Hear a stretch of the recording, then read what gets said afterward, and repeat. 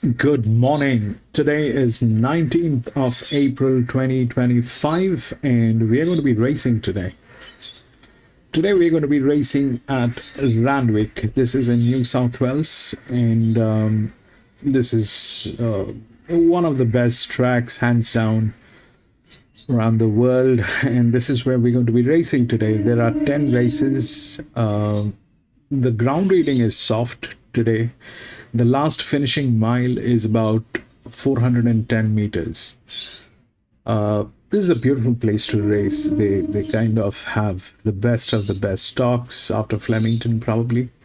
And this is where we'll see what we can do today.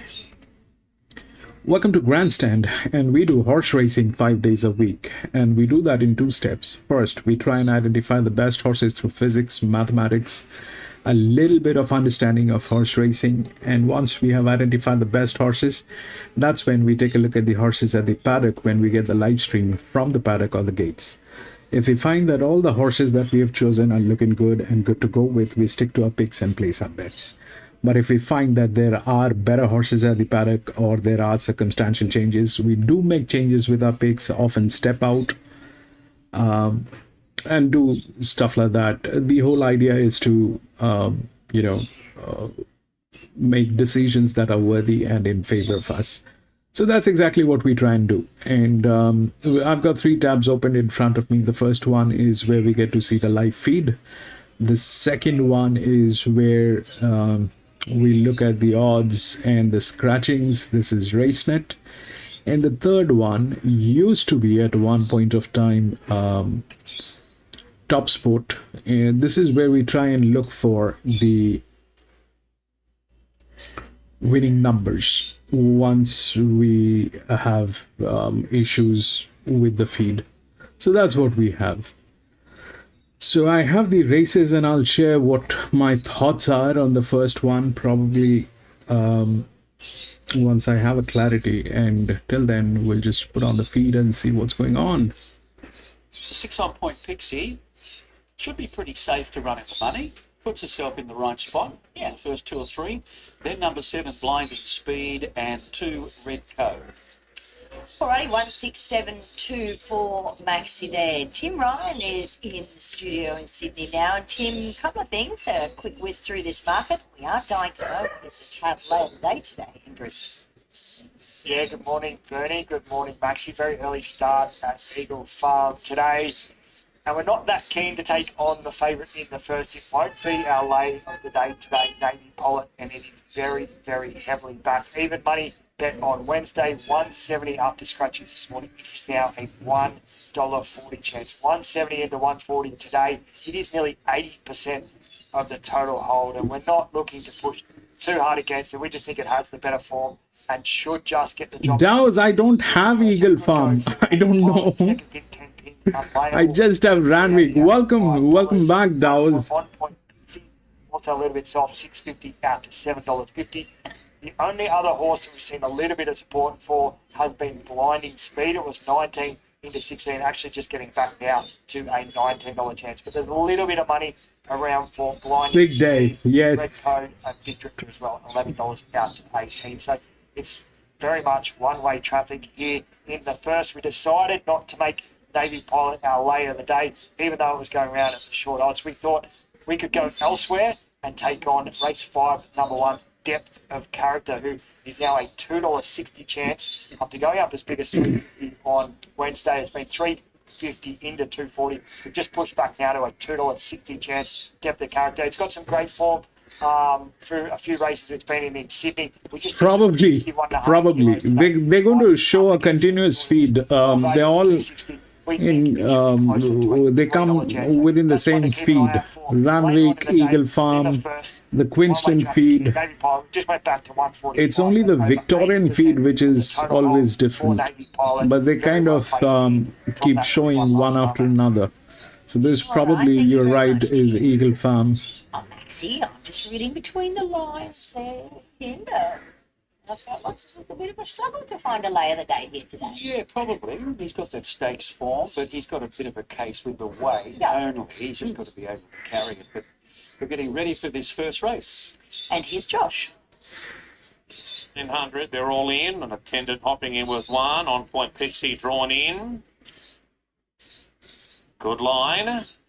Racing and away well was On Point Pixie going forward there as 10 pins out 3 wide and poking through as Blinding Speed. This favourite's back 5th and 6th early doors, Navy Pilot, but 10 pins in front by 2. Driver 6. Second is Blinding Speed, length and a half away. Best of luck. And 4th, the Insiders. Further back On Point Pixie. They're clear from Navy Pilot 5th, and that's the inside for Quinadiva. A length and a half to Freddie Bassett, second last. Bucephalus will kick in 45 minutes, so the boom will not work for next 45 minutes. Usually we go, we run out of quota by the end of the day when it is the most important time, because that's when everybody is winning. So I'm going to delay the Bucephalus by 45 minutes to an hour.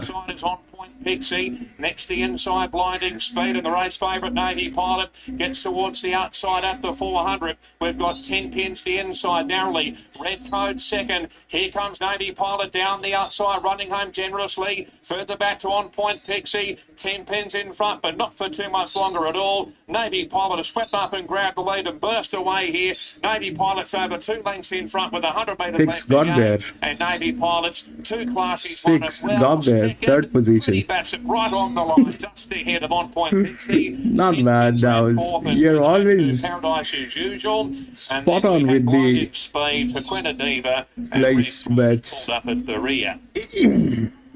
So punters in the main rejoicing in the first, as Tim said, 80% on tab. Punters were on this, Navy Pilot, and they would have been just licking their lips as soon as they went about 100 metres, when the tempo was quite strong with 10 pins, Blinding Speed, and then Red Code sort of pulled its way up there, and Ryan Maloney just had this horse just pretty much eating out of the palm of his hand, switched off, a couple of lengths off the lead running line. He waited, he probably wanted something to bring him into the race at the top of the straight, but I think On Point sort of brought him into it a little bit, but he's been far too good for them, very professional.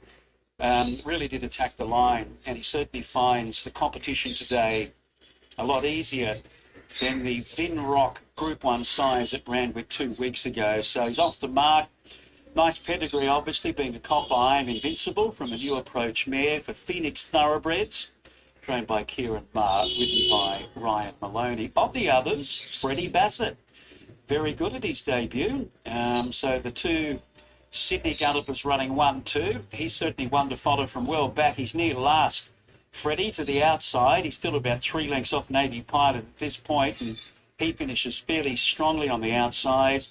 On Point, Waxaway gets third, and then 10 pins. 1, 3, 6, and 5. Hardly marked the track. That winner is coming up the centre. We'll just keep an eye on that in the next few races, but it was oh so easy for the favourite Navy Pilot in the first. A quick break. When we come back, we'll be heading to Kembla Grange. I think I heard so much it dropped. I just don't want to leave.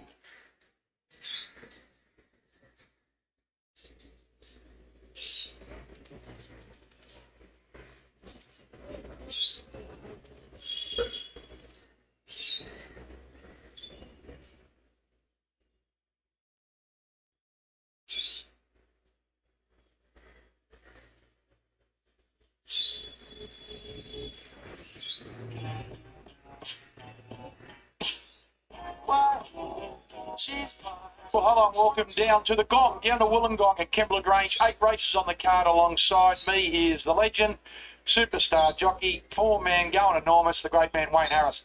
Good morning. There you go, Richie.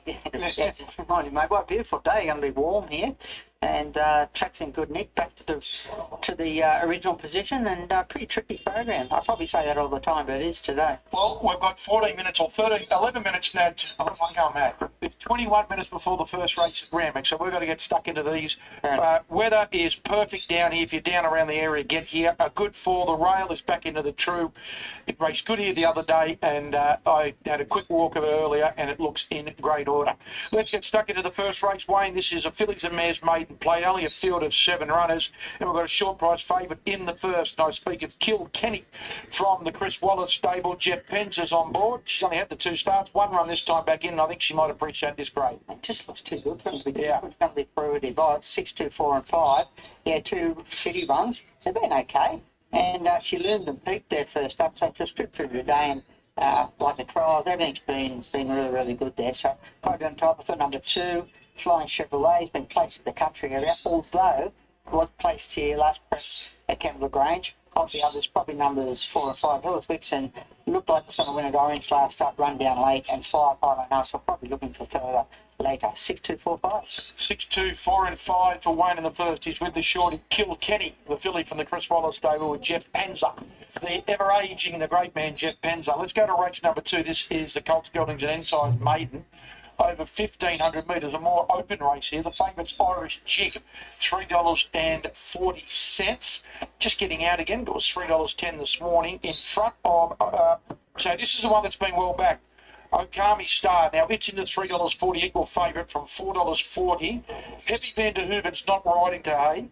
Nicholas Haywood's picked up this ride. It's $3.40 for the Hall of Famer Clary Connors. Which way are you going, race 2? I've gone 3, 5, 7 and 6. I went away from them. I've got number 3 Afloat. Godolphin Gelding. He's only lightly raced. I know he won 9th of 14 first up there at Hawkesbury, but if you watch the replay, he was back, he was warming up. When he got the line, there was a fence in front of him. He had nowhere to go. So I think, being one paced and whatever, I think getting the 1,500 metres here today, I give him a good chance to beat the others. I think Irish Jig, he's resuming, hasn't run since January, won his latest trial. He's had 2 trials, and he's always shown a little bit of ability. The top in this race went around in that same races in that time at Newcastle. The other one I put in's Akami Star. Clary's horses, when they're well back, they don't go far wrong. Good second at Hawkesbury when resuming, and strong race beyond Pelosi. That's pretty strong made there, and 2 or 3 of these went around that same race. And the other half running 6, 1 Pablo, so it'll be 3, 5, 7, 6. 3, 5, 7 and 6 for Wayne Harris. Race 2 here at Kembla Grange. Race 3, we've only got a small field. Only 5 runners to go around, and a happy 90th birthday for Roy Olaf. So, well, lucky 90th for you, Roy. Hope you have a wonderful day. It's a midweight class, 1 over the 1,000 metres. Quartz Legend at 190, Tessie T at 330, She Combs at 380, Beth Sheba at $8.50. The speed in the race, well, it looks like being Quartz Legend and Bathsheba drawn barriers 2 and 3. Quartz Legend, Wayne, was very good here before going for a break when it won over the 1,000. What did you make of a run about a month ago here at Kembla when running second but beaten a long way? Wasn't last year the same thing? Looked like it had It was off the map too. Yeah. And Mitchell Beershorse went from $2.40 to $5 and won me 7. Yeah, true. It looked like it had every chance here. They've taken him back and trialled him since then, second in a trial, and he looked okay there. I can't not tip him, but if there's a danger, might be Tessie T. I believe there's been money come for Tessie T. Won a trial recently and did have good form last prep. Hasn't run since December, but I think she was a filly that had progressive form and whatever with her. I think she conquered. Didn't get much room last start first up there at Hawkesbury. I think it's got a chance in the race. And the other one front is 5, Beth Sheba. Had a small field, good one on first up. For me, give it another chance, Quartz Legend. 1, 3, 2 and 5.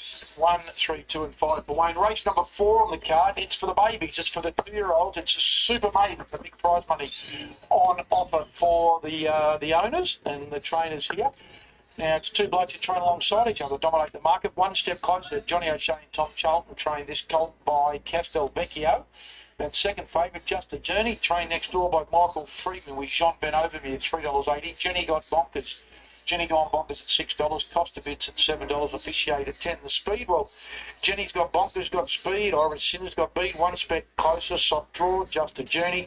I think both favourites won't be too far away in the runway. And they won't be far away from each other, I think, at the finish. I went with Just a Journey. She had that race experience for me, the right farm. I thought it was a good debut there too. She stuck up quite well.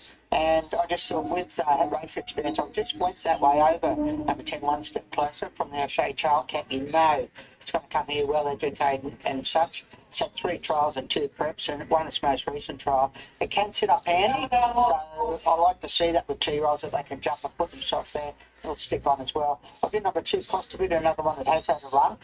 That was recently on a soft track there at Warwick Farm, and coming back to the Venture Grab. But I might have met a couple that do go very well. I thought number 9, a Fish Out, once from the Chris Waller camp. The races in the year-long colours. Wasn't asked to do much in its trials. Richie probably knows a little bit more than me, but kicking off its career here at 1400 metres, I do think it's a justified colt.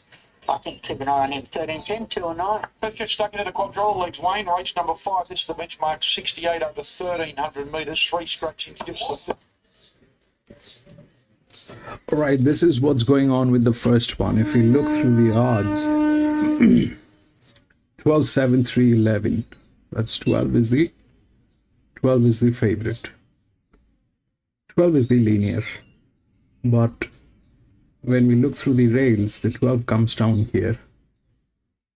12 will get there. It's in a very good hand. But will it be able to win is a dicey question. So if that's not the case, then we will look at how things are here.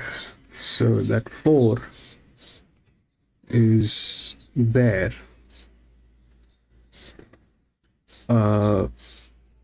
That 4 is there. Then obviously, if we look at the good hands, then we've got this is probably a new team. This is probably a new team, and we're going to see a lot of new teams for the first 2 races, I think. So that 4 is the one which I have a very strong indication on this. It's good.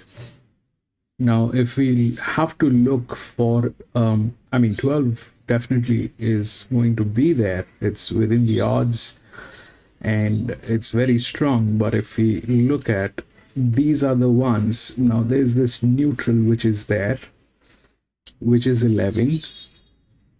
That's a possibility. It's in very good hands.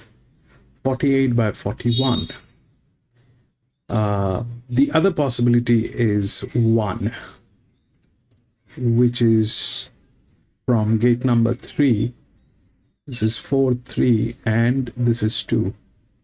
So this is also a pressure line. This is 48 by 41. This is 44 by 37. But it is the largest outer drift, and it is also in a good hand. So I am not going to play the first one. We will see how things work. 12 is the favorite. It's the linear in very good hands. We'll see if that 12 wins. I'm going to stay away from the first one. We'll take the readings of the track and then probably look at what's going on.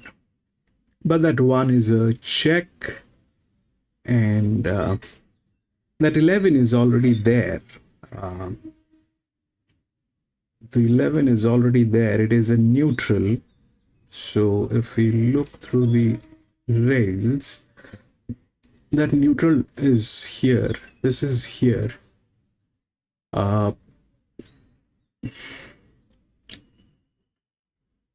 The other thing that might work is this 10.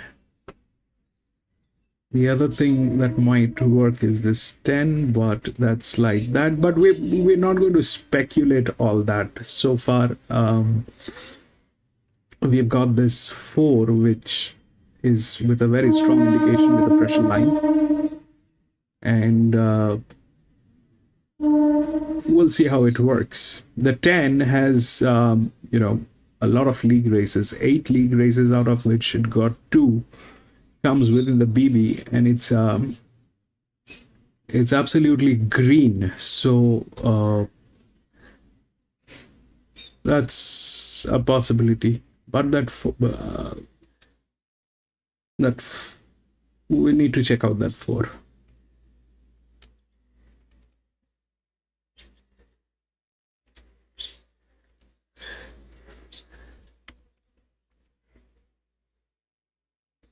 clearest of runs in the straight. So I think on the big track here, nice draw, JBO to ride. With the others, number 4, which is, no, I think it's come out. What have I?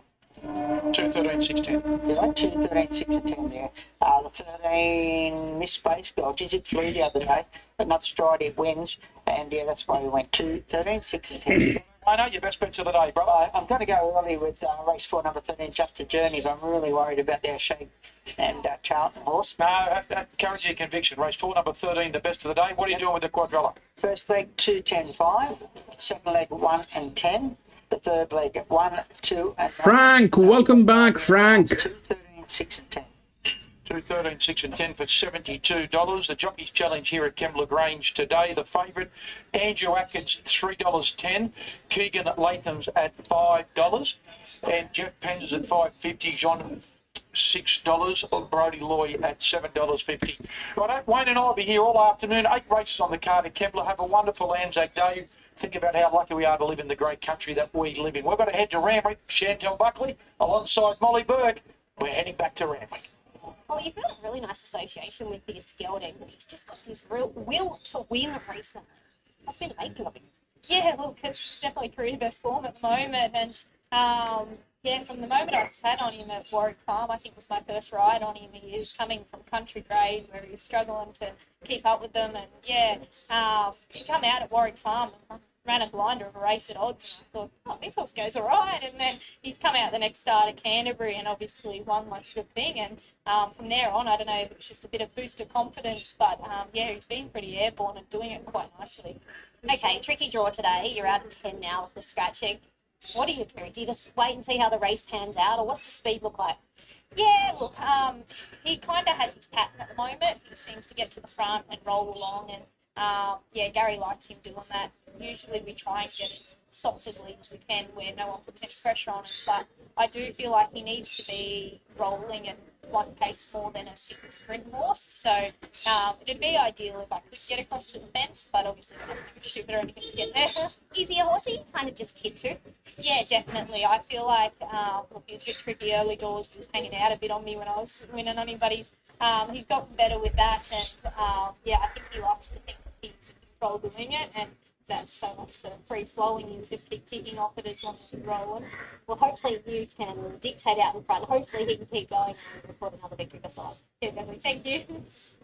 Racing gets underway with the midway over 1400 to benchmark 72 from here at Royal Randwick. And this mounting yard for the first is brought to you by Harvey Norman for all you need in furniture, bedding, electrical and technology. 2 Group 1s coming up today, the All-Age and the Champagne. We have the Hallmark, the JRA plate, the James Carr, the Packer plate, all feature races to run alongside. Here's number 1, Northern Eyes, Santa Roper on for Kim Wall. Yep, he's just been fair without raving in 3 runs back, but probably, even though he has that claim and a very good draw, I probably still want to wait till he finds a touch of form from the past. He's got a beautiful temperament, Ronnie. He's really casual, cruisy and relaxed. It's just watching the cameraman following there before he's flicking out his front feet and arms showing off, but looks really well in the parade. Could not knock him. Number 2 is forecasted back today from a spell, Rachel King for him. Nice spell, 204 day, 2 trials, he's winning the latest one nicely. He's a tough competitor. He's more than capable in this grade, and he has good fresh form in the past. So I would have thought $21 was over the odds there. I haven't got him in the numbers, but I could mark him closer to 10 than 20. Yeah, he's obviously feeling well too since he's entered the yard. He's obviously got the 2 handlers on him, but he's nice and bright and alert, and he's up on the toe, so yeah, looks well. Tender Eyes, number 3, Molly Burke on for Gary Portelli. Hard to knock winning 3 of his part 4. The lovely on-pace racing style. The only negative with him today, he's just starting to sneak up to in the weights now, just through that winning those few races. So a little bit tougher today, and 1400 today as well. Good style of horse, obviously deep into the preparation, still holds really, really good condition, still seems nice and bright and alert. Prince of Swords, number 4, Ash Morgan on for Alan Keogh. Yeah, lightly athletic sort of a horse. He's going well. and he tries hard on the speed. So it looks a good Matt Bremlord today, although he's a bit of a young improver as well. I think he's going to get better with age, this horse. Yeah, he's a good style of horse too. First time I've ever seen him, but he's paraded really, really well. He's got a beautiful big fluent action on him as he parades. Coat's nice and healthy. Yeah, he's good. Apollo Mission, number 5, Alicia Collard is on for Mitch Beer. Yeah, a month since hitting the line well in that Kembla Grange Pacific Provincial Midway Championship heat. So I think he's ready now, and this speed up front suits him. It's just a matter of the pattern of the day unfolds for him. If it does, he's got a nice winning chance. Yeah, he's another one. He's a really good style of horse. Always holds really good condition. It's paraded well so far. Next is Direct Fire, Rhys Jones and Teresa Bader. The draw doesn't make things easy for him here. He's a go-forward horse as a rule, so it's just a matter of how much work he has to do to get across. Deep into the preparation, another one that still holds really, really good condition after having a good few runs this time around. Just starting to support that winter look, but no knock. After Direct Fire, we get to Piraeus, Richard and Will Freeman and Natural Willa. Yeah, one of the couple of chances for the stable here. He's hard to trust, but I thought he reacted well going from 2,000 back to 1,300 last time, and that could well be his go.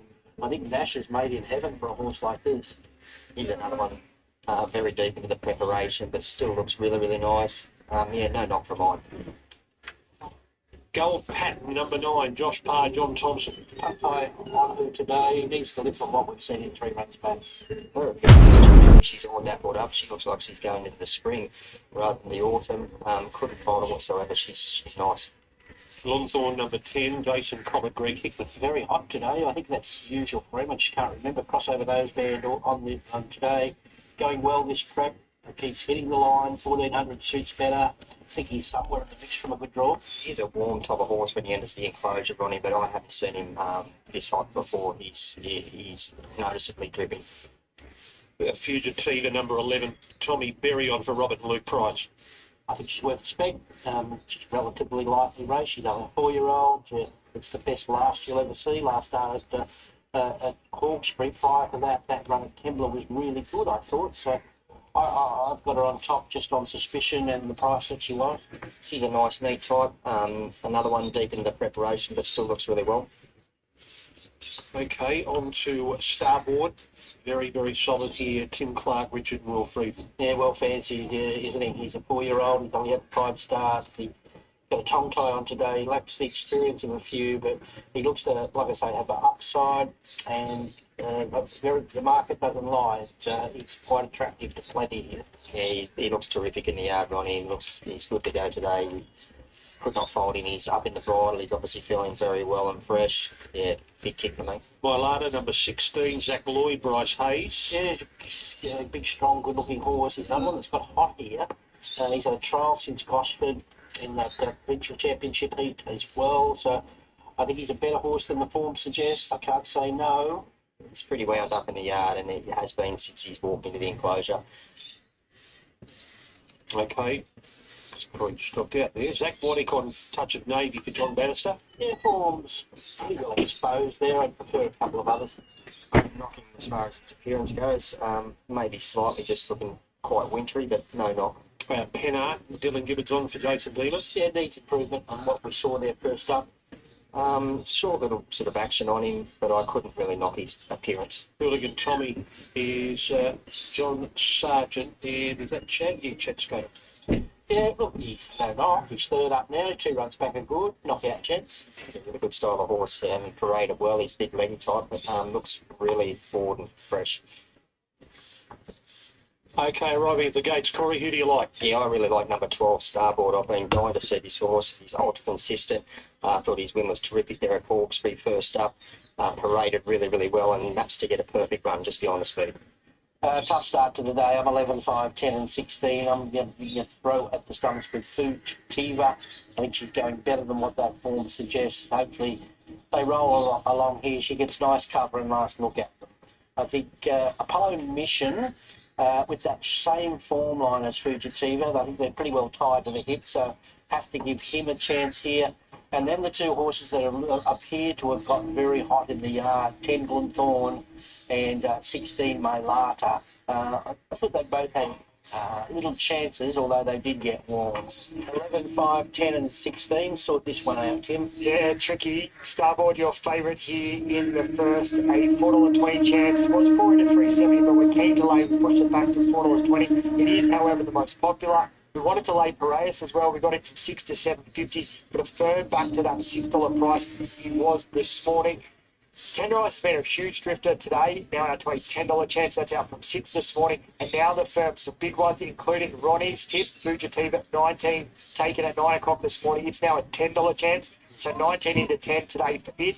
Northern Eyes, $13 into 11. That's some good support. Hooligan Tommy, an emergency getting a run, 18 into 13. And Mayata, another emergency that gets a run, 18 into 14. So 4 good firms there: Fugitiva, Northern Eyes, Hooligan Tommy, and Mayata. We're keen to lay the favourite, keen to lay Piraeus. We think anything goes. Okay, shortly they move in. Let's go behind the gates to Chantel Buckley. Thanks, Greg. I'm just waiting on a few to arrive, including Starboard and Maylada, so they're taking their time. I'll touch on them in a moment. Northern Ice was one of the first ones to arrive and looking absolutely fantastic. Got a real glow to him and he's nice and fit now. So well done. He caught my eye there. Tender Ice has arrived here in perfect order. I spoke to Molly pre-race and he's just got this real will to win at the moment. He's just absolutely flying. Nothing like a bit of race confidence, and that's certainly what's helping him. So I've got Maylada just coming into shot now. He's just on the other side, so I'll have a look at him. I did hear Corey say that he got himself a bit hot, but that's him. He can do that. Likewise, Glenthorne, he'd sweat on a minus day. He's just one of those really hot horses, and it's absolutely no surprise to see him melting away, so take no notice of him. Starboard has just come into sight now, a little bit warm down the neck. Lee 19. Just give him a bit of a wipe down, but he's about to move in. There's nothing wrong with him. He's all dappled up, looking great. But Fugitiva continuing to look fantastic. Been a fan of her right the way through, and she's had. Welcome back, Lee. She's rock hard fit, and I was really taken by her when she arrived here. Apollo Mission might be ready to show something now. He's had a couple of runs under the belt, and he's nice and fit coming into this. And Gold Pattern, another one that looks fantastic. Every time you see her, she's probably one of those mares that just she's one of the best skins on her. She's always got dapples upon dapples. So if you're looking for something that looks really good at big odds, she might be your horse. Thanks, Shan. Now they're moving in well. Let's get up to Darren with a final check from Tim Ryan. Yeah, just quickly, Starboard now out to $4.40. Keen to lay late. Further money, Mayata and Hooligan Tommy. They're the best favourite in the And 3 last wins. 60 seconds. Darren Flindell. 2 out now for the first of the day on this dual Group 1 card, the All-Age Stakes and the Champagne Stakes. Champagne race 7, the All-Age race number 8. The jackpots today, Big 6 jackpot, 25,000. There's the light. We're ready now. Racing in the opener, and Tender Eyes as usual began very sharply and is urged to go on with the job and lead. Northern Eyes is there with Forecaster and Direct Fire moving up on the outside.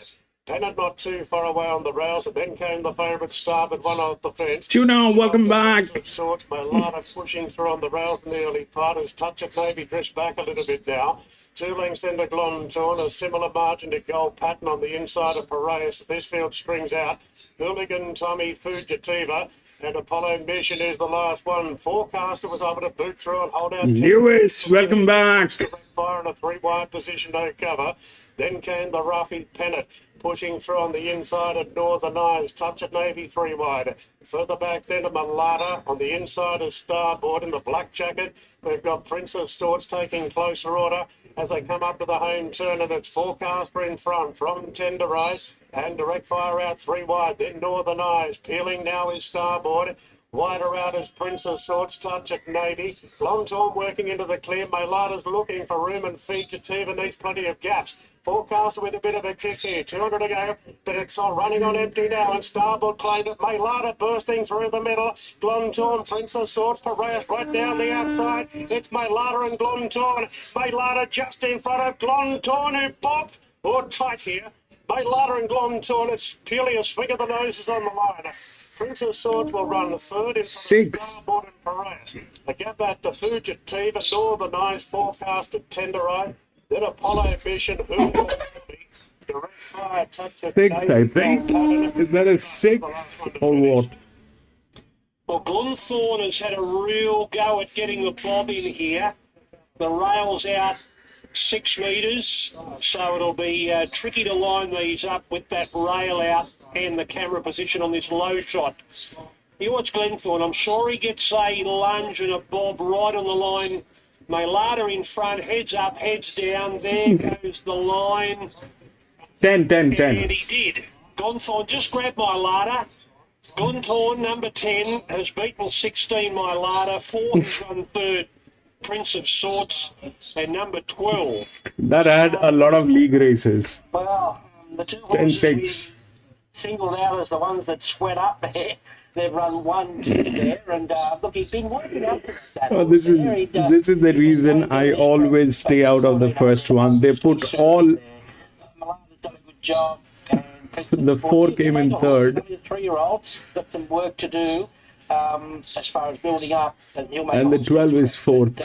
A well-earned 10, 6, Terrific ride there by Jason Collin as well. 4 You and should take notice of that. 12. The last 3 or 4 hops, I'm not going to say definitely won the horse the race, but he put the stick away and just rode the horse aggressively, hard hands and heels, and it was pretty to watch. why it is. This is why I always stay out of the first one. So we spoke about the 10. The 10 is like that, but it is the best one with the league races, and it had 8 league races out of 2. I mean 2 league races out of 8 attempts. One of the BBs, it's a green line, and that's what happened. And then the 6 came in. Where is that 6? The 6 was this one, which came in. So this and then the 4. The 4 was something that we anticipated, that the 4 will get there. The 4 got there as a third because of the teamwork. They kind of are still do not have a clarity on the operations. So that's what the problem is. Then the 12. So this one went to the green line, the 1400 meter. We'll take a look at the next one, what's going on.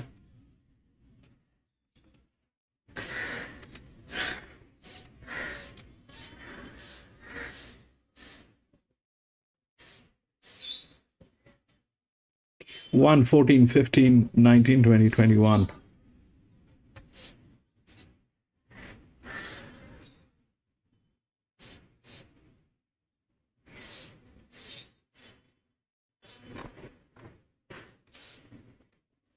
Nine, 5, 8, 10.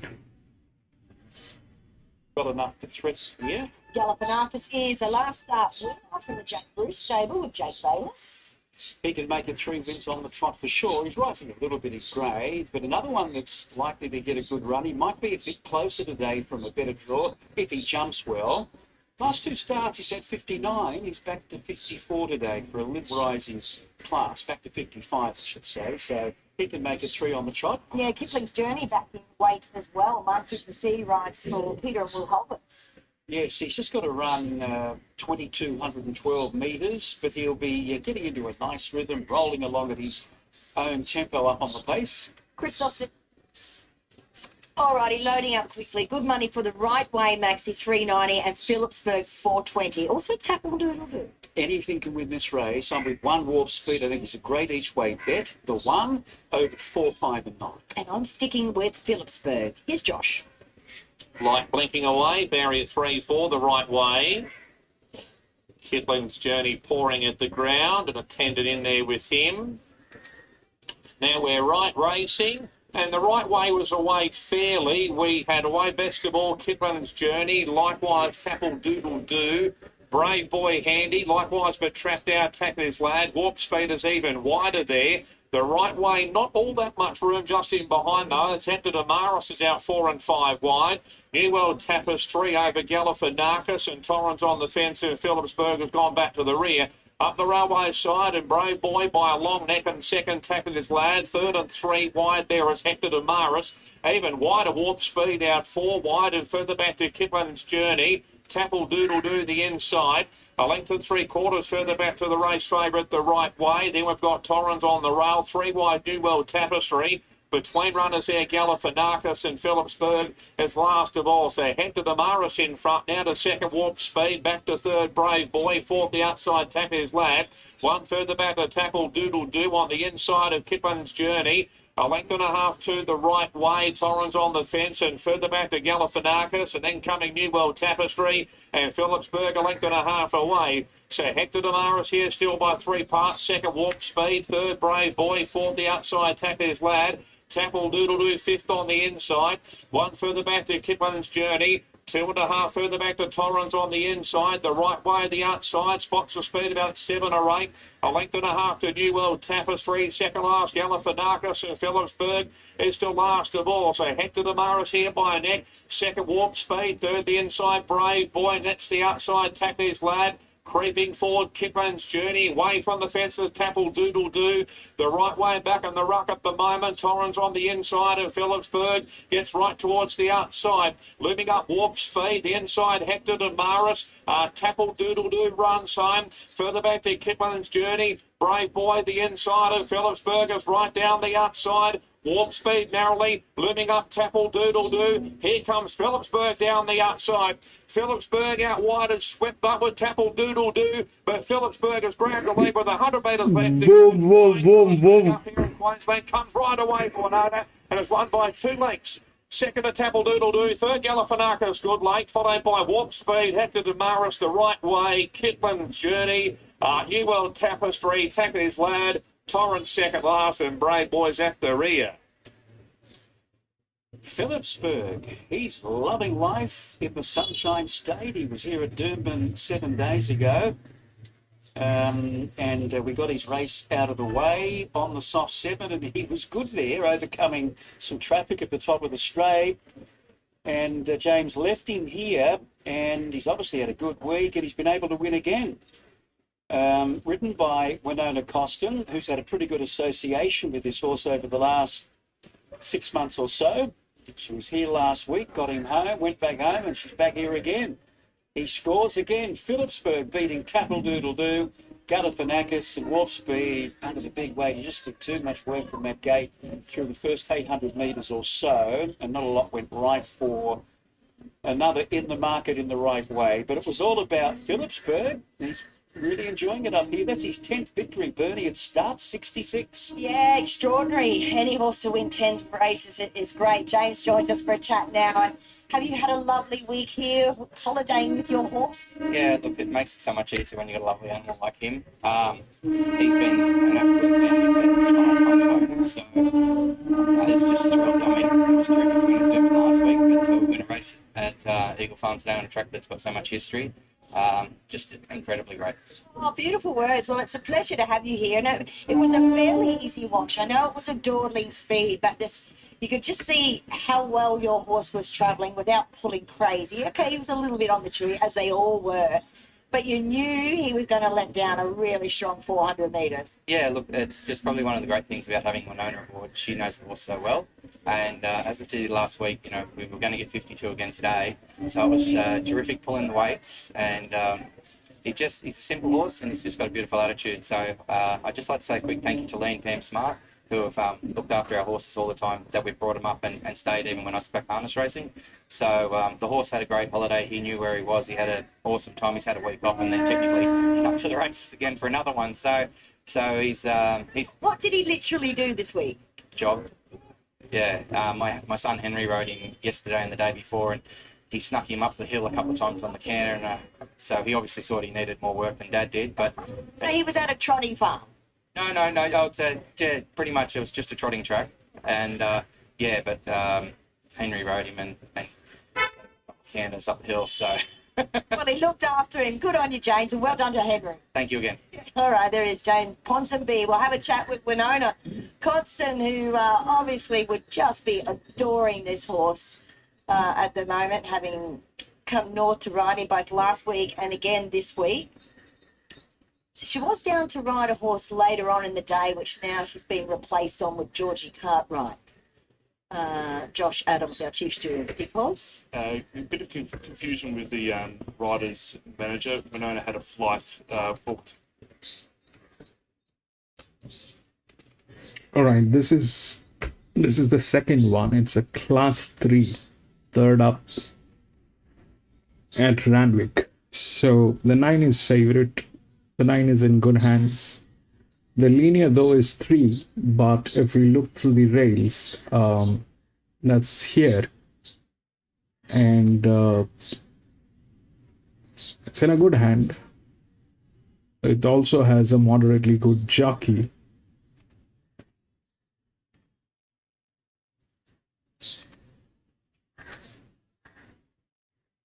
So the 9 is the right favorite. The 9 will win.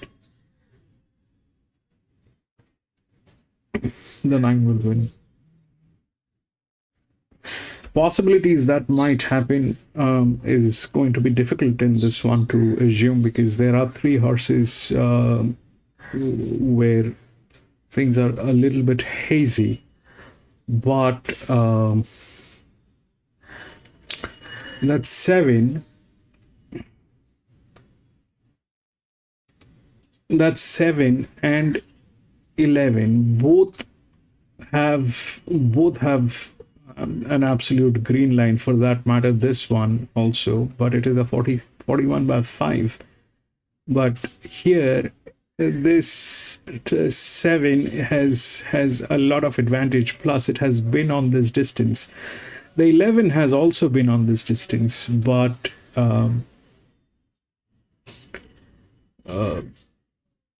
this has a better footwork.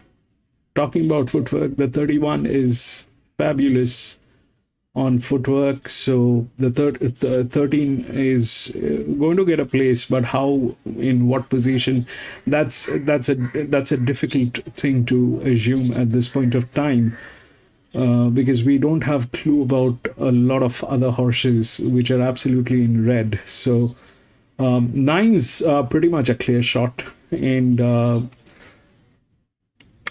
the others may work, may not work. The 7 is a check. The 7 has one of the best jockeys with a lot of advantage going on. That 7 is an absolute green line. So that's the 1400 meter here. We've seen that 10 with an absolute green line going through.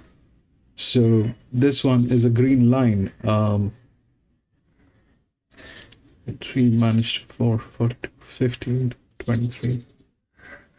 And this has been here on this track. This has been tested. It's 11 and 7 actually. It's the check is 11 and 7 plus the 12, because that is a neutral which is within the rails. We kind of have no clue how this will work, but these 12, 11, 7, any one of those will come in second, I think.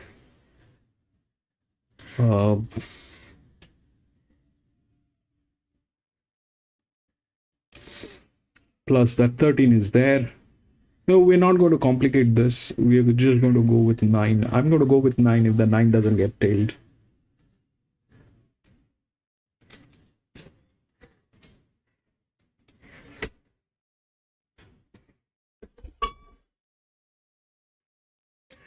This week, Frank, it was a mixed feeling. We had Doomben, which actually doomed us. With a heavy ground, nothing worked at Doomben. We took, PC was there. I was trying to get some clear shots, but it was all futile. Only the favorites they were getting in, so nothing happened at Doomben. Not much that has happened. And yesterday we were racing at Canberra. I stepped out of most of them, but yes, we've got a few. At Canberra, but Canberra is a. I personally feel that's a victim track. That track is in a place where they don't have much stock. Most of the horses and the breeders are either in New South Wales or in Victoria. So they kind of lack the right stock, and they keep churning. They keep churning the same horses over and over again. So it becomes a little boring there. At the same time, they do every. They do what they do, and gets dicey at Canberra. I think if you're actually looking for having some real fun and some coffee money, it's best to stick to the best of the tracks like Randwick, Flemington. Doomben is definitely one of the best, but it was heavy, very heavy. Heavy 9, heavy 10 when we were racing. And Rose Hill, then Flemington, Sandown. These are the tracks to stick to. Otherwise, things do get complicated. And it becomes a wastage of time at the end of the day because you're investing 4, 5, 6 hours on a track. And at the end of the day, you face some experiences that you do not expect to happen to a sport like this. I mean, I get very irritated when people when I can see what's not right and it is still happening. I get really, really irritated with all that. But that's a part of this. This is something that we have to take with a pinch of salt and can't help it. It is there. It's a part of it. You cannot have all the roses. If you have to have the roses, you'll also have to get through the thorns. And those are the thorns.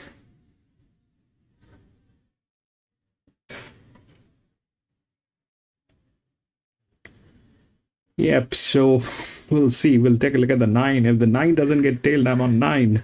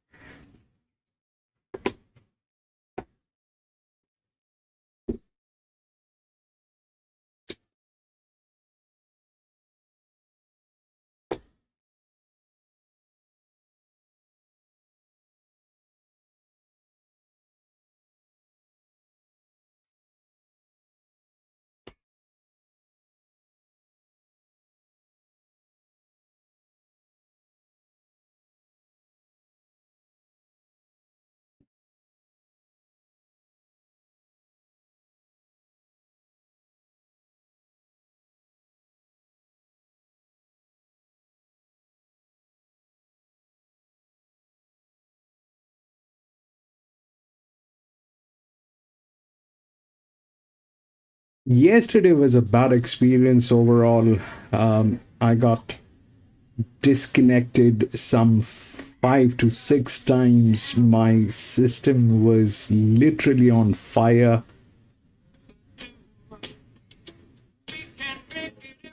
Rod, you've got 3 nice chances down. Syrian Star.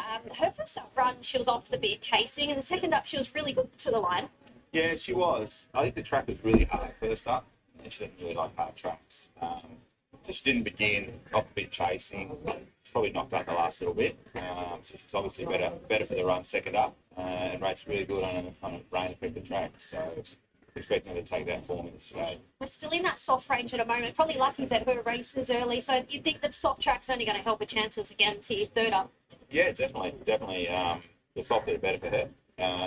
So that's going to help her chances. Hopefully she can travel a bit closer like she did last start as well. Sort of generally early in the day, it's a bit hard to make up ground. So from that good draw, if she can bounce out and travel a bit closer, then she can put herself somewhere in the finish. Stablemate, Ballandary Cell, how's she?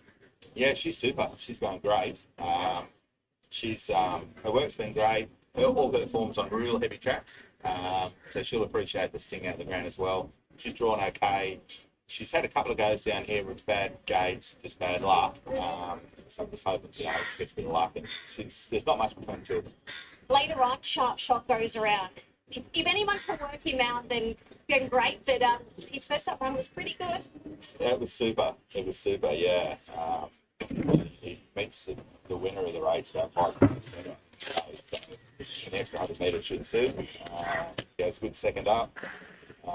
Depends on what he wants to do.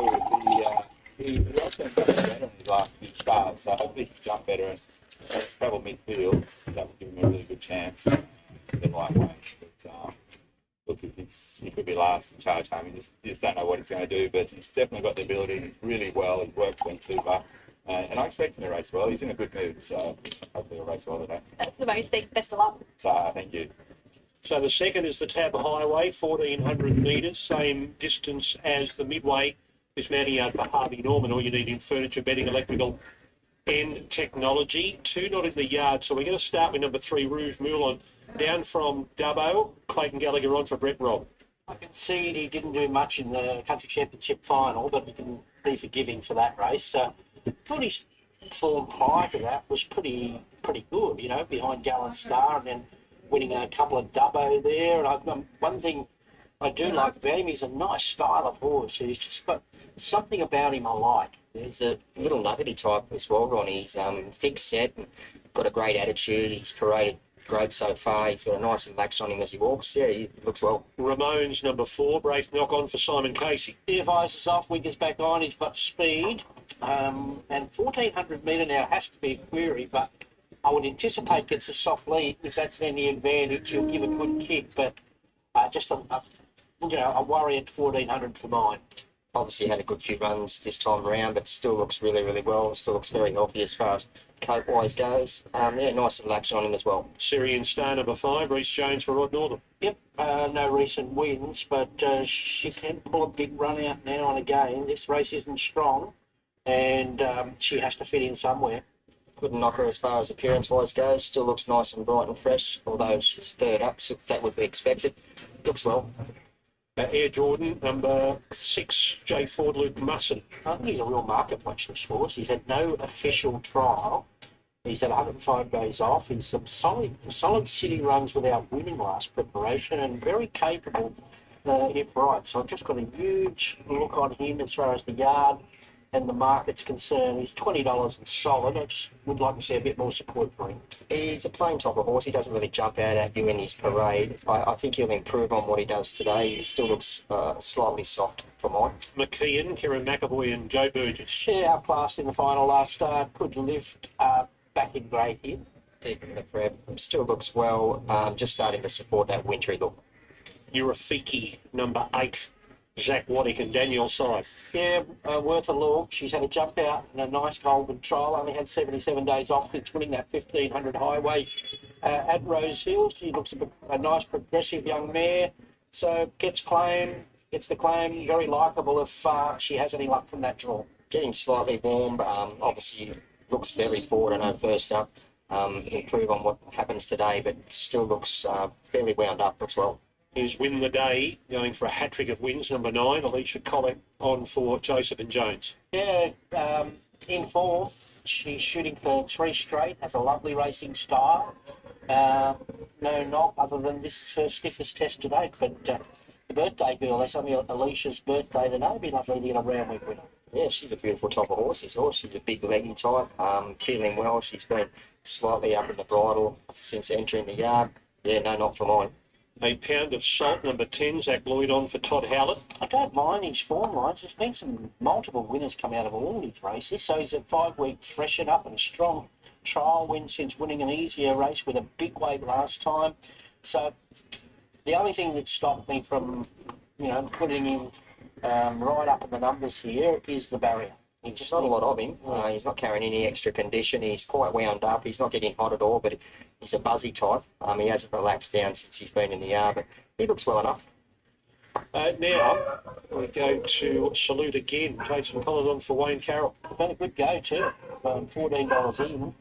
So Tim can speak about that later. It covered ground with Roger, wasn't too bad. He's got some good second up forward. A few nice highway runs to his credit. And although he doesn't win often, some astute punters want to be on him today. He's paraded well so far. I couldn't really knock him. He's walking out well. He's got a nice healthy coat on him. Yeah, no knock for mine. Durrani, number 12 for Normie Gardner and Anaroba.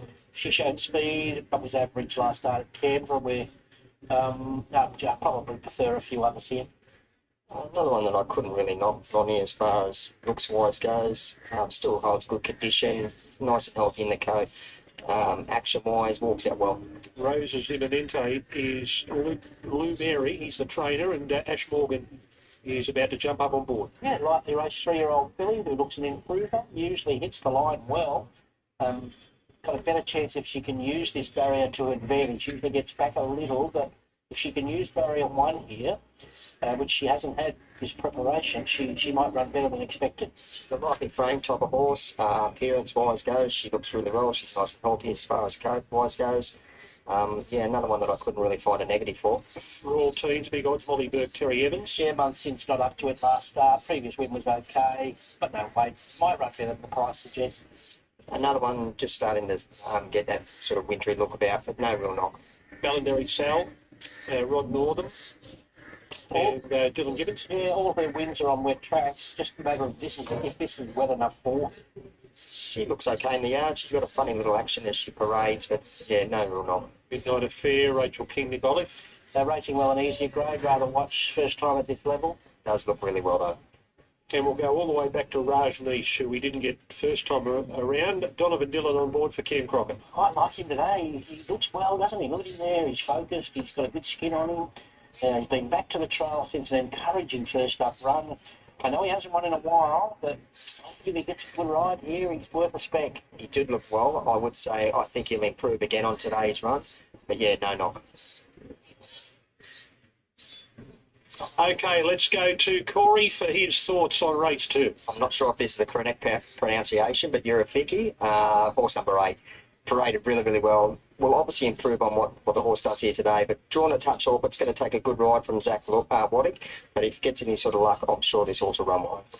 I am 3, 2, 8 and 10. I'm having a throw at the starts with Moorland here. Just want to be forgiving of the run in the final the other day. I think he's a lovely, neat little horse. The astute stable, they wouldn't be bringing him back unless they thought he could improve and be very competitive. I can't let him go around 20 to 1 here, Rajneesh. If he has any luck here, I think he's presented perfectly with a trial since his first up run. I'll throw in the Yurafiki. I'd like to see a little bit more confidence in the market, and best of the rest is a pound of salt who needs luck from that draw. Tough one, 3, 2, 8, 10. Yeah, good luck here, punters. $7 the field in the Tab Highway, but there has been a good move, I can report, for number 11, Salute again. $13 after scratchings this morning. It was still $12 around about 15 minutes or so ago, but just as horses started to come into the yard, the money started coming for this now equal favourite Salute again. $13 into $7 today, and that's reflected hold-wise. It has just now gone as the most popular runner in our tab book, and it is our worst way. Win the day, the other equal favourite has been a bit soft today, $5.50 out to 7. Hold-wise, not too far behind. Salute again, he is also a loser in our book.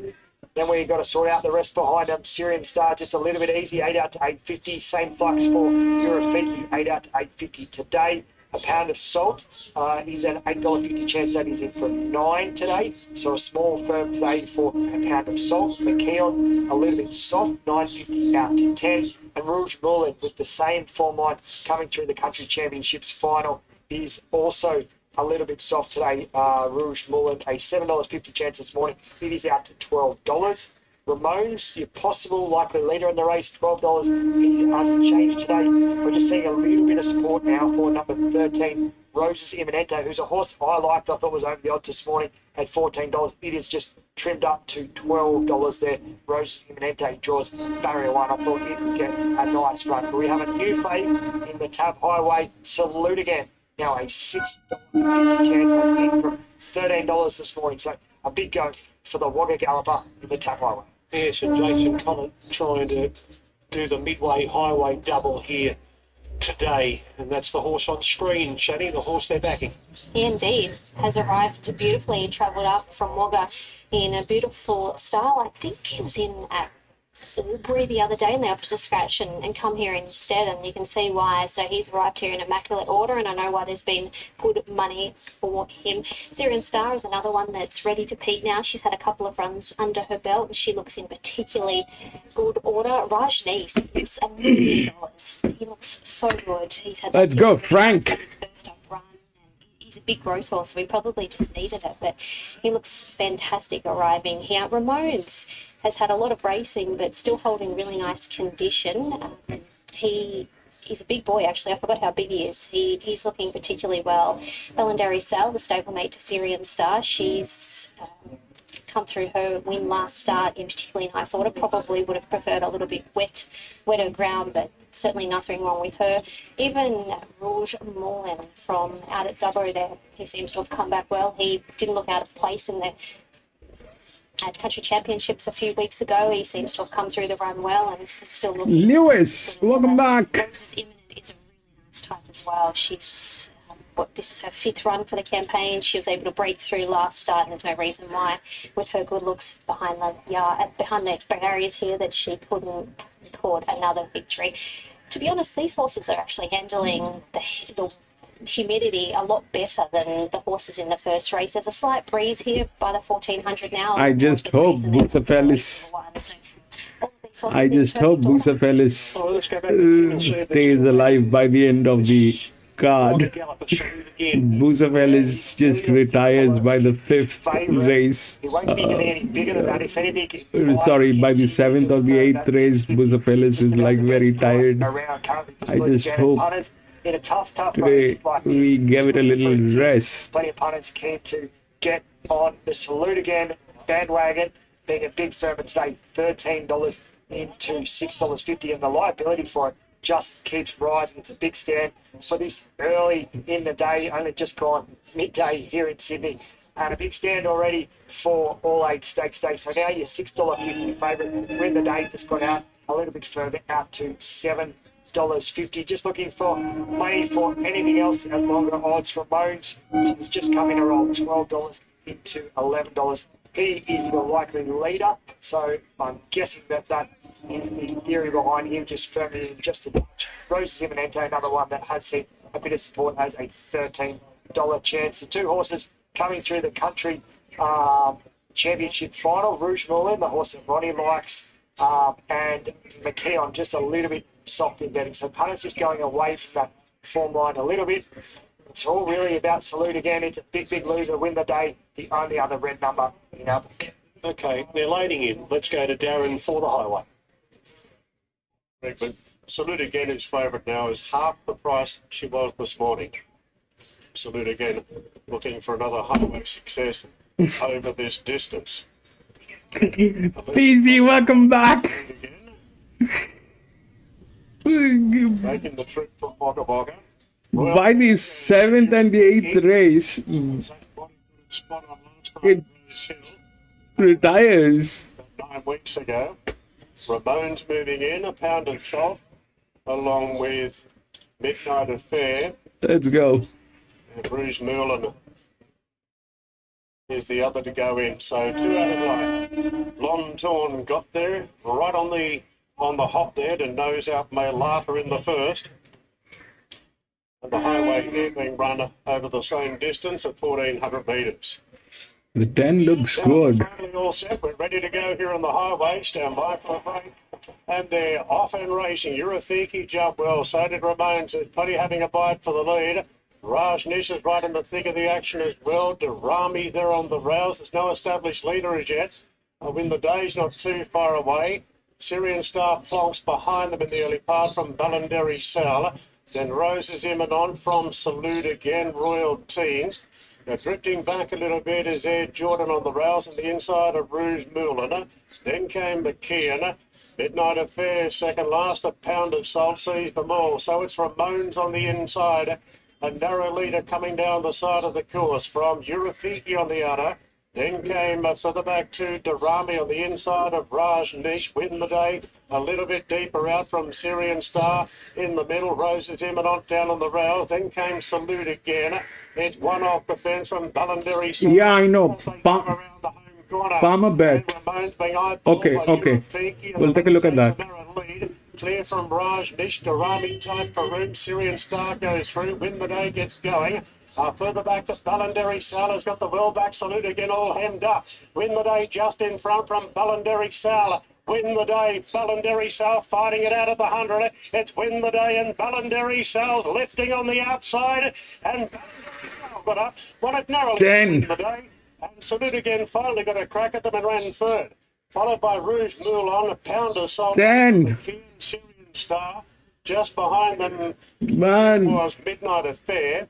After a gap came Darami, Urafiki, Weekend from Raj Nish, Roses Imminent, Royal Teens, and Ramones was last to finish. 10 and 9. Loves the sting out of the ground. Or 11. Has never won on a good track in 7 goes. All of its wins on soft and heavy, and gets up to beat Is that a 17? the day. We've got to go to Brisbane. Okay, 17 and... Man, Eagle Farm, it's 17. time to take a look at the horses in the yard for race number 3. What? 38 handicap. It's over 1,000 metres of Vone. Man, we had no information on that 17. Well, that was bad. Around that 550 mark. But we'll see what happened. So that's the 17. It's a complete red one. I had no clue about this horse. I had no clue about this horse. I don't think anybody had. But the 17, this is...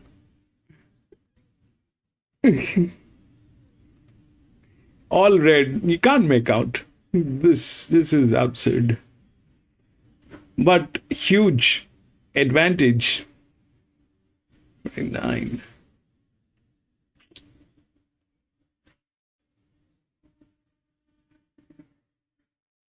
We don't know what that horse is, but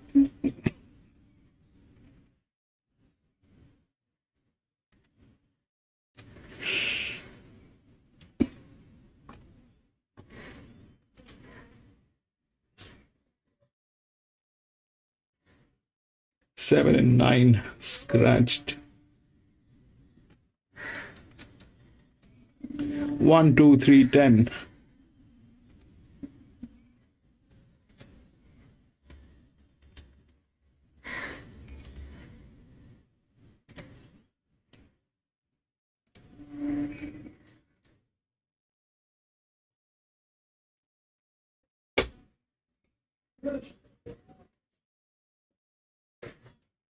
It looks like that we kind of got knocked out by that.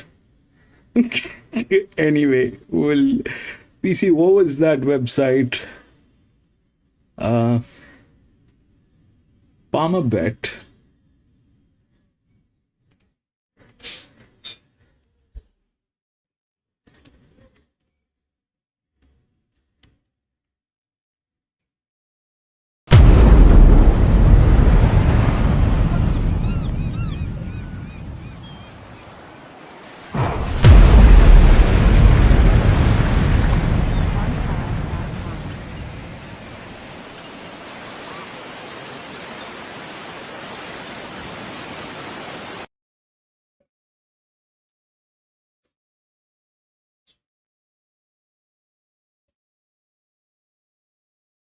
$17, $9, $11, and $3.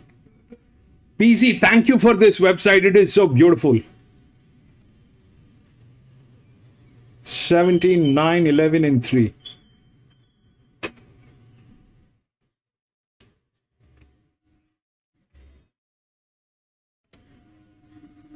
Recipe got hot as she was leaving the yard. That is very normal for her. She misbehaved. She's a little bit more under the collar, as a lot of 1,000-metre horses are. And it is pretty hot here today, so Arisphere for me. All right, 1 to load. Here's Josh for the call. Field to be right to go. Ralphie drawn in. Vone, the drifting favourite. And the light turned on for the third of the day. Over the 1,000. Sets racing. And away well was Economics for Simbu, landing third flag haul. Arisphere fourth, the outside of Owners, fifth early doors. Drifting a long way back, Ralphie with Thelwell, Mighty three wide, Stanislaus even deeper, and Superb a length and a half away. Economics in front, second out to 3 and 4 wide, Simbu right up there as a vine, likewise. Arisphere next the outside, Stanislaus. Flag Hall, Ralphie, Mighty, Thelwell and Superb at the rear at the 450. So Economics in front, led the way by a length and a half. Coming through Flag Hall, down the outside of Vine. Arafira still there. Ralphie sticks up the inside and further back to Simbu. Economics in front by a length and a half. Down the outside of Vine, trying hard. Flag Hall is still there. And further back to down the outside, Superb. Economics in front, trying hard as a Vine. Economics in front near the line, though. And Economics has won. Second, I think, will go to Mighty. A photo third of Vine and Superb, good late, followed by Flag Hall, Simbu, Arisphere, Ralphie, Stanislaus and Thelwell have pulled up at the rear. Economics has won at number 4, Jake Bayless. So the winner is number 4, Economics, trained by Stuart Kendrick, written by Jake Bayless, led, handed the lead on a platter. It was a very, very unusual 1,000-metre race when it's usually handlebars down, but I think Yvonne hesitated slightly. Mighty's run second, a little bit stiff too if you have a look at her in the home straight. And then we see Superb finishing off. The 4 beats 8, we're just waiting for confirmation here. Economics, down in grade on his last 2 starts, has just been able to get the world's best run in front in transit. So Jake Baylor summing it up, spearing to the lead there, and they're all happy just to lay off. And he's been able to get the money. 5 Avone will get third, 7 fourth, Superb. And then Flaghall probably just anchored a little bit under that 62 kilos. You can see him right behind Economics with the white face there, Flaghall. He's trying hard. Right, Ralphie tried the rails. He wasn't suited by the door to learn. And we see Economics about 5 horses off the rails, giving a really strong kick there. Thelwell's behind him. Avone, and you could see Mighty was sort of held up. He couldn't really get fully at her until it was all too late. Maybe we'll wait next time for her. So 4 8s, 5 and 7 after the third then. Thanks, Maxie. I mean, he has ripped home in 33.27, so, you know, he's 3/10 outside of what Steady Ready was ripping home in here not so long ago. 57.32 the total time there. Winning trainer Stuart Kendrick joins us for a chat with a big smile on his face. Well done. Thanks, Bernie. Yeah, no, we're very satisfying with that horse. You know, we were a bit frustrated last start. He got scratched at the barriers when another horse sort of whacked into the back of his barriers, and yeah, we didn't get to have a chance. But look, he's been flying on the track. He's been going really well, and yeah, no, it's good to see him get that Saturday Metro win, especially for the guys that jumped in him. So it was excellent. It was excellent. I mean, it looked a bit ugly to start with. He drew 10. I know he didn't start from 10, but he drew 10. He had 61 kilos. It was an unusually sort of slowly run early 1,000-metre race. Yeah, he probably just needed that little bit of luck, this horse. I mean, a lot of the times in a couple of the races we've been in, he's been posted and having to do that, you know, that lot of work, or having to work a lot. And, you know, Jake just rated him beautifully, and we got those couple of easy sectionals, and, you know, he can really sprint, this horse. And when we did get that, I thought, well, they're going to have to be good to beat him, you know. And it was good to see him just finally get that bit of luck. They never looked like beating him. Well done. Thank you. All right, let's have a chat with our winning jockey now, Jake Bayless. He's just having a little photo there, and that was a superb effort. Yeah, we weren't really sure we were going to end up in the gate. There was speed on paper, so we looked. He jumps playing the left side of the leader, and to go a bit quicker, we might just slot him forward one off somewhere, but it's playing the lids, control up front. Good job to slow out 61 kilos. He sort of gave it to you up front. Were you surprised? I was. I really backed it off. I haven't laughed at myself how soft I had it. And once I knew I had that first half, and knew I had so much left to contain, that's why I just sat pretty on him. He gave a nice kick. Certainly did. Well done. Cheers, thank you. All right, there he is, winning jockey Jake Bayless for winning trainer Stuart Kendrick, and that is Economic. Okay, this is the third one. If we look through the odds, it's 1, 2, 3, and 10. So that 1 is the favorite, then it is 2, then it is 3, and then finally it is 10. Let's talk about the 2, which is the second favorite. We have a clear sight on the 2, but this is also suffering 60%. It's a dysfunctional team. So second favorite is probably okay, but I doubt even that will happen. I don't know.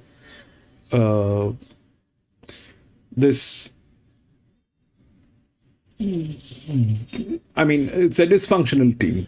Let's accept that first. Secondly, there is this 4, which is not there within the odds, which is a Colt. It's got 6 races with a lot of advantage today. There's a lot of advantage going on this 4. They're not one of the best, but they're not one of the worst, at least not at 60%. The best hand here is 6. Okay, the best hand here is 6, but the 10 is the right one, because that's 61 by 83. This is 61 by negative 17. So that's pretty much it. But that's way too far-fetched, because the 3 is here with the largest drift. So how this will work is something that I do not want to get into complicated situation. But 1 is the favorite. If this is the lowest, that's the highest, and that means it's relaxed. And that's the top 86, 90 by 86. We've got a 292 linear. This is a 292 linear. It is not, I don't think it should lose. If it loses, then it will be a disaster. Plus, we have the L1 Sport on this. This thing is the best.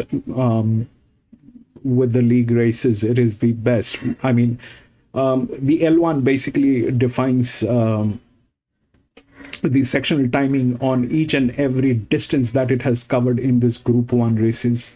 I mean, all the league races. So this is the lowest is the best. So that's the lowest, and that's the highest, relaxed. This is with 60%. So I don't know whether it will get into the second position. I'm not going to get into a club unless we have a clear shot. It is not something that I want to do. But 1 looks like clean. It's the linear. And if we look through the rails, that's pretty much it.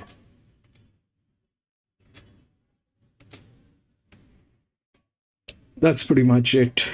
Then we have the 3, which is from gate number 9, but the 4 is the check. The 4 is it's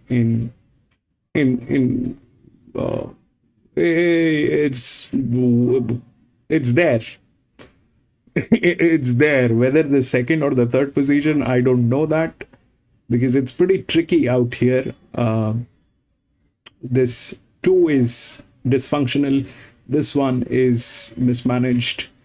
Then we have the best hands, which are 6. This is probably Chris Waller. And then we also have this one with the largest outer drift, inner drift. So this is bigger than this one. This is quite bigger than this one. It's 842. So things can go. Things can go many directions. It can. I mean, if we have to take the drift, we have to take the larger drift. This is not the larger drift. This is the larger drift. And though it's not the gate support, but it's coming from gate number 2. Quite capable of doing all the destruction, especially with the teamwork. And the 6 is there in some form. It's the best jockey. This is the best jockey on 6. It's a 2000 meter. If we, but one is in clear light. Up till 2000 meters, it's always been linear, so there should not be any problem.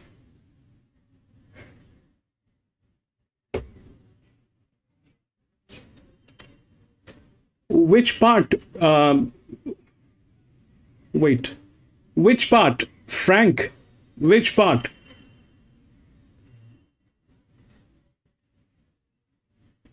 Oh, quick break. Oh, how did that happen? Sorry.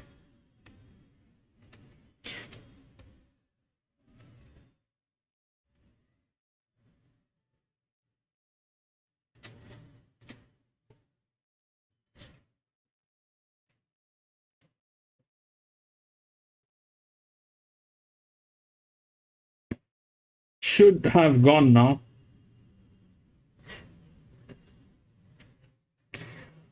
So that's the one. Okay.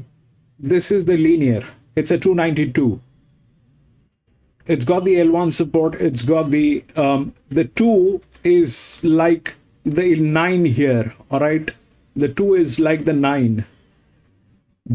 It's probably in better shape than the 9, but these people are dysfunctional team. That's a dysfunctional team. So is this one. So 3 and 2, I don't know how this will work, especially the 2, which is the second favorite. I don't know. The thing is with the 4 is good. The 4 is good. It's with a lot of relaxation going on. It's with a lot of relaxation going on. And, you know, that's also 6 and 7. And there's this gilding with the largest inner drift. It is not an outer drift. The outer drift is lower. It's 760. It is negative 842. So this is definitely better, especially with the teamwork. So I don't know how the 3 and 2 will work, because the 2 is strong. It is not that the 2 is a bad horse. It is a fabulous horse. The problem is the people. So I mean, not going with a club or anything. Just one. The 1 is the linear. It's the linear 292. Up till 2000 meters, it has always been the linears. So that's with 3 Group 1 races, one of the best BBs, top-notch weight. If you look at the pressure, this is how the pressure is. 86, 97, and 90 on 8. That's the pressure line on a 2000 meter. These are the 3 horses with pressure. 86, 97, and 90. So the chances are very much on these horses. 2, 3, I doubt, because the 2 is good. It's got a lot of advantage going on, but that's also like that. It's been tested here. It's been done all that. I mean, there's nothing against the horse. What the problem is with this is the people.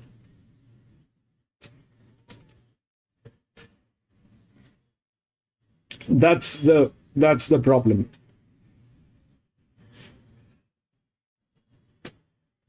Skipping the important info. Nah, I share my thoughts. Whatever I can see, I share. There's a little bit of value in that range, but you're rated number 4 on the card. I might just quickly, a couple of these jockeys, there's a few little changes. So 2 is dicey. I'm not going to go clubbing on this one, but 1 looks good. 1 should be okay. Keegan Latham will ride. There was a miscommunication. Keegan's not riding that. William Stanley will ride. Especially because this time we don't have any of those ghost horses. The 17 was a complete ghost. Came from where? All red. Timmy Ryan might be there. Mornington. Tim, has it all been about the Boom. here, Kilkenny? To Richard and to Wayne there at Kembla. It is pretty much all about the favourite Kilkenny. A small firm today, 150 into 140, but around about 80% of the hold is on the favourite. So punters really with the favourite. Oh, it's not huge money, but we are struggling to lay anything else, and it's just been such a high percentage of volume for the favourite. Season firm 150 into that $1.40. Flying Chevrolet has been a noted drifter, $4 out of 850. Probably starts a little bit longer than that. The can't Flying Chevrolet. Hell's Vixen has just trimmed up just in the last 60 seconds, $9 into $8. So it's a small firm, albeit not really much money there for Hell's Vixen. Highland Hustle, a $10 chance. It's just out of roll today, 9.50 cut to 10. Now, Star Tory has seen a little bit. You see, where's the water bomb? Water bomb did not work. It's been 16 to 13. Ross McConnell. Come on. Local galloper there, Star Tory. It's a bit of a firm. Let me check. They've gone again with it now into 135, Richard. So around about 82% for this favourite. Not huge money, but just struggling to lay much else in the race. Punters giving most other gallopers a wide berth.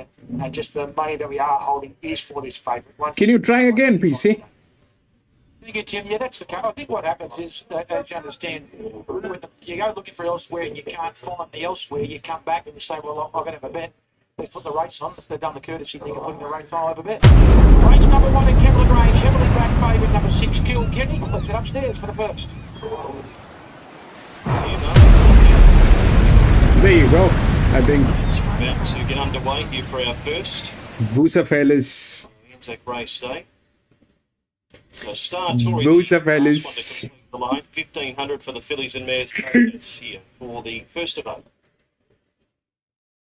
Kilkenny is your favourite. The lights are on. Starter hits. I like the 2. That 2 is in trouble. Frank, even I like the 2. But the 2 is with very, very disturbing people. Elusive Mission is over on the rail, not far away. Then came Flying Chevrolet, Highland Hustle. I mean, through physics, the 2 should win. If I have to take a call, through physics, the 2 should win. 2 lengths away, third is the favourite. But covering up Elusive Mission. the problem is the people. And Randwick is very smart the way they do the handicapping. They exactly know what is the chemistry within that team. Given a perfect run by Penza and starts to improve on the outside. Then I mean, if you look at how they handicap and where the pressure points are. 2 away, last of all, Star Tory at the 600. So Hell's Vixen in front, held together. From Super Stella, Kilkenny peels up 3 wide. Then came Elusive Mission ridden along. Flying Chevrolet tries to get going. Highland Hustle, Star Tory. Well into the straight past the 400. The favourites exploded to the front here. Kilkenny put 3 lengths on them quickly. Trying hard is Hell's Vixen, Super Stella, Flying Chevrolet, and down the outside Highland Hustle with 200 metres left to go. Kilkenny's a mile in front. It's in a race of its own. Down past the 100 metre mark, Kilkenny 6 lengths clear from Flying Chevrolet. Highland Hustle, Star Tory from the back runs on, but Kilkenny won easily by about 7. Second, either Highland Hustle or Flying Chevrolet in a photo finish. Then Star Tory, Elusive Mission, followed by Hell's Vixen, and Super Stella was the last one to greet the judge. Well, that is exactly how you wanted to win when you take the $1.40 into $1.30. Number 6, Kilkenny, that was an exhibition. 130 right across the totes. 130, 110, 130, 120, 130 and 130. 10 is the filly. I think number 2, Flying Chevrolet, will run second. 10 is the filly. Hustle, but Wayne, easy job. Yeah. That's what we expected or hoped. And she's off to better things. I think she's beautifully bred, as we said. Jeff just had to get on his bike a little bit early there. The leaders were coming back onto him, and he just can't. So I'll show once again. So if we go with the physics of this race, the physics is with 2. All right, that's 2. Physics is with the 2. But the problem is the people. But this is something that I kind of realized much later, that, you know, horse racing itself is not a gambling. The gambling is on the people. So this is a gamble. They are like that. They are a absolute dysfunctional team.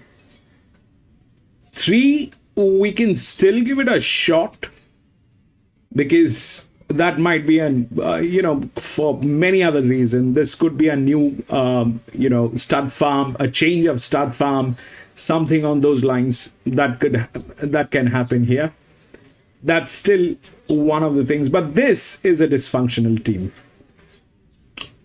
The 4 is a check. The 4 is a check. It is well within the rails, and it's a good one. It's a good one.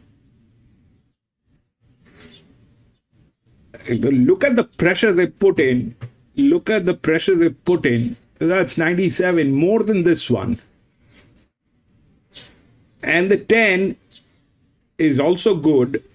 It's in good hands, but the 8 is also there. 8 is also there. That's the drift. These are not going to, difficult.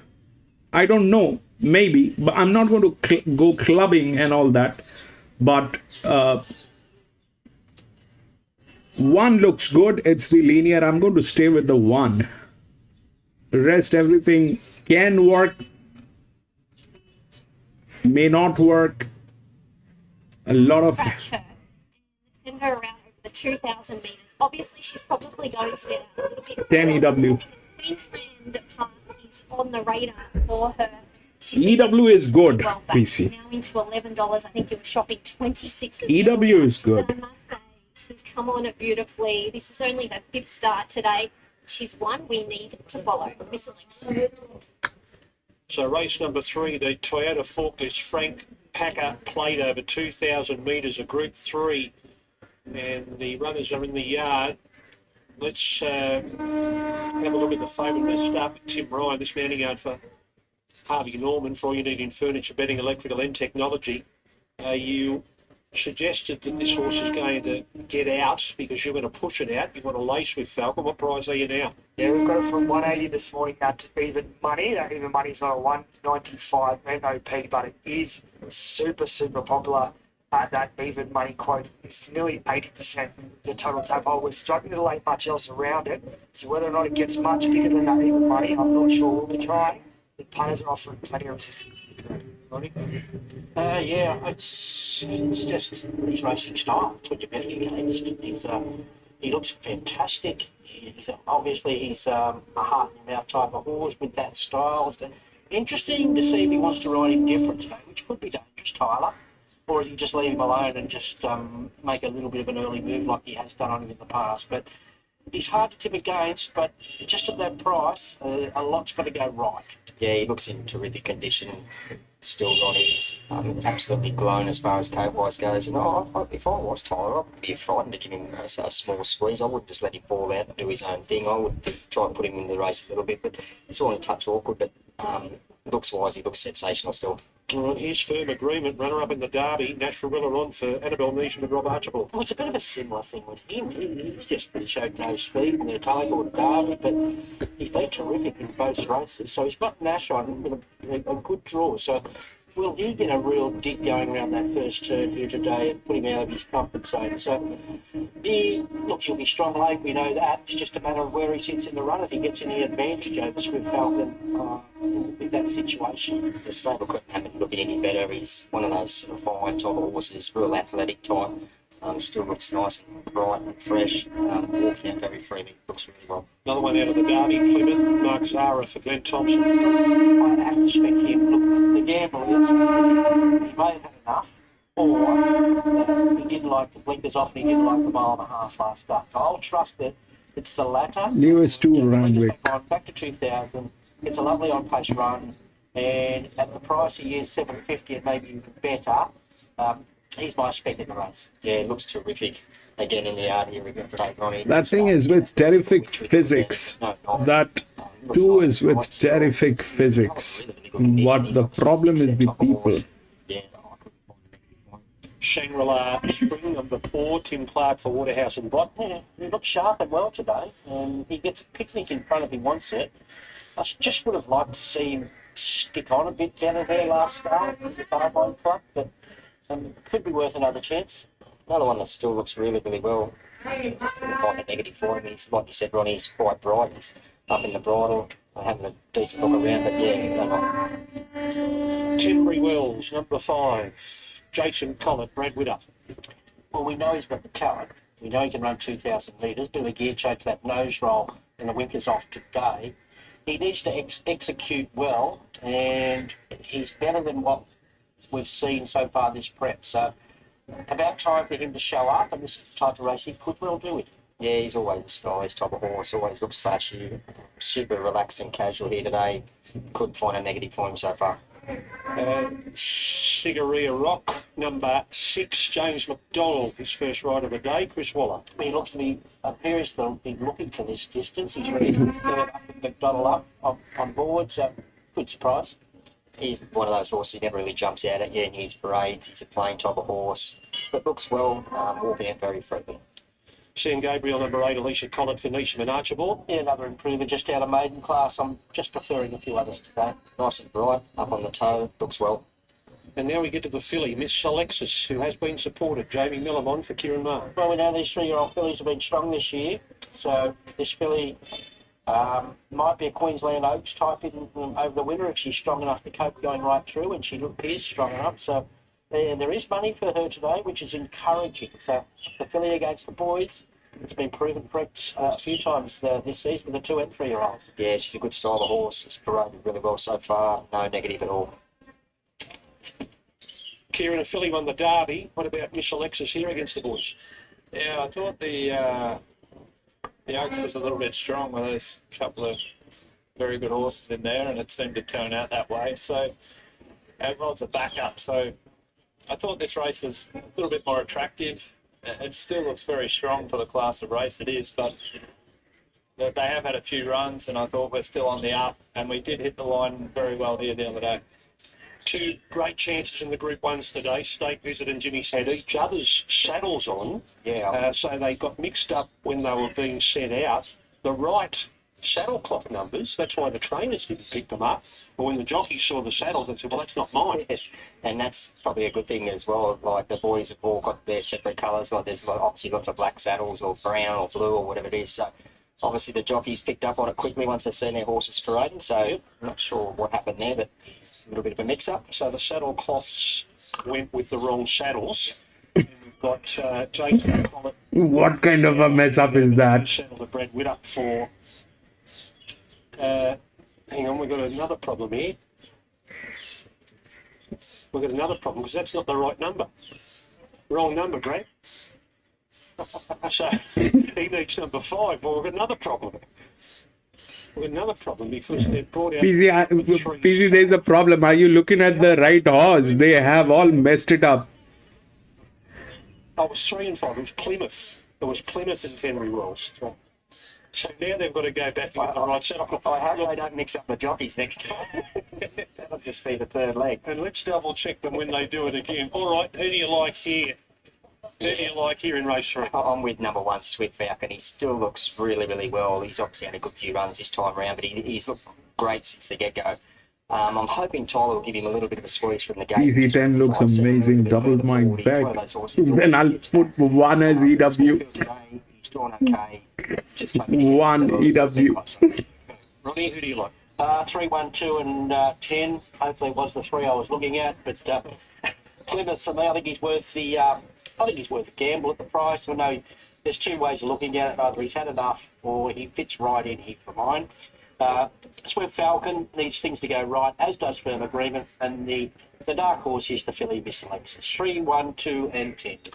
Your favourite Swift Falcon, the tab.com lay of the day today. He was 180 after scratching this morning. We've got into evens, still evens on that 195 QOP. So we're the best. No point, right? Then I'll step out. For how much longer? I'm not sure. He is so easy to lay. He's approaching 80% of the total tab hold. Around about, 76, 77% total hold on Swift Falcon, which is huge for an even money chance. And he's a massive loser. He'll be our biggest stand today.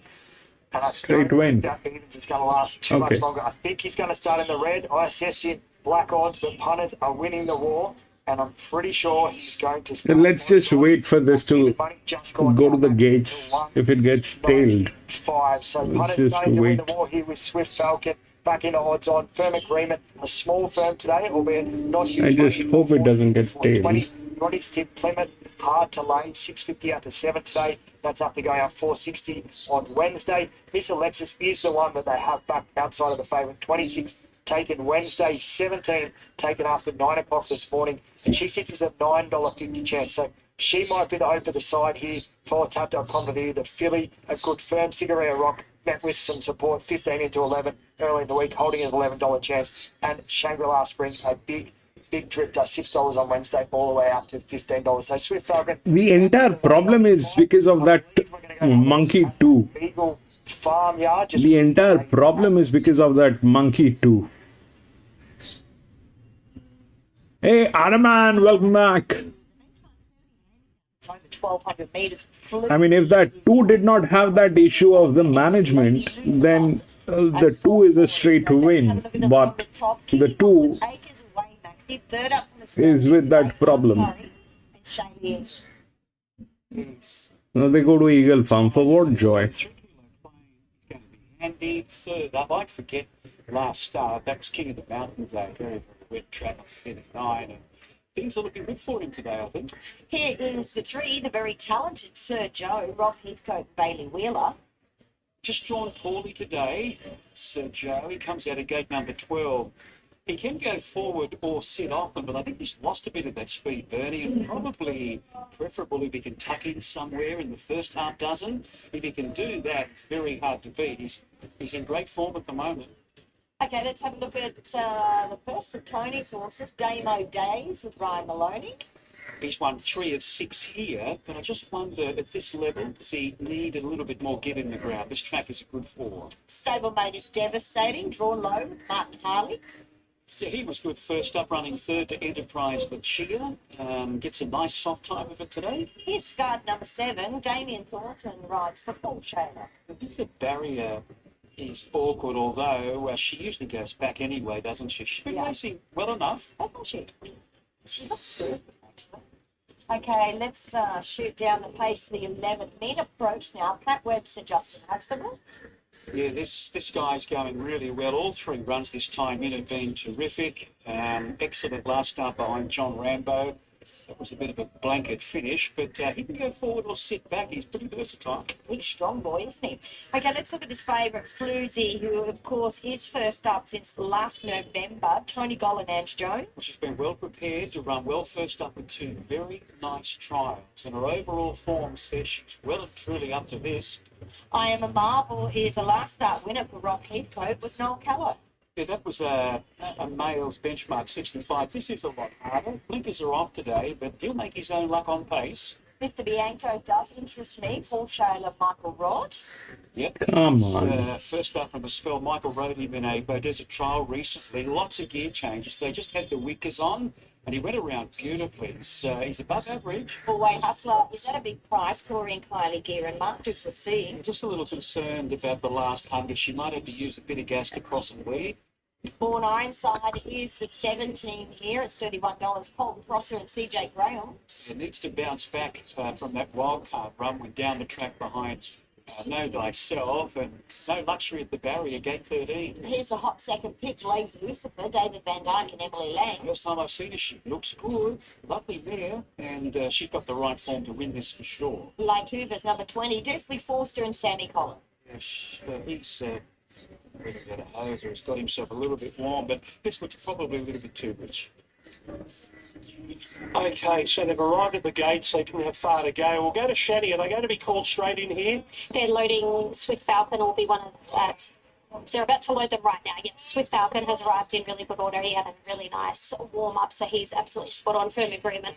Likewise, Nash gave him a really nice warm-up. But really taken by this filly, Miss Alexis. She's really nice and calm, handling it like an absolute professional. Obviously, one of the more... Ready to run here in the frame Parker plate in the Rifle Racing. Sam Gabriel hopped out well up the inside. Swift Falcon.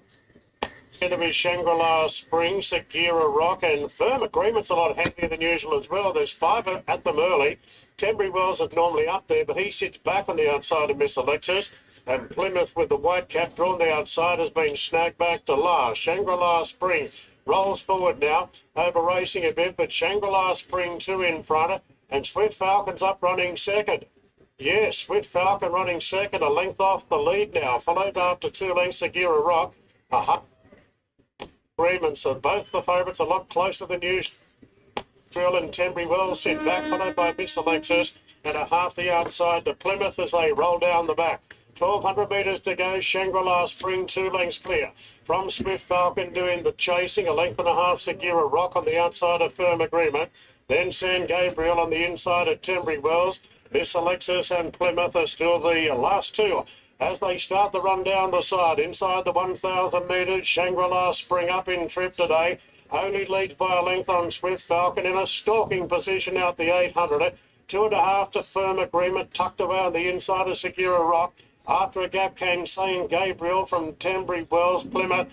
And back on the inside, the lone filly, the field is Miss Alexa. 600 metres to go. Shangri-La Spring still a length in front of Swift Falcon. Schiller hasn't popped the question as yet, but Swift Falcon is now inching closer, and Segura Rock is right on his coattails, peeling 3 wide, and Firm Agreement is just tucking up on the inside as they straighten up now. Shangri-La Spring under plenty of pressure, and Swift Falcon has popped the question on the outside. 2 after Firm Agreement, pushing into the clear. Swift Falcon, he's struggling a bit to get past Shangri-La Spring. Firm Agreement's on the scene. The favourite's in pain. Shangri-La Spring's kicking. Firm Agreement with the final rally. Shangri-La Spring keeps kicking and just won the Frankfurt Plate.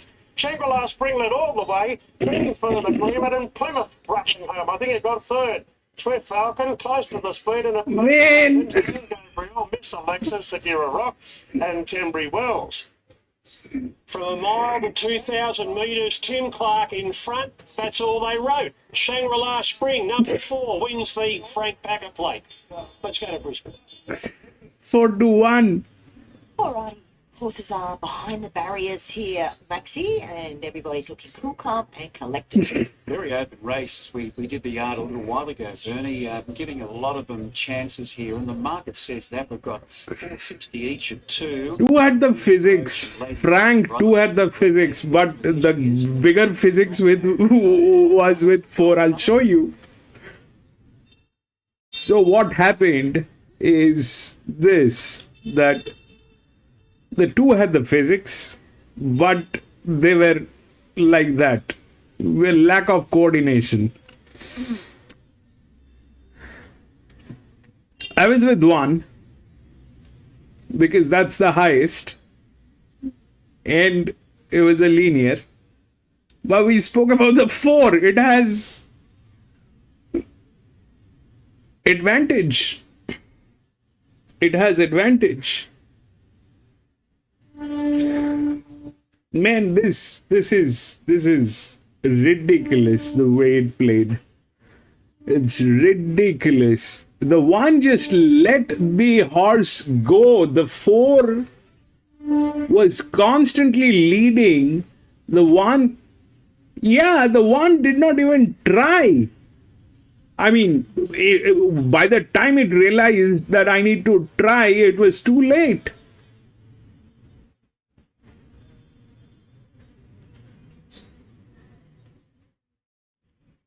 Hey, let's get to Tim Ryan for a market update. Bernie, 2 really good moves in this race. Race 4 at Eagle Farm. Lady Lucifer, the best of them. $6.50 taken after scratchings this morning. It is now your $4.60 favourite and best back. But also a big firm for number 11, Mean Approach. 4, 2, 3, and 1. We did bet as much as $11 about this horse on Wednesday, but $9 into $5 today. It is the other big firm, a Floozy, Master Bianca, and Sir Joe, all decent drifters. So 2 horse play here in race 4. Lady Lucifer, Mean Approach. Pushing through Leah Tuva and going forward as Acres away. Lady Lucifer is right up there as well. Floozy, the next one. Damo Days, who drifted back on Scudder's gone forward. Devastating's now centre field on the rail. A length and a half further back to Galway Hustler. I Am a Marvel. Mean Approach, Mr. Bianco. A mole back is Bjorn Ironside. Last of all, Sir Joe. Acres Away's in front. Secondly, at Tuva. 3rd and 3 wide Scud. Further back to Devastating. Then we've got Lady Lucifer. Floozy's out 3 and 4 wide. A length and a half to Galway Hustler. Damo Days, Mr. Bianco. And I Am a Marble staying back near the inside. Mean Approach, a mile back at the moment. Acres Away's in front. Leah Tuva living up on the outside at the 350. Floozy runs home. Scud still there. Devastating further back. The inside acres away. Here's Floozy down the outside. Leah Tuba between them, but out wide Floozy. Floozy has raced up and grabbed the lead with 100 metres left to go. And Floozy comes right away first up. Floozy's all too good. Second, Leah Tuba. Third will be Lady Lucifer, good late. Followed further back by I'm a Marvel acres away. Galway Hustler. Scud Main Approach, Devastating Damo Days. Then Sir Joe. A long way about Mr. Bianca on the left. 12. Beyond onside. Well, I reckon she would have started favourite in a lot of pubs and clubs around Australia. Floozy, trained by Tony Gollan, presented well, obviously forward enough first up because she sat wide there and she's put a margin on them. Like Tuva, 1, 4, 2, and second, 3. number 20. And then Lady Lucifer, she lost a spot warming up late. She's got into third spot there. Just waiting for confirmation of those numbers. But Floozy has won it. She had terrific form this time last year. Close-up finish in the Nitsky in Adelaide. And then she finished second behind Miss Aria, only beaten a length. Since then, she hasn't done a lot of racing. But the trial suggested that she was going to be right in it first up today. And she's been able to win pretty comfortably after covering a fair bit of ground. And today, that might not be all too bad. They are coming up the middle and down the outer part of the track. You can see in those gold colours, Lady Lucifer, she's just waiting for a run to appear. She's got Galway Hustler on the outside, not sort of letting her out. Once she gets out, she works to the line, but it's all too late. And Floozy, Bernie, has stolen the march on them. Yes, Floozy had flown the coop, and who doesn't love a Floozy, Tony? Correct. What is the definition of a Floozy? I'll have to look that up when I get out of here, Bern, but I say it's a friendly female. Friendly lady. Well, she was friendly for the punters, even though she was a drifter in the market. Yeah, it surprised me, the drift. I thought she meant to get a really good run. It probably didn't look as good in running, but we were 3 wide with cover most of the way. I think importantly we found the right spot. We found the right position. I thought the hardest horse to beat ended up being back at the rear, and we'll end up just behind speed. She's quick and well. She's better than benchmark 70 grade, and we've got better aspirations for her hopefully throughout this carnival. I'd love to sneak her into a mare stakes race like Silk Stocking in a handful of weeks' time. So special thanks to James Mitchell sending this horse up to us. Yeah, Mitchell's really appreciate having this horse for James and the team. Setting her up here, that's the first run for us, and she got the job done straight away, and bigger things in store. Yeah, absolutely. Obviously, not being familiar with her, I was like, oh, will she benefit from the run? Obviously, a dominant win sitting out there, but she will take benefit too. Yeah, she will. We can get out to 1400 with her, but I've done enough with her. Like, Carnival's right on our doorstep, so we can't be mucking about these sort of horses. But she's a lovely big roomy mare. She's got a really good pedigree, and she's going to do a good job at the stable and a good job at stud when she's finished. Super job, Tone. Well done. Thank you. All right, 12, 20, 18, and 2 as we head to Kembla. Welcome back to Kembla Grange, race number 2 of the card. This is for the boys over 1,500 metres a maiden. The favourite is Okami Star. Nick Hayward riding for Clary Connors. The third favourite, well, it won by a big space. Wayne Harris alongside Wayne. Dashing Power, $151 for Brent Stevens, Cora Keys. I think that's because he's at 24 starts, 2 placings, good cabin. Good luck to the connector for being so patient. $8.50 Irish Anthem. Blinkers go on again. He's had 23 starts. Can it be lucky 24? He's had some very nice races. Can't believe he hasn't won a race spot now. Blinkers might help him. Number 3, the float. Jean Venover, you're riding for James Cummings, is fielding by Stern. Second up today, $4.80. He's on his toes here. He's very one-paced horse. He has been placed in Newcastle in his 3 runs. His first time run at Hawkesbury was quite good. He only really started to warm up late, and he wanted to do a dead end at the end. But I kind of like him a bit. He's on his toes, ready to go today. Number 4, Casablanca Express, David Payne, Keegan Latham, $21. Terrific run here first up from the spell. The next couple of runs, he's stuck it right up in distance here, and I've got to say it's a bit disappointing. So coming back slightly in distance, you might see an improved performance. Number 5, Irish Jig, Brody Lloyd riding for Robert Quinn. First up for a couple of months, over $3.70 and $1. Very good conditioner, Robert. And we shoot it to the spell. 2 trials, one smart latest. And look, he's always thereabouts, this horse. So, Number 6, Juan Pablo, Richard and Will Freeman, Andrew Atkins on board. This gelding by Piero, $7.50. Terrific debut in Hawkesbury. Then he had a 4-week break. And his next run in Hawkesbury again, a bit disappointing. So just like to see him win his game here today.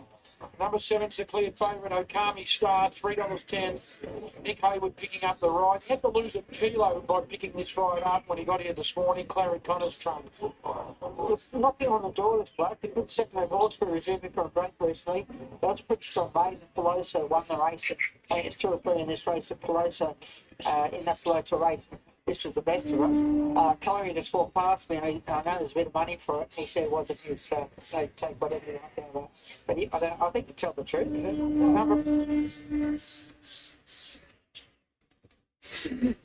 All right, this is the 4th one. If you look through the odds, it's 1, 2, 4, and 3. That 1 is the favorite. 1 is one of the linears, but it is not the linear. The linear is 6. That's there. It's a 318. It's a 220, and it's far from the rail, so that's probably not in a winning position. The physics is on 4. It's in a very good hand. The physics is on 4, which is in a very good hand. That's that. The problem in this race is Mr. 5. Like this was 4 was the problem in the above race, and the 4 actually did what it did. Here it is Mr. 5. Now Randwick, basically with the same sex and same age, this is what Randwick does generally. It will place one of the BBs. So this is probably one of the heaviest horse. We kind of have that thing on this. This is in a good hand as well. This horse has been running this distance like nobody's business. It's got 10 races, out of which 5 races are on 1400 meters. Rest everybody is more or less all right there, but this is the highest.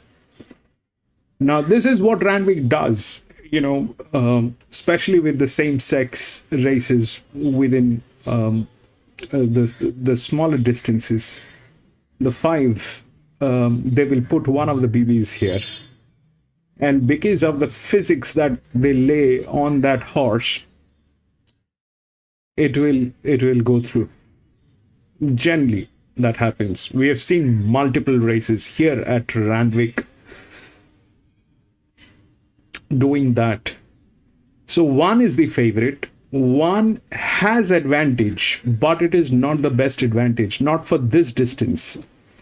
Not for this distance. This is not the best advantage for this distance. The best advantage is 4. That's the physics. And this one is also with all the Group 1, League 1 races. This is the best. 4. But the problem is 5.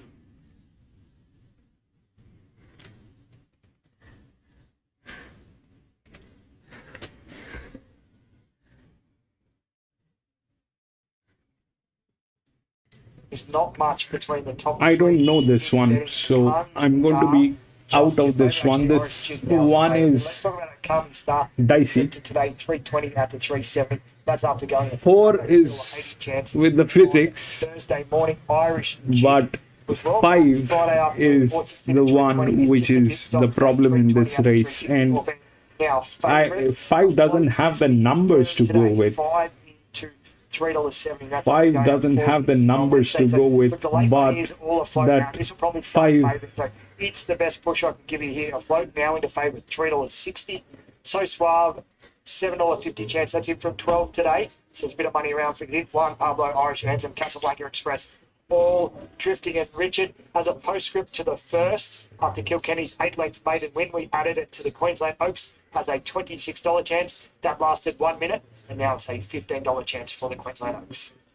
I'll still stick with the stablemate, Timmy. Bell to tell. I don't think, in my opinion, that Kilkenny will see which way Bell to tell goes at 1.5 miles. Rightio, best back runner here is a float. Wayne Harris liked it on top when it was $5. It's now $3.50. It'll be almost favourite. $3.40 for Irish Jig. Nothing between those two. But the best back runner called to Timmy Ryan with tab.com.au is number 3 afloat. Let's head upstairs. Here's Ben Hall for the second. Just on the outside gate here. So Prize Gestures jockey just getting right on the inside there, Chad leader. We're set for a start at the 1500 metres. Starter hits the button. He caught them in a great line. Irish Jig began with plenty of gusto. Goes to the early lead. Floats looking for a prominent spot up close. A Calming Star was clearly third away. Then Juan Pablo out wide, but is pressing forward. They were followed by So Suave on the inside of Dashing Power. 2 lengths away, Casablanca Express. Prize Gesture on the rail. At last, Irish Anthem. They work towards the first turn with 1,100 metres left to go. And Irish Jig gets a nice lead here. Then 3/4 afloat and 2 away third. A Kami Star just over racing it. Then Juan Pablo getting in 1 away from the rail. 2 lengths So Suave on the inside of Dashing Power. A further 2 lengths away, Casablanca Express, Prize Gesture and Irish Anthem last. Inside the 800, an Irish Jig in front, led by 3/4. Floats in closer, Tenants in second spot. A Kami Star settles better in third. Then Juan Pablo, So Suave, midfield the rail, covered by Dashing Power. Casablanca Express on the way forward. Irish Anthem tries to get onto its back. And Prize Gesture under pressure. Around the turn at the 425, an Irish Jig in front. Led a length to a float, put to pressure, trying to get there. Then Casablanca Express starting to charge home out in the middle. Irish Jig under pressure here. A float went to it and Casablanca Express went to the pair. 200 metres left to go. Casablanca Express and a float. They've paired off in the lead. Casablanca Express 3/4 of a length in front. A float trying to go with it, but Casablanca Express is doing the better. And Casablanca Express won from a float and Juan Pablo. 4th, So Suave, then a Kami Star, followed by Irish Anthem. Irish Jig got tired and a breakaway in the field. Prize Gesture and Dashing Power. 3, 6 and 9, Casablanca Express, $25.30 and $4.70. Casablanca Express, Keegan Latham for David Payne. Afloat, the well-back runner runs second, $1.60. Juan Pablo runs third at $2.50. And So Suave was the one that was just working home at the end of the race. 4, 3, 6 and 9 on Kembla Grange, race number 2. $25.30, $4.70, $1.60 and $2.50. 4, 3, 6 and 9. That's 2 races at Kembla Grange, done and dusted. We're going to take a quick break. Head to Randwick. The James Car's up next. Clean Energy. Can it run 1400? We'll find out very shortly.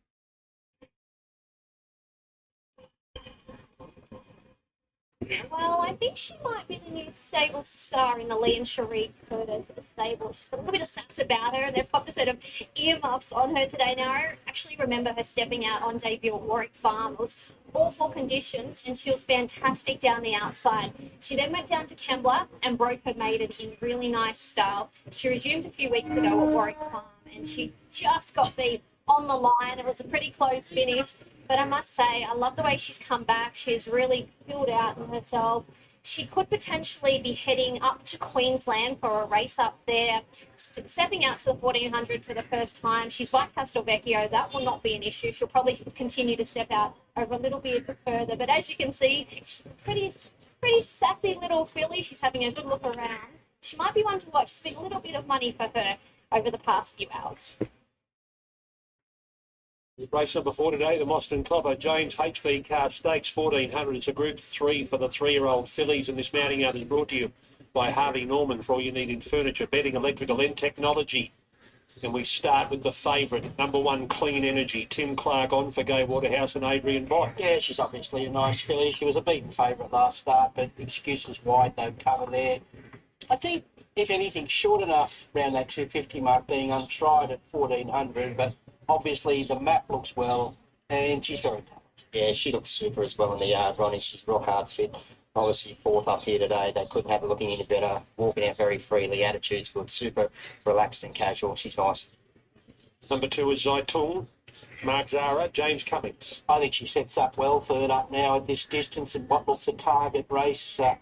Just needs a little bit of pressure up front, presented at the right time, and I think she's very hard to beat. I think she's really good odds around that $657 mark. Yeah, she's an unassuming type. Yeah, she doesn't really jump out in the parade. She's quite a pain at the top of the game. Frank, Follow her as far as looks-wise goes. this can go very wrong.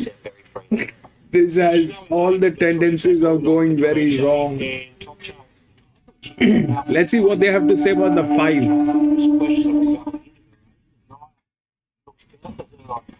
That different form might be good here.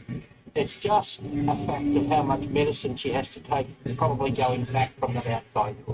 Yeah, she's a really nice looking horse, super athletic looking type.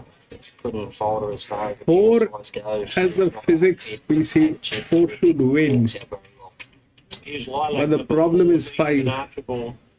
And James McDonald. Yep, and very popular, obviously, the McDonald factor, an honest filly. She's won a race in 1400 in the past, so she deserves another win, and the map looks beautiful from barrier 1 for James. So, yeah, no knock from me. Yeah, she looks a little bit more wound up than a couple of these other fillies. She's been up on the toes slightly since entering the yard. Good, healthy coat on her. Another one, attitude's nice, but yeah, she's quite wound up. She's good. More territories. Tyler Schiller on for O'Shea and Charles. Has some claims. Look, back in distance in the PJ Bell was obviously against her, so 1400's a happy little medium for her here, and probably her, when she won here at Randwick first up at 1400, there was pressure. So if she happens to get a little bit of pressure up front, she'll run on strongly. Deep into the preparation, she's another one super relaxed and casual as she parades. They couldn't have looking any better. She looks well. Here's the resuming Churchill's Choice, number 6, Karen McAvoy on for Nathan Doyle. Well, 120 days off, 2 trials, and that last trial winning very well. She's an unbeaten filly who has plenty of interest, huge yard market watch, because we don't know how good she is yet. We'll find out today in a field like this. Yeah, she's a beautiful top horse, as you mentioned, Ronnie. She's a big, leggy type, rangy type of horse, good attitude, looks well. Dane Commander, number 7, Rachel King for Bjorn Baker. Yeah, looks pretty fair. First up for 155 days and winning her latest of 2 trials. Tough race to resume in, but did a really good job in her first racing preparation last time in, and does have the beyond factor. She looks well enough. She looks forward enough. She's getting slightly warm. She's got a sort of a short little action on her when she parades. Yeah, no real knock, but she's getting slightly warm, so we'll see how she goes. Titanium Miss, number 8, Ash Morgan on for Tracy Bartley. Yeah, really has to lift to this level and probably looks outclassed today. Looks well, though. I will give him that. They've turned her out in terrific order. She looks great. She's paraded super. She walks out very freely. Attitude's terrific. Here's another one for Annabelle and Rob. Alabama Fox, Jason Collett. Yeah, big step up. Maiden 64 that she's won of late. Just reading between the lines, I think Rob and Annabelle seem to have a good opinion of her, so keep an eye on her. She's a nice style of horse. First time I've seen her in the flesh. Looks really, really well. She's paraded terrific so far. Another one, yeah, her attitude's terrific.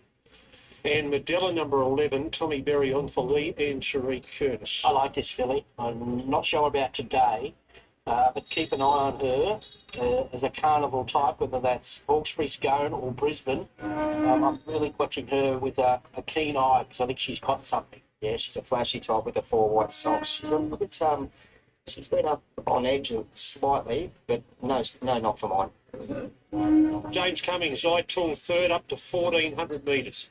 Yes, target race for this filly, and look, I felt like she came through her effort in the PJ Bell in good style. She's got a little bit more to offer on that run than what you read on paper, and that run was full of merit. She's trained on sufficiently well to think she's ready to go very well here this afternoon. And can the plan come off with broadsiding today? You're bringing him back to 1,400. Well, look, it would be incredibly rewarding. The only 3-year-old in the All Age, and it is a very good race to round out this Randwick Carnival. He'll need to be at his very best, but we like the setup, we like the draw, and he's really flying. So he's going to get a really good chance as a 3-year-old against these tough, very capable older horses, and it'll be great to see him let loose again this afternoon. Good luck with him. Thank you. And Zaitung, as they prepare to head out here for the James Carr. Corey, who did you settle on? Yeah, number 1, Clean Energy for me. She looks rock hard fit. What I like about her as well, she's drawn soft, but she's very versatile. She can race on speed, she can race off speed. So drawn to get an absolute dream run wherever Timmy Clark decides to put her, and she looked rock hard fit. I am 2, 3, 1 and 4. I think she's a great each way bet. If you can get each way, that's Zaitung. I think she's set up. I love to hear when James said this is our target race. I love that. And I think with a decent ride from Zara and hopefully just Lilac and Clear Energy just having a look at each other early here. One is getting tailed. With a bit of help from Titanium Mix, it'll set it up nicely for her. She needs a few breaks, but if she gets them, I think she'll win. Snow in May will be charging home. No knock on Clean Energy or Snow in May or Lilac, other than I think they're well found. 2, 3, 1 and 4. Clean Energy, your favourite here in the James HB Carr Stakes, and rock solid as favourite. $2.60, that is unchanged today after going up $2.50 on Wednesday. It's around about 40% of the total tab hold, so it sits around about a chop out in our book there. So $2.60, and as opposed to the previous keen to take on, we're not that keen to take on this favourite. We thought she was the best run in the lead up, and she has the best map here just behind Lilac. So not a fave. We're that keen to oppose. Lilac had seen some good support on Thursday and Friday, $4 into as short as $3.10. A little bit tougher to lay today, so being $3.10 out to $3.60, but Barrier 1 looks your likely leader. And again, a horse we're not that keen to take on these 2 picks at the top of betting. Zaitung is actually our worst way in betting and really popular today. $6.50 into $6 for Zaitung. So good money around for it. Snow in May has been hard to lay all week, 8 out to 10. There is a little bit. All right, let's go. PC4. First up from a spell. Had been pretty friendless during the week, but 17 into 14 Let me today. There's show what's going on. It's been a good firm all week. That 4 has the physics, okay? 89 by 51 plus all looks good. That's good. It's within the rails, beautifully placed, and that 1 was getting tailed. So 4 is good. But the 5 remains a check. This thing Expect at longer odds for this favourite. Rock solid at is there. And we're not that keen to oppose, Greg. Thank you, Tim. We'll be back to you shortly. There's Clean Energy getting around to the gates in the Yulon colours coming out of that PJ Bill, like the Zaitung and a couple of others in more territories. And they're getting around to this 1,400 metre start. This will be the third 1,400 metre start of the day. We have the midway and the highway. And they're not quite with Shani yet. The Group 1s today coming up as races 7 and 8, the Champagne and the 11 is also good, Frank, but just getting around behind the gates. I mean, I am already worried because of that 5, and I don't know if that 5 will get in. It's a same sex, same age. If the age kicks in, so the barrier must be on his quick game, and these two horses will be very short in a moment whilst we're waiting That for 5 will Zaitoon do has arrived. a She's lot of great. She's destruction. spot on now. She's had 2 really nice runs. She's at an absolute peak. Snow in May is another one who's had plenty of racing now. This will be her 4th run. She's not a filly that carries a great deal of condition, but she's looking really well. She is still holding nice condition, what there is of her, and she's still got a real glow to her gait. That's number 4, actually. I think it might be that. I thought they told me number 3, but it might be number 4 that needs to be reshored. We'll just clarify that in a moment. Clean energy, I should say there. She's just walked into my shot now and she's great as well. So she hasn't gone backwards, which is always positive. Medela, I was really looking forward to seeing how she arrived behind the gates. They popped a set of earmuffs on her today and she looked to be much more settled in the yard, and she's arrived here really nice and settled there. So Tommy Berry's just waiting up in the gates and she'll be reshot in a moment once they finish. So just clarify that, Shani, which one is So other than I Medela? believe it's number 4 now because James has jumped off Lilac and Medela. They did tell me it was number 3, Snow in May, but they are saying now it's number 4, Lilac. Yeah, because the jockey of Snow May, Zach Lloyd's still on board, isn't he? He is, yes. Yep. He doesn't seem concerned at all. Nothing wrong with Snow in May out the back, so apologies, but it is Lilac and Medela. So Barrier still hasn't started the reshoeing process, so we might be at quite a few minutes here, Greg, but all the horses are quite pretty well. Number 7, Dame Commander, probably the only one's up on the toe and a little bit hot, but the rest of them are nice and settled and they should be able to handle it quite well. Okay, so we might have the ferry working on one and then the next. So we don't have 2 farriers over there. Okay, Tim, well, not a final check on the moment. We might have 3 or 4 final checks here, the way we're going. We're 90 seconds out, past start time. What's the latest betting update? Yeah, we've just got out a roll on our 2 favourites. We had been keeping them pretty safe, Clean Energy and Lilac, but both just got out a roll, $2.60 out to $2.70, and Lilac $3.60 out to $3.70. Churchill's Choice, $14, continues to see a little bit of support, as does Modella at $14, and Alabama Fox $19. But no huge changes to the market. We're just getting a little bit more competitive as we get down to our final percentage, just out to $2.70 about the fave Clean Energy.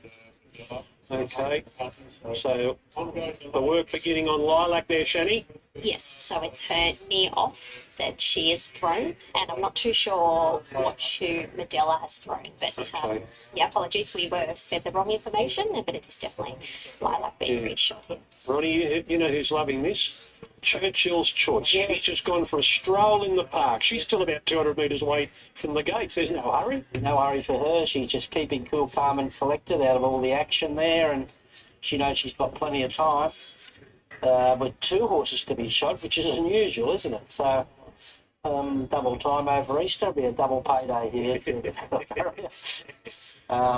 So we'll see what happens. I don't know if we're going to Brisbane Yard or whatever, but we certainly might be another few minutes yet. Yep. Okay, let's go to that. Yeah, do that at the gates. Do that. Let's do that at the gates. Let's do that at the gates. Why change the shoe? Change the entire leg.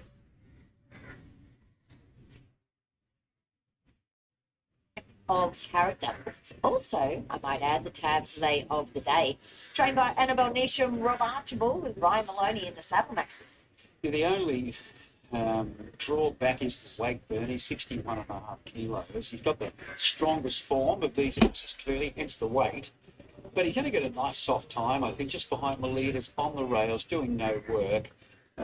He's clearly hard to beat. A punter is a great chance again here today. He's 480 into 440 also. Kevin Kemp, Cody Thomas. Kempy would have rathered him go around last week on a wet track at Doomben. Nevertheless, he's got a 4 kilo pull in the weights over depth of character. He could be controlling from the front. If not, he'll be in the first 3, and I think a mile is his go these days. Here is Mr. Bubba Luxley from the Jack Bruce stable with Damien Thornton. He's going to try and ride a little bit more forward. He's got to prove himself over the 1600. no solid evidence as yet, but indications are there that he usually relaxes nicely, and his form's strong enough to give him a chance. Can Prince Levi revisit that winning form he had recently? William Crop and Taylor Marshall. Yeah, that's Doomben form. He did fail here 2 ago, and we all expected him to win. And last up, there were excuses there at Doomben. He was beaten 5 lengths by Liberty Park, but he was held up in the straight. Not sure what to do with him, Bernie, but he will run the trip. Deep Focus is number 5. The money for him too. Paul Shaler and Andrew Mallion. There's only won the 1 maiden at the Gold Coast. His 2 subsequent runs here, runner-up on both occasions, very good. He gets 7.5 kilos off depth of character. That's a big swing in the weights. Here's Savannah Gangster, Stewie Kendrick, Jake Bayless. We're just happy to watch this fellow today up in class. Canavisi is from the Paul Shaler stable, Ron Stewart. Yeah, they're going through now. Could possibly be the leader here, but needs to find a couple of lengths to win. Ramp It Up is the last start winner, Lindsay Goff and Emily Lang. Austin can do a few things wrong, including laying in. It's not that easy, but he's got ability. This is a lot harder, though, than Doomben last time. Where do we put Pulpit in the mix here? She is 50 to 1. Barry Lockett, Mark Dupree. She's one of those really big cute horses, Bernie. They're, impossible to get. Has ability, but don't know what they get today. And Tickle My Toes and is the 12, Corey and Carly Gearin.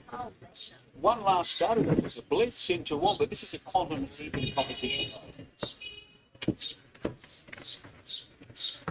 Rightio, that is how they looked in the yards for this favourite. I'm going to say pretty solid, Maxi. 260 to 280, back into 270 over Deep Focus, 350 and a punter 420. Both Deep Focus and a punter have been well back to beat him, but I'm with him. He's the class horse. He looks beautiful as he hats around at the start under Ryan Maloney. One on top of Nothing happened. They were showing Eagle Farm, I think. I'm joining you, Maxi. Depth of character for me. Let's head back to Randwick for the 4th. Thanks, Bernie. We're 6.5 late here, though both horses have been reshot. And following this, obviously, they'll be ready to jump in Brisbane. So, in the for the Group 3, Lost and Copper, James H.B. Carr Stakes. Last one in, Titanium Miss. Here's Alabama Fox, 3 out. Alabama Fox about to move up. Let's get up to Darren. 365. That 5 is a problem. Warwick Farm last time out of the midweek. And here's the well-fancied Zaitung. She's proven at the trip of 1,400 metres. And Snow in May is the other to go in. Snow in May allocated the outside draw. So Clean Energy is the 270 favourite. Lilac 370. Zaitung rock solid here at $6. So now we're right. There's the lights. Stand by. The 3-year-old filly set to run. Off here in the Car Stakes, Alabama Fox missed the kick, a length and a half. Clean Energy about midfield out. Lilac jump well. Being sent forward, Dame Commander and Titanium Miss as well. She jumped average there, Clean Energy, but Class got her right on the back of the speed now, positioned in 4th as they settle into stride. They're followed then by Churchill's Choice from Zaitung and Manila caught pretty wide early. Further back to Okay, that's not happening. Probably. To more territories. So Lilac's going to make the running again today, up by a half on Dame Commander. And Clean Energy getting a more economical run today. 3rd leader's back, a half into Titanium Miss. They're followed by Medilla, a bit keen out wide. Churchill's Choice, the fence, Zaitung between them. Snow in May tugging along, hard held towards the rear from Alabama Fox. And more territories last. Inside the 600. Lilac a half in front to Dame Commander, then Clean Energy. Titanium Miss is peeling. Medilla's been wide all the way. Snow in May the deepest, and Zaitung will ride for luck between them. Ditto there for Churchill's Choice. Lilac held together. Not giving much room to Clean Energy on the inside, is being scrubbed up. Lilac comes back down to the fence in front of Clean Energy. Then came Medilla. Zaitung working into the clear. They've got 150 to go. Lilac in front with a good kick. Clean Energy out late now. More territory zooming home, but Lilac in front and Lilac side. See that? Boom! Clean Energy and Churchill's Choice. Then came Medilla. Man, that 5 was right there. Boom! Mix was last to finish. More territories dashed late, but Lilac had enough. Number 4, Lilac will beat more territories. They're loading in Brisbane. Great ride. All right, Yes. they are about to load up. Any last comments? 4-5, man. I've got the favourite third fence probably behind a punter. Yeah, I think you're probably right. He doesn't want to give away too much start depth of character with the 61.5. I think that's the only thing that stands in the way of him, you know, winning or losing here. The big weight, a punter probably leads, and the other one, Canavese, possibly. That's my speed map anyway. He should get every possible. Look, he's been very solid at $2.70, despite the support for a punter, and also deep focus. Deep focus has probably been best backed of the rest to beat depth of character. All right, well, let's see who comes up the victor. Here's Josh. Kembla Grange and black. And Prince Levi to go forward and ramp it up will complete the line.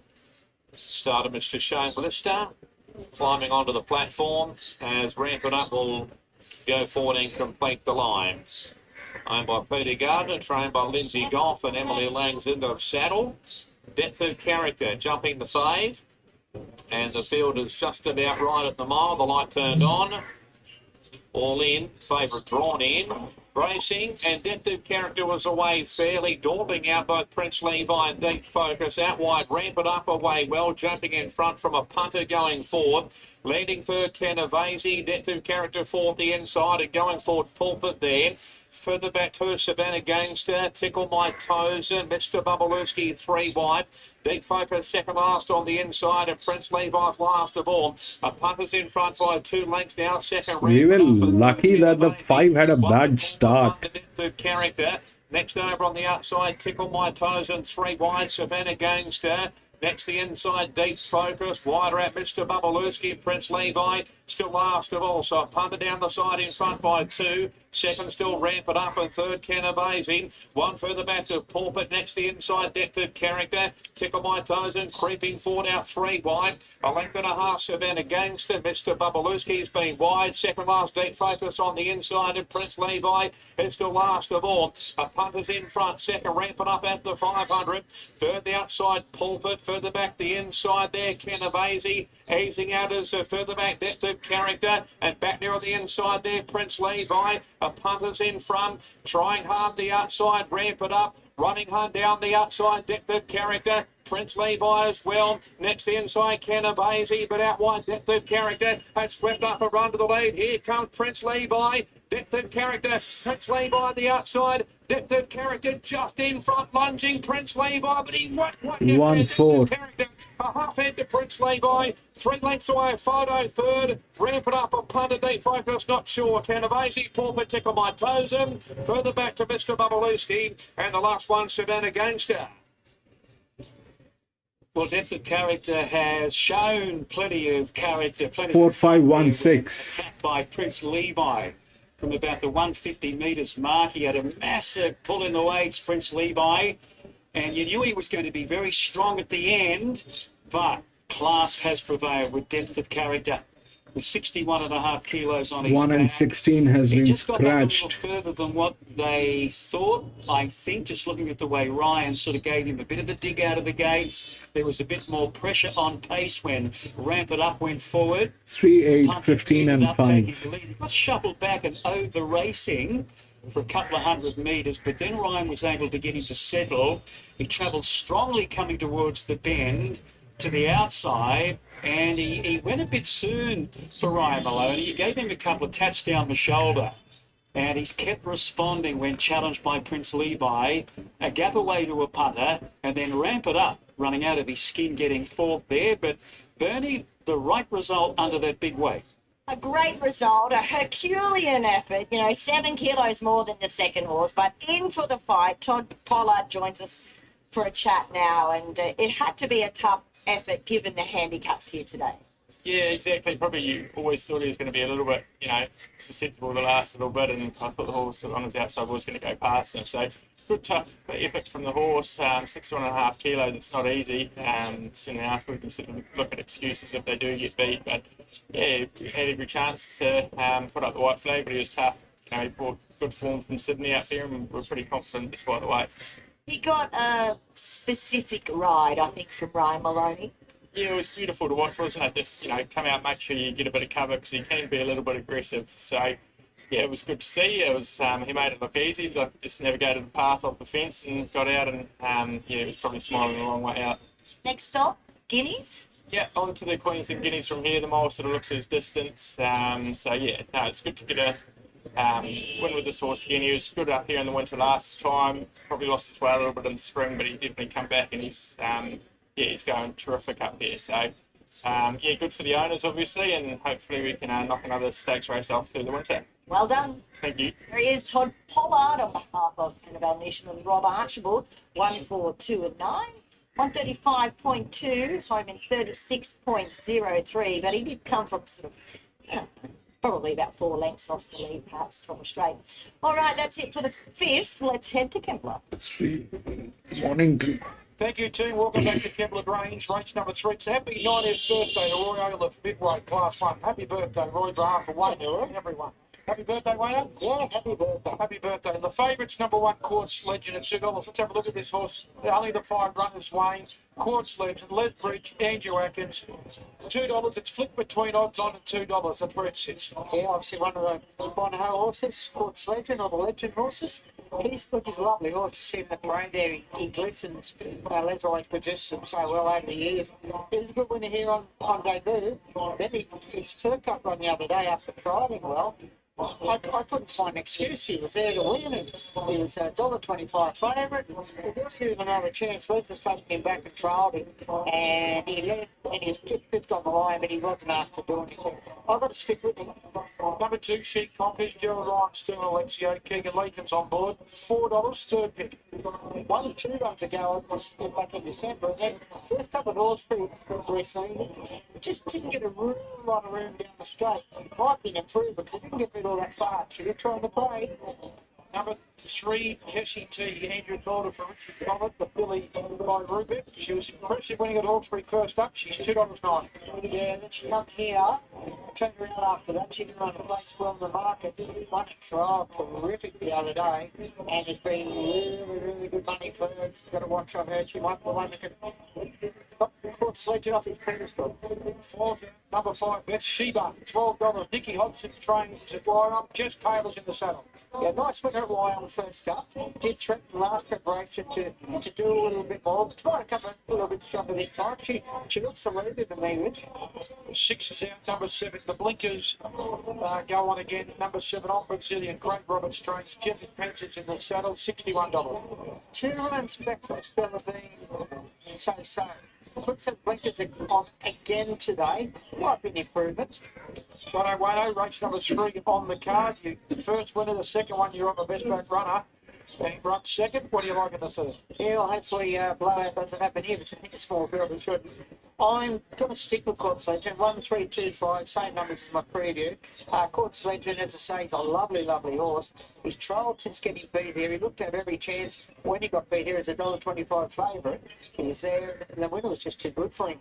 But he led in the trial that just picked recently, sits that run, and he wasn't knocked around there. So give him another chance. He got beat a long way the other day for a short price. Tessie T's had very good support from Richard Collins stable. First up since running unplaced here back in December, and a good winner at Hawkesbury before that.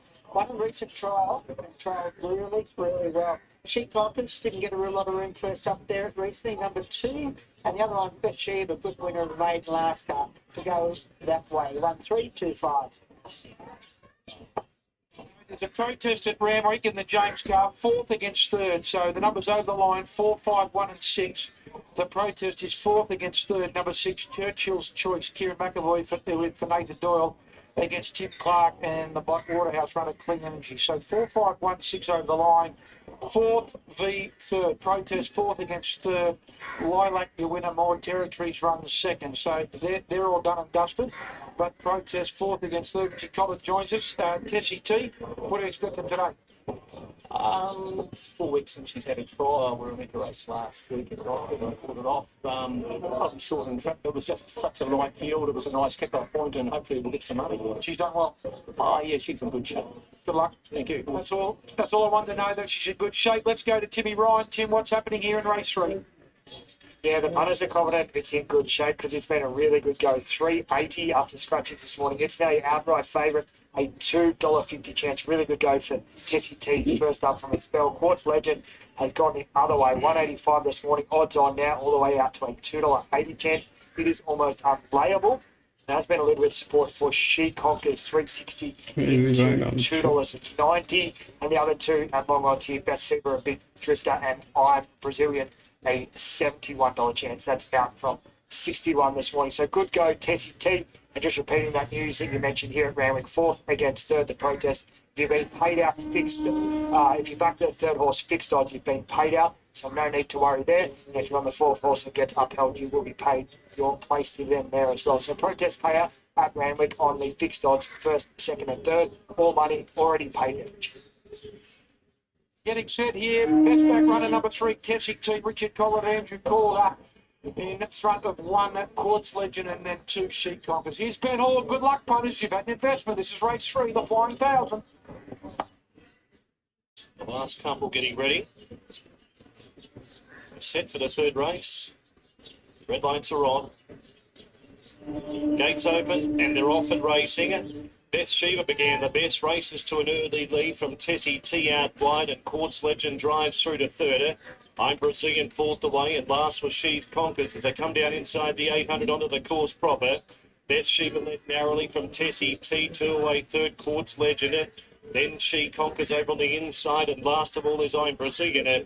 Passing the 600, Beth Shiva narrowly from Tessie T, Quartz Legend stalking the speed. She Conquers over on the inside, at last was I'm Brazilian around the turn, 425 to run. Best Shiva narrowly from Tessie T, asked to go. Quartz Legend travels well out 3 deep. Then She Conquers, I'm Brazilian, 250 left to go. Still Best Shiva. Best Shiva narrowly from Tessie T. Quartz Legend is trying to get there. She Conquers back along the inside, but Quartz Legend dashed up on the outside. Surged to the front with 100 metres left to go. Put pay to Tessie T. And Quartz Legend won by a length, Tessie T. She Conquers third. Then came Beth Shiva, and I'm Brazilian was last to the quintet. I'll feel you anything in the betting, but you're going to get paid. Number 1, Quartz Legend, Les Bridge and Andrew Atkins stalked the speed and just looked like the winner at the top of the straight. Took a while before Andrew said, let's go, and when it did, it was all over. Wait. Right, this is the 5th one, which is a 1200 meter here at Randwick. So that 3 is the favorite. 3 is in good hands, and that's probably the second horse pool. The physics is on 8. It is also the linear. Now this is something where I used to step out. The reason is this thing is not within the rails, and that's exactly why we had to figure out another physics to substitute this. If the horse is not within the rails, do we have a physics on this? If we do not have a rail, that's the reason we had to figure this thing out. Now, that's that. Okay, that's that. So this is probably with the physics should do the job. It's also the linear. It's a 270. Should not be a problem. The 3 probably is the second. Now, but there is another problem with this one, 2, which is there. That 2 is there. The 2 is in very good hands. Now, if we look at the 5 and 15, I unfortunately have very limited information about the 5. The 15 is a neutral. The 15 is a neutral, but the 15 is all tailing gates. This is 7, 8, 9, and 10. So that's there, but the problem is it's a 1200 meter. The 15 does not have weight. Does not have weight to carry. It's like that. It's the highest depreciation on weight That's the highest depreciation on weight. I don't know about the 5, that's gate number 12, but the 15 definitely is in trouble because firstly the horse is neutral. It's a good jockey, but it's the highest depreciation on weight. So for a 1200 meter, that's a weird idea. The possibilities that may happen is I like the 8. 8 is the linear. We have the physics on 8. The 3 is the favorite. We have a strong indication this might run second. And the 2 is there. That's the largest inner drift. Now the outer drift is here, which is gate number 10. All right. So if we look at the difference between the 2 and the 10,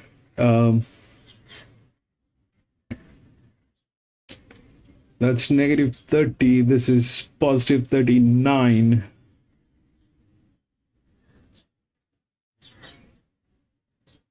That's also like tailing. That's also 6. Gate number 6. That's the outer drift. But the 2 is definitely better.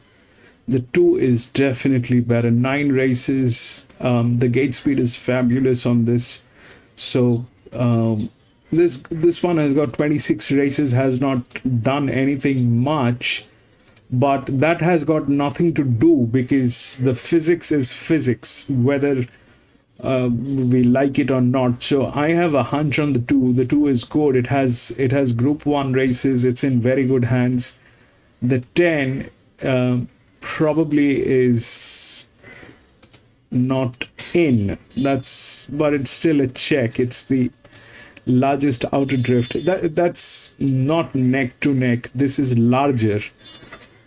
This is better hand. This is not. I mean, we are assuming it is not. So 2 is a check. 8 probably is going to get this. 15 is in trouble because of the depreciation of weight. 3 can run second.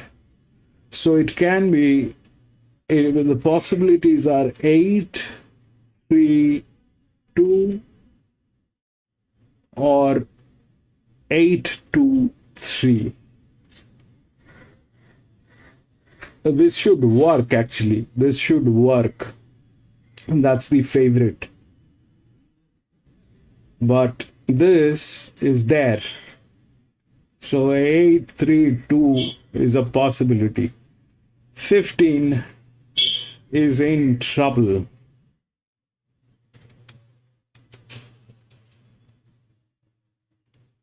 Just going about its business. Yeah, so no negatives at this stage.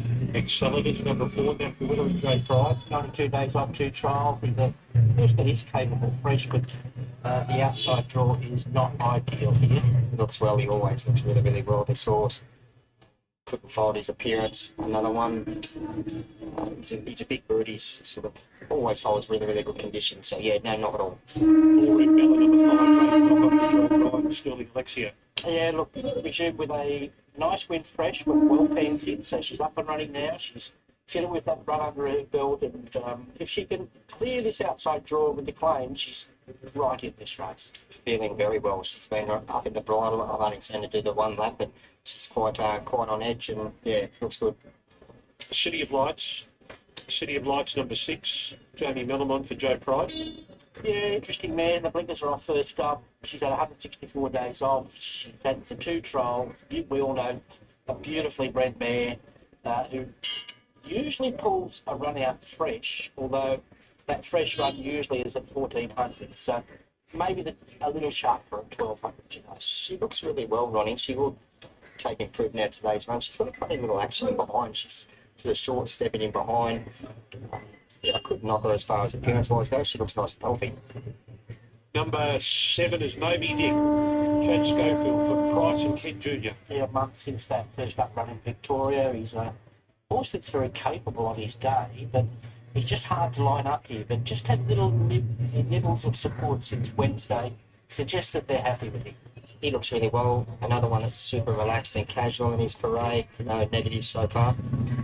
Need some luck. Number 8, Tommy Berry on for Peter Snowden. Yeah, he's more fancy here, first up. He's had his 2 trials. He just kept improving last prep, toughing it out, winning his past 2. So trialling well, never runs bad in the marketplace. He's a firmer. He's just rock solid around the in the $5 now, in fact. Yeah, he looks absolutely outstanding in the yard here today. Looks terrific. He looks like he's deep into the preparation. Looks rock hard fit. It's paraded really well. Couch your blessings, number 9, Kira McAvoy for O'Shea and Charlton. 93 days, 2 trials, better mare than those 2 runs last prep suggest. The fresh form reads well, as a rule, and hopefully can hold a more forward position from this draw. I think John thinks that she'll be better for the run here today, but I just think the map, I can't leave her out because of the mapping. She's quite hot. 5 Randwick. But I remember anyway. She's quite busy. She's up on the toe, but she's getting noticeably more. Dark glitter, Alicia Commandant for Mike Van Gestel. She's an iron mare. He just keeps overachieving at odds this year. So at this price again, no, not from me. She always plays really, really well as well, Ronnie. She hasn't turned a hair since being in the yard. She's one of those sort of plain types. She doesn't really jump out of here in her parade, but still holds really good condition as deep as she is into the preparation. Iron Man, Tyler Schiller at O'Rourke. I think he's over the odds. I think Levi's is first up here. He's been placed in 2 trials. He's genuine, never runs bad. All he has to do is use that draw to his advantage, and I think he's in the frame here somewhere. Yeah, he looks super as well in the yard. He looks fairly forward for a first up attempt. Coat's glowing, walks out very freely. Yeah, no negative at all. Cruel Summer, number 12, Molly Burke, Paul Perry. Only the 1 trial after 71 days. A heavy track would have been to his advantage. This track's still a soft 6, so he might run better than the 80 to 1 suggests, because he does have speed if they want to use it. He's feeling well. He's obviously fresh. First up, he's been bouncing in the yard. He's up in the toe, not getting warm at all. He's paraded well. Captain Amelia, Craig Williams for O'Shea and Charlton. She's had 2 trials. She's very good getting the job done in a couple of easier races last preparation. So the market is the best guide to her chances with multiple runners. If you were just going off looks, Ronnie, she's the best in the yard so far. She's absolutely glowing. She's got dapples upon dapples over Iron Quarter. She's another one. She looks like she's going into the spring rather than the autumn. Scone Galloper, Sharp Shock, Reece Jones, Rod Northam. Yep, good first up, but runs into a field full of depth here, although with Sir Louis being so well fancied, and I think Brad Gray brought up a good point about that, they shouldn't be this far apart from the market, considering the muscle build run. I couldn't find a negative for the horse, Ronnie. He looked really well. And there's the grey Getter Fix going out. Zach Lloyd, the 3rd runner for O'Shea and Charlton. I think he's the best horse in this race. I'm convinced he is. He was really fresh in his first trial, bowling up away from him, and then controlled his speed much better in his second trial. He's a 3-year-old with promise, with 52 kilos. He appeals to me. I needed more speed up front for him, though, but he's a winning chance. Looked really, really well in the yard, Ronnie. I could not find a negative for him. He looked rock hard fit as well. They're going out to the 1,200 metre start here. This is a benchmark 88. Corey, 14 to pick from. Yeah, and I waited right down there at the bottom. Captain Amelia, number 13. She looked absolutely outstanding in the yard. She had dapples upon dapples. It's going to take a bit of luck and a good ride for Craig Williams from that awkward draw. But if she gets the luck with that nice light weight on her back and appearance-wise, I think she'll run super. Yeah, we seem to be all over the O'Shea Charlton horses here. I'm not saying they're fancy in the market, but Corey and I are with them. So I'm 9, 15, 11 and 8. I'm with the other 2. I'm with Count Your Blessings, Barrier 1, getting the right run. I think Get a Fix, if things fall into place, he's beautifully placed here with 52 kilos on his back. Iron Man just fits in beautifully, just has to use that draw, and the well fancy needs some luck first up here today. Wide race, hard to dissect, 9, 15, 11 and 8. Completely agree, Ron. I thought this was the hardest race on the card when assessing the prices on Wednesday. Fitness queries, map queries around a lot of your favourite runners here. Need some luck is the best backed runner, and equal favourite was outright favourite for a touch, but now just back to equal favourite. But he's been $5.50 today into 5, just back there, $5.50 quote. But he's the most popular runner and our worst way.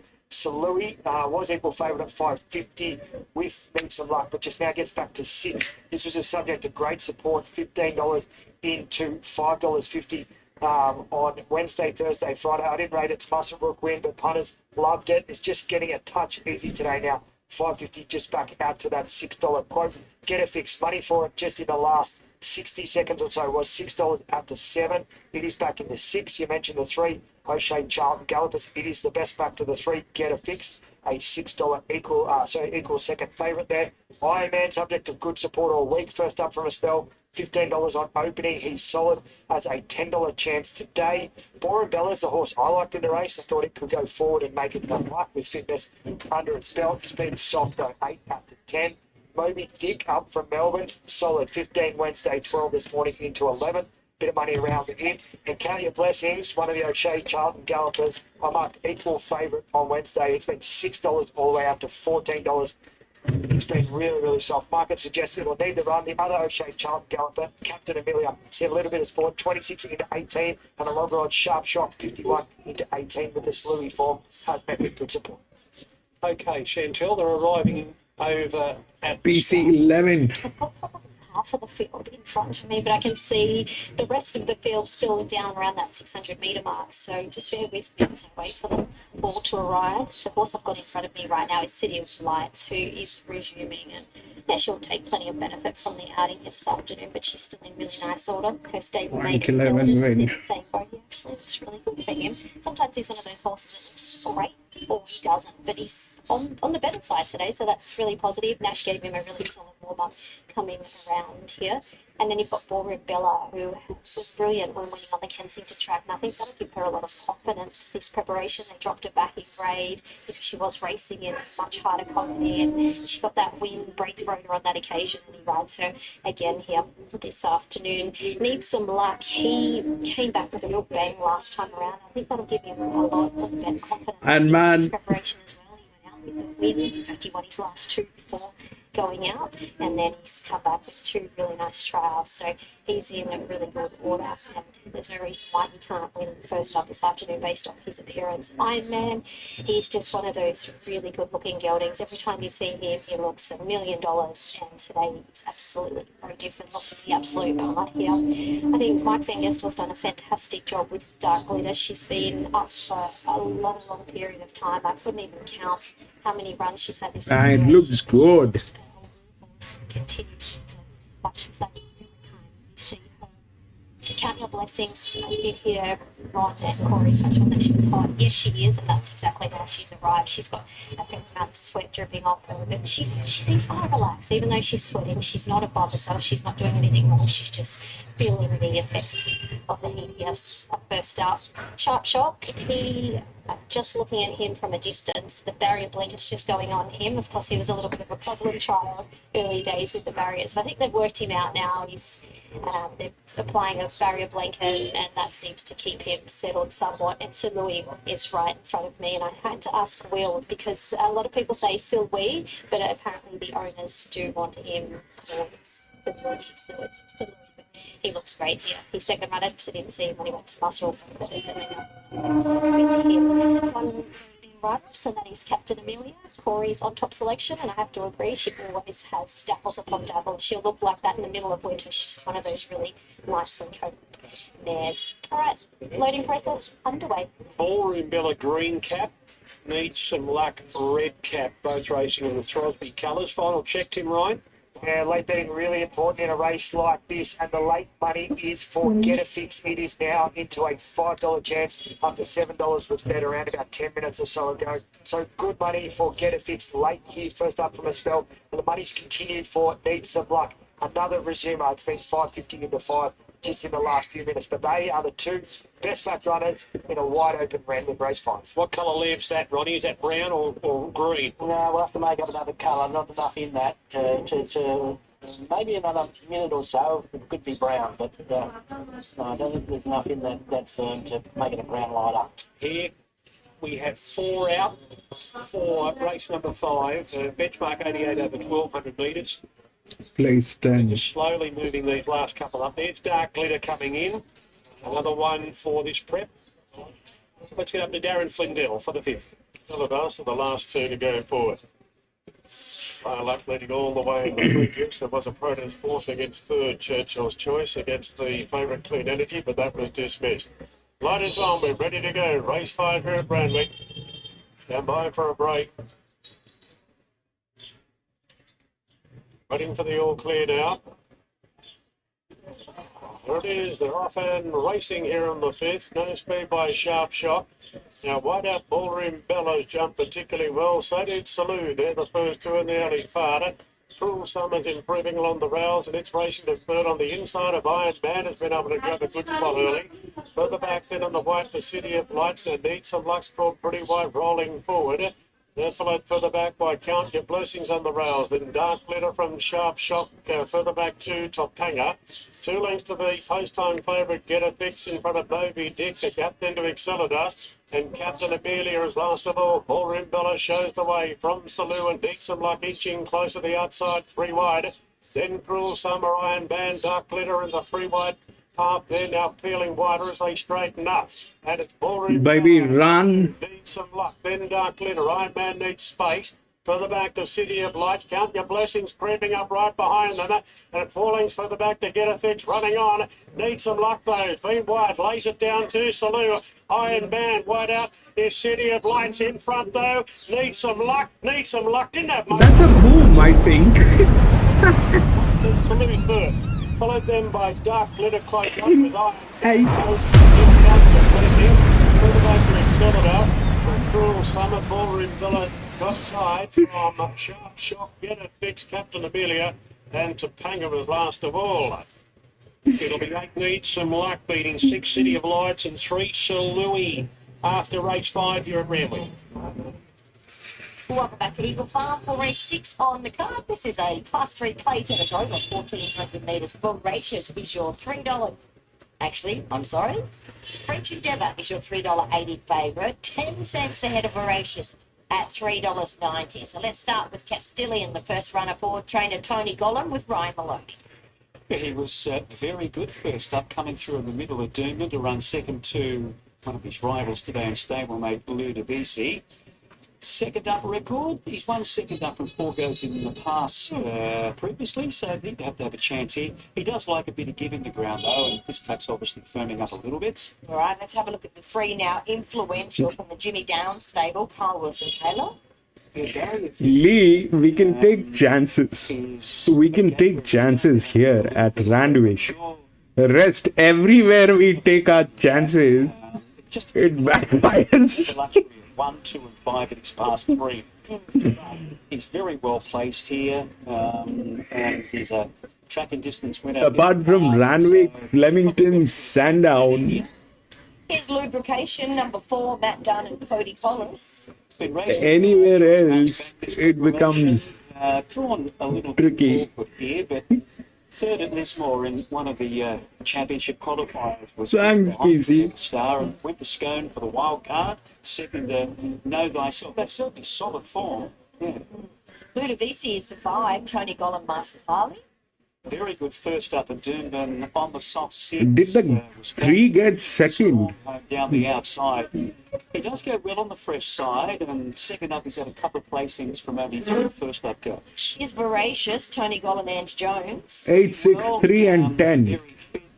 A lot on the copybook last start, but he didn't lead, and I think it's better when he can control from the front. And I think that'll be Man, the 3 did not get the second position.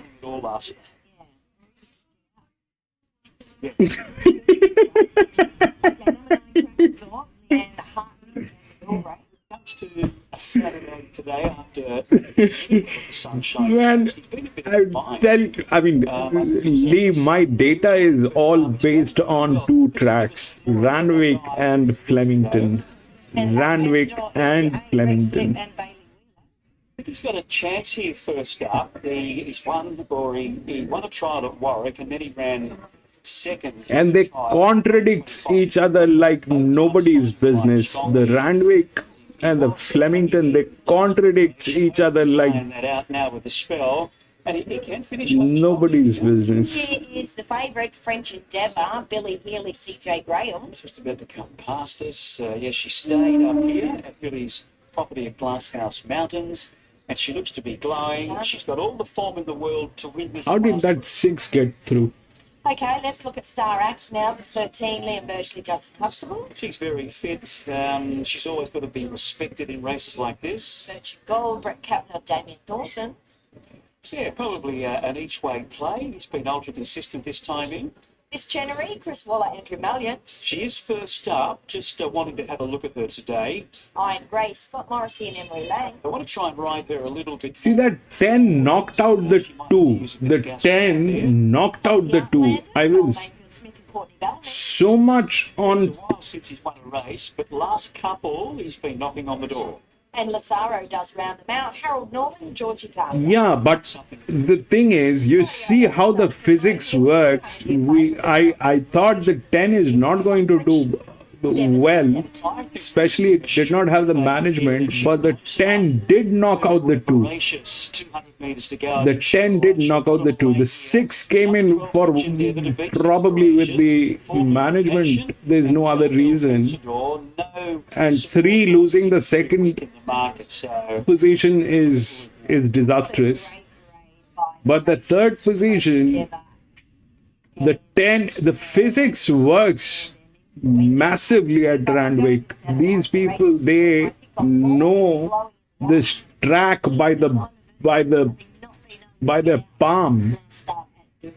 They know it like the back of their hands, and they just do exactly what is required. 390 to 360 today. 6 big bet Eagle Farm. So punters have it almost a race in 2. Lubrication also send a little bit of support, but the 2 faves, best bet.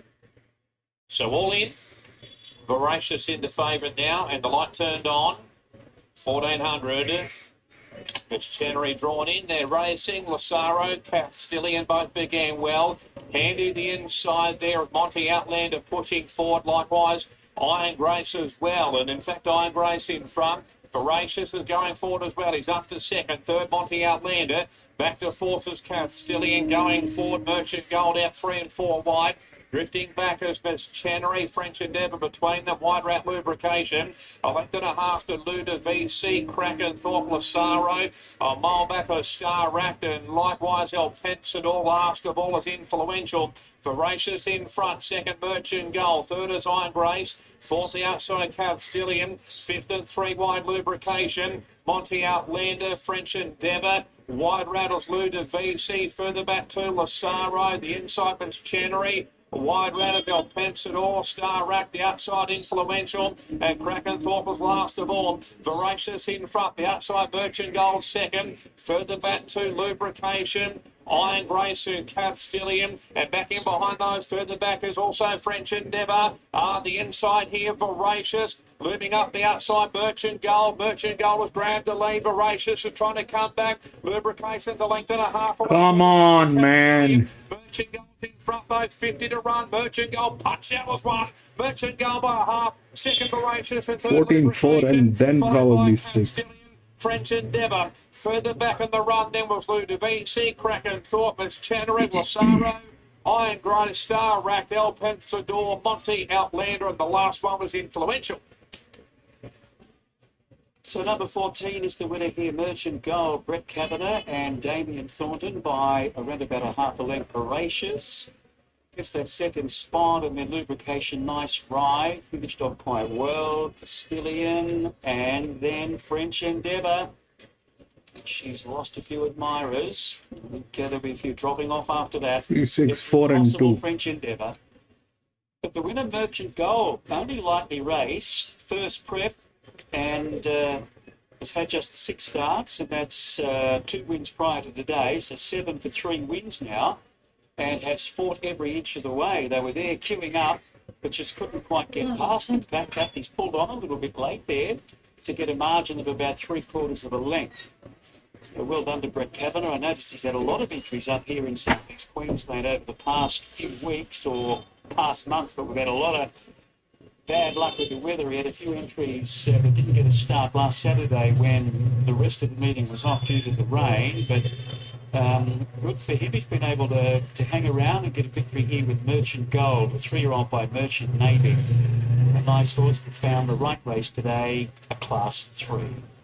So there he is, coming back in the hands of Damien Thornton. That's the story of race 6. We've still got 4 races to come from Eagle Farm. First leg of the quaddy is up next. We now need to head to Kembla. Welcome back to Kembla Grange, race number 4 on the card for the 2-year-olds. There was a late scratching number 6, Irish Sinner is out. A late scratching number 6, Irish Sinner. The favourite is one step closer, number 10. We'll get down to there in a moment. Number 1's out, number 2, Kostovic, Gerard Sterling, Mitchell Beer. I just talked to Mitchell Beer. Mitchell Bell is on board, and I can tell you Kostovic, $7.51. Well, he spelled the same, eh? You didn't get too far wrong. But trusted bed, Tony the one ran the race. It's back on the 2nd of April at Warren Farm. It was back, it kept coming. Look, best work was late in that race. So it's not that, and especially for the Royal Exit back, you know, it's going to be very, very fit. Amesbury is number 3, the first of the Chris Wallop pair, $15. Drew Buckley's on board. The Colt Road Sabadoo out of Miss Hopkins. Yeah, well, right, isn't it? Put a bit of gear changes on today from the trials. So I'm placed in 2 trials. One was at Randwick, I led. Just met Deeds late. Then at Rose Hill, I was back and I ran on okay under no pressure. So, yeah, look, I like to watch the market with it and to see they'll be running home at least. Lovely horse. The Colt on debut from the Loose Bridge Stable. Nick Haywood's on board. Inspired Legend, $34. I don't think they'll have running double. I could be wrong. But he's had 4 trials and 2 pieces. A done deal. And looking at his trials, I just think he might want a little bit further. But kicking off here at 1400, pretty astute judge Reach. So he's been back at the tail in his trial, but he's worked home all right. So wouldn't be a total surprise. 6, 7 and 8 are all out. Number 9 officiate. Chris Waller, Jeff Pence is on board. $10 and sold it around that mark.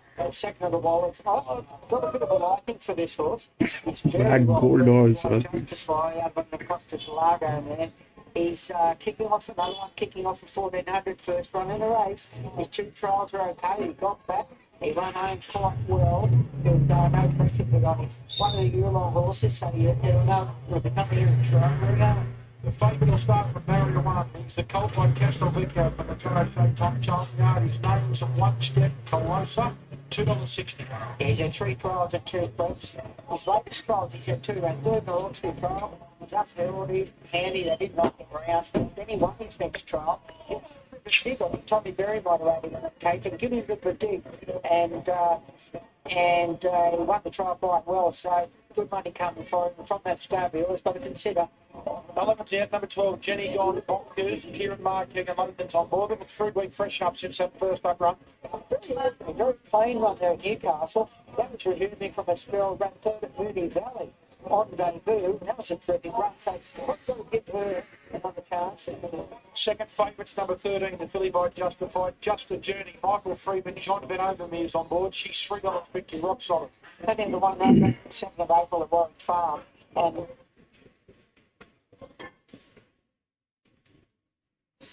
All right, so this is the 6th one, 2000 meters, Group 3 quality. Before we do this, let's check the holidays on these horses. 2 weeks, 31 weeks, 4.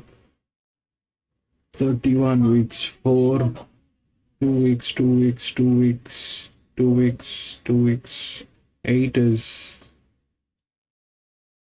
16 weeks. So this one is 4 is 31 weeks.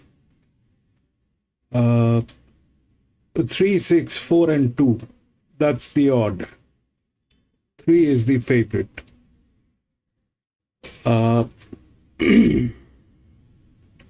We've got the physics on 12.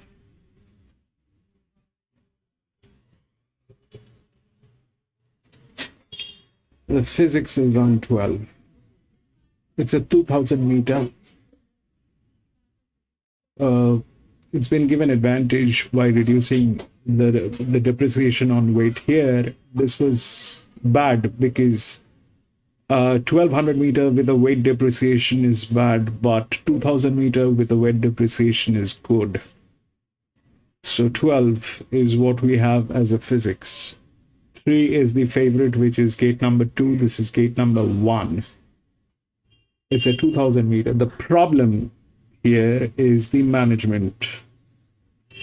So they both are bad in management. Both are bad in management.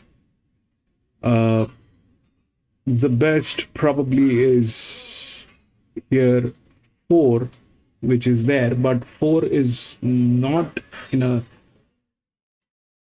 winning situation. The 2, which is the linear, is an 8-year-old gilding, and there's a weight appreciation on this particular standard, the G3. So the 2 8-year-old, I don't know what this will do. Honestly, I don't know, but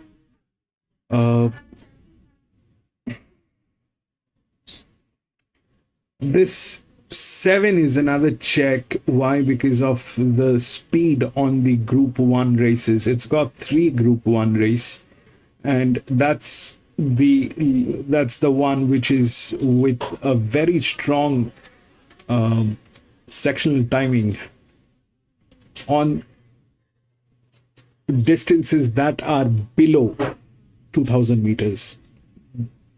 So that's why it has gone to an EW. It's gone to an EW because that's how things are now. If we look through the rails, then we definitely get the 13, which is gate number 4. It's a green line, but they are also probably new. I don't know. This is 6 is the largest outer drift. The physics works on the drifts. The physics is there. So whether this will work is something that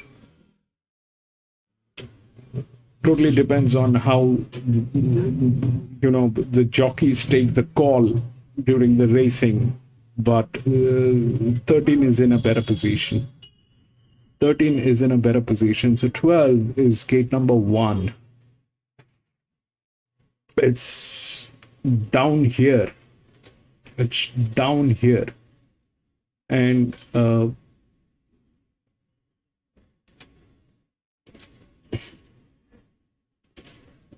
it's the third one in handicapping. It's the third one in handicapping, which has got way more advantage than this 8-year-old gilding and that 6-year-old gilding. If we look at the handicapping, this is the highest handicapping. Then it is this one. Then it is this one. Then, of course, we have 3, which is there. If we look through the pressure line, this is 95 by 36. This is 96 by 33. 3 definitely has advantage. 3 definitely has advantage, but the physics is on 12.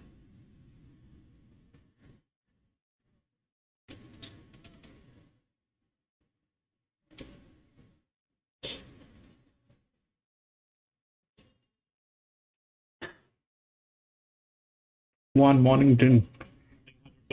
Last look at the early quaddy today. 2-year-old mate. Super mate this afternoon. So coming forward now, Wentworth Falls. The line is just about complete. I'll say that. Officiate. Hansbury just getting himself right again. Jockey back in the saddle. We are set to jump here.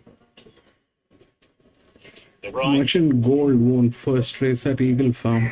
Starter just holds them. Off at the 1400 metres, and Jenny Gone Bonkers began brilliantly. Straight to the early lead from Just a Journey, spearing across. One step closer, the favourite balances up in third. Then Officiate, Villa Castina's out 3 wide at the early stages.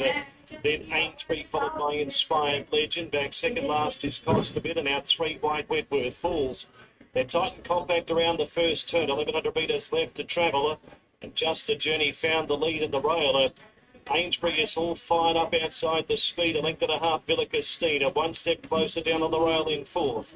Then Jenny Gone Bonkers now back to 5th spot. Inspired Legend on the rail. They were followed by next Officiate. Then came Cost a Bit, and Wentworth Falls at the end of the field. 650 left to go. Just a Journey had a big race breather from Ainsbury. Third is Villa Castina. 1 step closer is close enough, if good enough, there on the railer. And is about to peel to the outside. Then came Jenny Gone Bonkers and Inspired Legend. At top of the straight, Just a Journey in front from Ainsbury. Now 1 step closer, decides to stay back to the inside. Then came Villa Castina. Jenny Gone Bonkers winds up out in the middle of the track. 2:20 to go. Just a Journey, the leader narrowly. Jenny Gone Bonkers on the outsides, inch by inch, wearing down the margin. One step closer next. Then Wentworth Falls firing up out wide. The leader, Just a Journey. This is a fighting win here by Just a Journey. Too good. Just a Journey won by half a length from Jenny Gone Bonkers. Wentworth Falls. Villa Castina one step closer. Then Inspired Legend. Officiate was next. Then came further back in the field was Costa Better, and Ainsbury was back at the tail.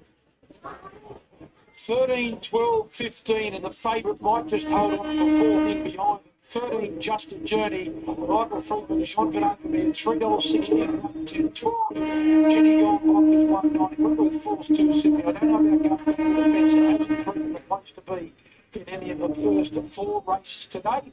And I think the leader knew that, and he let the favourite go back to its inside. But 13, 12, 15, and maybe 12 holds on for fourth, just in front of number 14. That will be the numbers. They'll be the numbers 13, 12, 15, and 10. That's race 4 done and dusted. Let's go to Royal Randwick. Another feature race coming up. Here's Alice Oakley.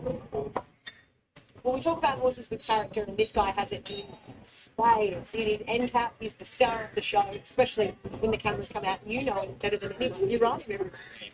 You know, if the moment it's got the camera, mate, you will not get him away from it. He fits here, he just stands, he knows when it's all about him, you know, he's just such an easy horse to deal with, and I'd love to see him get up. He just tries hard, doesn't he? Oh, exactly right. Like I was over the moon with running with Doncaster. I thought the whole way down the home straight, I said, he's going to get him, and just a shadow of the post that just fell. It was about a neck short. He's about to take the microphone here too from us. What's he like? He's quirky in a way where he just, everything's a breeze to him. And if you annoy him and try and change that, you'll soon find out who's bossy. He's a very straightforward horse. He just goes out, he cruises about. If you say, come on, mate, let's go, it's slower. And he's just a deal, absolute pleasure. Yeah, of course, his breeding success. There are few horses that are very dicey, man. There are few horses that are very dicey here. So I like the 12, but the management is bad. The 3, even the management is bad. The 12, I definitely have physics on this, but I don't know whether they'll be able to deliver this. I don't know if they can even assume that they have an advantage and they can work on it. The horse is good. It's got 9 races. The gate speed is fabulous on this. Everything looks good on 12. 3 is the favorite, which is the next gate, but that will not work. Something else will get in. And the other thing that might get in is one with the rails. Sorry. So that 13 is a check. That 13 is all green. It's one of the heaviest horses, 13. It's gate number 4. That's gate number 1. This is gate number 2. And this is a 2000 meter. So, I mean, here, the 8 was okay. That's a 13% drift out with a linear. It's okay. I can take that chance. But here, that 12 is at a 31% drift out, plus it's not the linear actually. It is a weird number. But we have to believe something or the else. 3 is the favorite, which is the largest inner drift. This is not in a winning position. That generally doesn't happen. We need to have a lower number. If we have to have a lower number, then we are looking at what? These are the numbers that we are looking at. 7, 11, and the 5. These are the numbers that we are looking at. 7, 11, 5, and 10. Out of which 11 is in superior hand. That's gate number 12.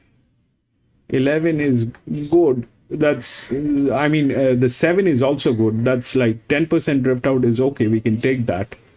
Plus it has been good on you know, these races, the group 1 races. It's got a fabulous sectional timing. The problem in this one is the management. Either we accept that with a pinch of salt, or we step out. That's the idea. The other thing that is possible is you know, this one is also not in a winning position, but it has a green line. This one is an absolute green line, which is the 13 is a green line, which is with one of the heaviest horses. This thing on a 2000 meter you need body weight, so that's the body weight, and it is one of the drifts that's it shouldn't work. This I mean this generally doesn't work. You need a lower number, but there are no lower number. The only number that is there is 8, which is lower than this, but handicapping is much higher than this, and this we have a physics on 12. It's either 12 or anybody else.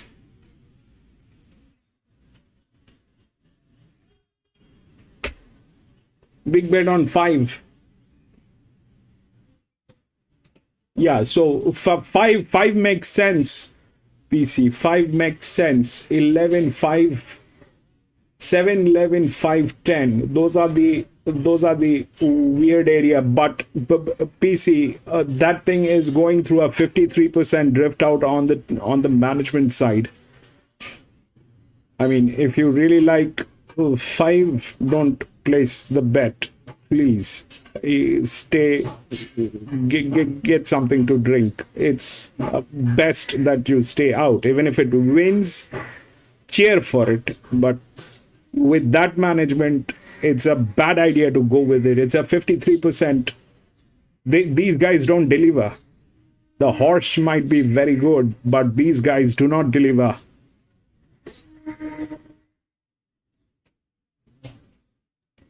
These guys don't deliver. That's the problem. These guys, it's a bad management on everything else. That's the 12. What are they saying? Number 13, Rachel King and Peter Snowden. Understandably, he's had specking today. He's passed 2 of them much better. I don't know this actually. This is a tricky one. It's really good condition. Yeah, I couldn't find him as far as appearance-wise goes. Okay, Tom Charlton, Klondike, an import like yourself. What are the expectations? Look, It's not like last week when all the best of the teams were playing. Today they have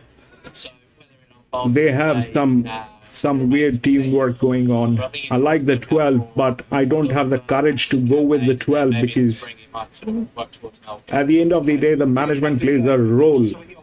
It's very poorly managed. The same is 3, but 3 is the favorite. Probably doesn't have a massive change of speed. You know, he'll appreciate a good tempo and you know, where that'll bring some sort of assets into it. So, thank you. Thanks, Tom. And he's scoring. Yeah, I settled with number 6, New Endeavour. I just thought he trained on really well from that last run there at Rose Hill. He'll settle closer to the speed, and I think he might super. 13, just needs things to unfold getting around this first turn. New Endeavour, and I think he's right in the finish here.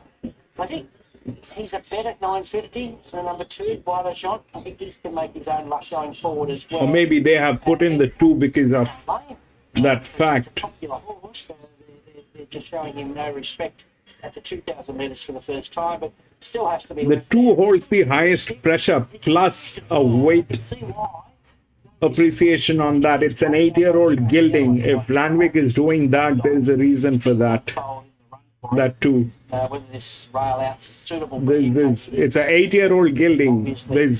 Very high regard. You see that two From us on Ronnie. is the highest pressure, 69. And it is not even the best horse, but a weight appreciation on this. It has been on this distance forever. And that's the management on this horse. It's the linear. But the physics is here with the 12. The management is bad. $9 chance. It's a big go for him. We had $26 about him earlier in the Lewis, boom. Which price is $950 chance. He's changed today. Touristic just in a roll 12 into 11. And a struggle to lay much else. Palmetto, Naval College, and Scarlet Oak all drifting. Scarlet Oak, I thought, was over the odds, might run well from gate one, but no money at all for this. The favourite claims again, now into $3. 313.5. Support for New clear favourite. Well, we're keen to lay Klondike and Inca. I'll be out. Okay, let's go to sheet 2 behind the gates. Thanks, Greg. New Endeavour. I'll be out. Right in front of me right now. Horse number 6. He's absolutely spot on now. Third run into the campaign. So we're ready to see a peak performance from him. And then you've got NCAP, who continues to look fantastic. Every time you see him, he's such a solid little nugget of a chap. And he's great again. So it'd be interesting to see how he handles the 2,000 metres. But from all reports from the stable, he should be able to get it. Number 4, Klondike, the import, he's getting rather hot. So he's finding the Australian conditions a little bit hotter than what he is used to. And I'm not sure if he's on your screen at the moment, but he's sweating up quite badly. So whatever he does here, he's always going to take a lot of improvement. From Palmetto, he's feeling the effects of the heat this afternoon. He's a horse that sometimes he doesn't sweat up, other times he can. Today he's a little bit Frank 5 win. saddlecloth there. He's a shocker. He's great. He might be ready to show a little bit more than what we've seen from him. Sounds of Heaven, fantastic once again. She's a lovely, big, strong mare, and she's looking great. Molly Bloom, haven't seen a lot of her, but we should really see more from her. But the way she's turned up looking here this afternoon, there's no reason why she shouldn't improve off that. And they've got Brighter Jean. He's such a beautiful grey. He's probably in the same boat, ready to peak now, third up into the preparation. And I love Touristic. I thought he looked great last time out, and he looks even, it's even good, better here this afternoon.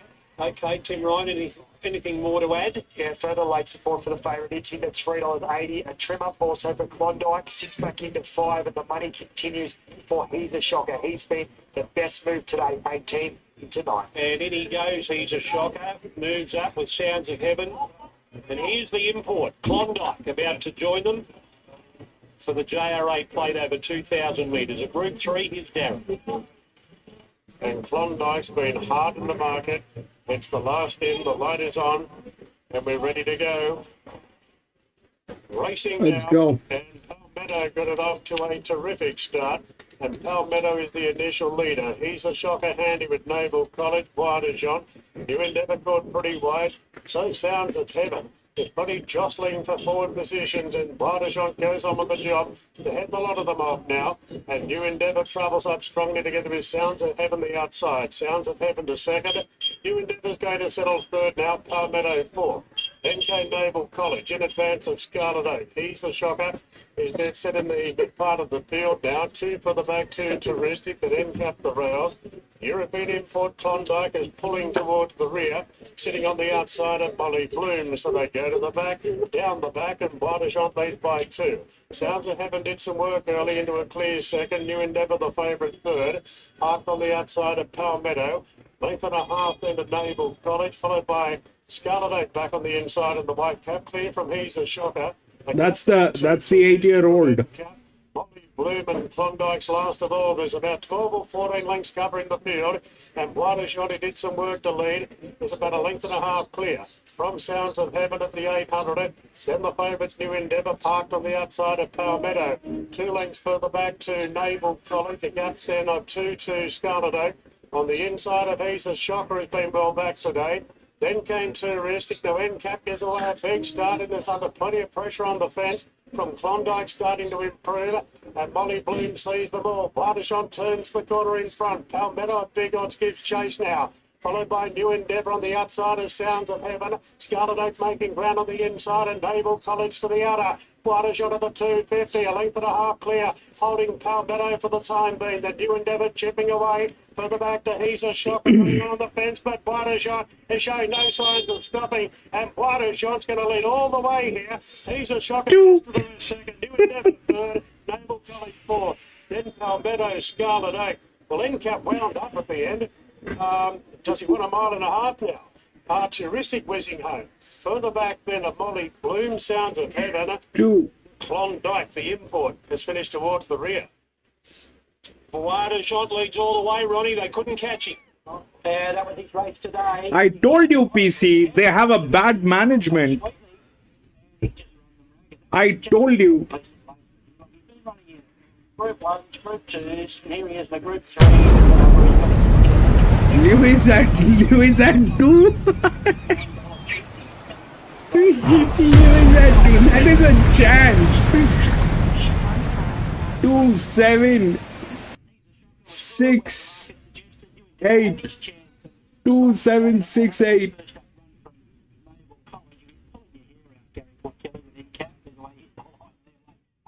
Doing his thing in the run.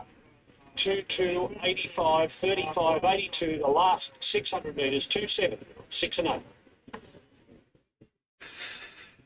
Farm, it is time for race 7. Here is what happened. If you see what has happened, that 5, I told you, it's a 53%. They are drifting out. This management, they're losing money. This ownership is losing money. And probably in few weeks, I can tell you the kind of debt that they have. If this thing works, okay, I can tell you the kind of debt that they have, probably. So 5 is losing money. They are in stress. This is in stress. So, and that 2, that 8-year-old Gilding, look at the management on this, and they have a appreciation on weight. That's the highest pressure that this 8 is carrying. That's the highest pressure that it is carrying. But that's not a clear shot. It's not a clear shot. I mean, it's hazy. Cannot go with this. There's bad management working.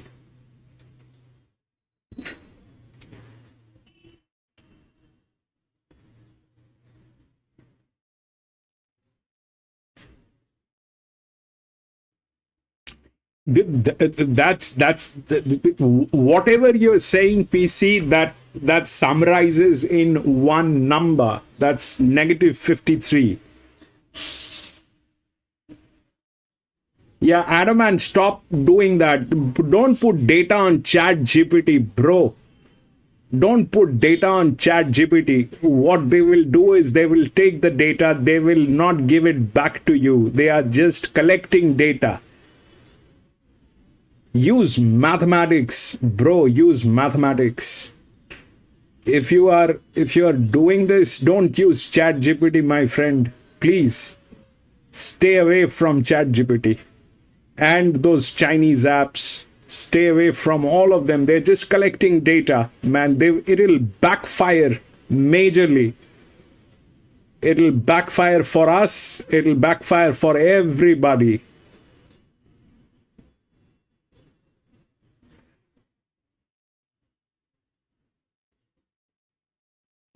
You're probably right, PC. Okay, then it is okay. Then it is okay. Then it is okay. But whatever prompt you're using, I never use, I only use AI for all those graphics and everything. I make the AI do the secretary job. The secretary will draft something, or draw a picture, kind of stuff like that, not data. I don't export data. Do not export data. No personal information, no data. Do not give it to ChatGPT. It'll backfire. It'll backfire. God knows what they will do. God knows what they will do in coming times.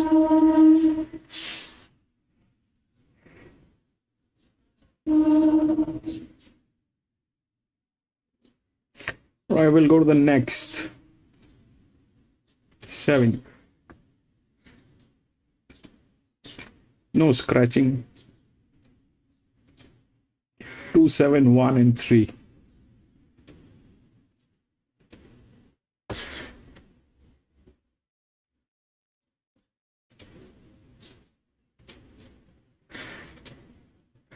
Track firming up. It's better going the other way. When he looked like Burnborough last start, it was on a soft 6. So I'm just risking him to go. I too am playing a roughie here, so my pick is Fleur de Mon, second up, who I thought was brilliant first up. Just hope she can reproduce here. All right, let's get to Tim. David Dale keen to just take on a little bit late in betting here. We've got him from $2.90 now to $3.10. May even just get a touch better than that late in the last 30 seconds or so. Now $3.20.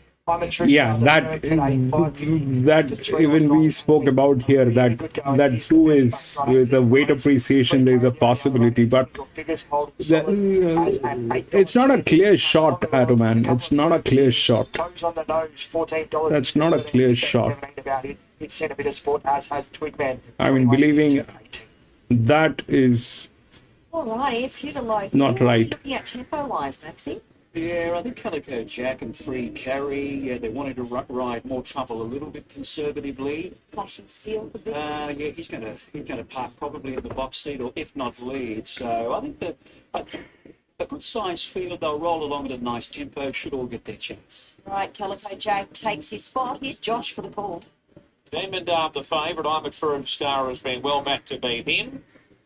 And they're all in at the mile. The light turned on. Good line.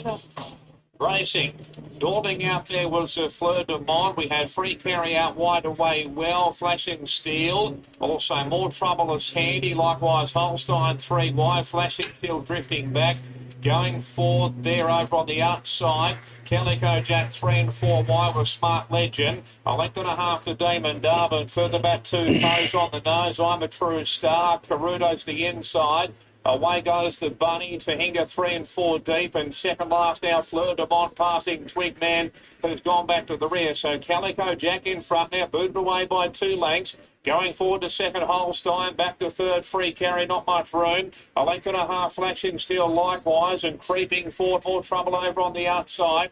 A length and a half to Smart Legend. Next the inside is Demon Darb to Hingers out wider. Caruto, toes on the nose, away goes the Bunny, I'm a True Star, Fleur de Mon, and Twigman last of all. So Calico Jack leading narrowly, going forward, it's Free Carry 3 wide, Holstein between them, further back to Flashing Steel, More Trouble, and Demon Darby making ground back nearer the inside. Calico Jack, here comes limping up the inside now, the race favourite Demon Darby, down the outside Free Carry, further back to Flashing Steel, toes on the nose of getting home late. Just in front, though, is Damon Darby, the outside Free Carry, but Damon Darby's kicking well. A length and a half in front. It's well clear, Damon Darby near the line, and Damon Darby's flying. He's won again, Damon Darby. Second photo. What about Fleur de Mon?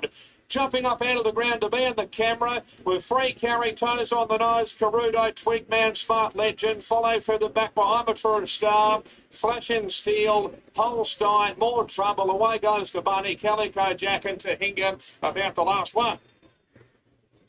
So Demon Darb has won again. Not quite as impressive as last time, but he gave them something to catch there at the top of the straight, and he was always in control. Number 17, Robbie Code and Bailey Wheeler.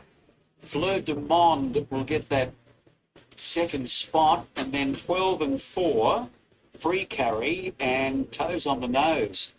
Toes on the Nose did strike some early trouble in that race, so obviously his run was quite good, but he's just in great form. He really enjoyed the soft track conditions at Doomben last start, but equally as good today. Demon Darb. That's his 5th win at start number 21. So he had a really good prep a couple of preps ago, but he's certainly got his act together now with those 2 last wins. He's been able to dominate at Doomben, and then again today, as we see them, the huge field turning into the straight. Holstein takes over from Calico Jack at this point, free carry, and then we're looking for Demon Darb, who burst through. So a top performance by the 17 Bernie beating Flirtamont. It might have been a little bit stiff there. Maybe next time for her, then free carry and then toes on the nose. All right, let's have a chat with our winning trainer, Rob Heathcote. The openers are stoked. Lots of cheering happening here. Yeah, there's a whole lot of them here. I've got to be honest, we were pretty bullish about his chances today. And missing that run because of the weather wasn't a bad thing, because he was on a short turnaround and he was devastating last start, and he's brought that here again today. And Justin Anderson, who straps him there now, rode him on Tuesday and came in, and Justin doesn't say much when he came in and said, should he been good? He said, this can't get beat. Pretty much. And, you know, when you get a ride like that, we just got a pearler from Bailey. Barriers held 7th with cover, peeled him out the right time, and we did the rest. Great job. Good on you, Rob. Good on you, mate. All right, there is winning trainer Rob Heathcote. 17 beats 5, 12 and 4 as we head to Kembla. Welcome back to Kembla Grange.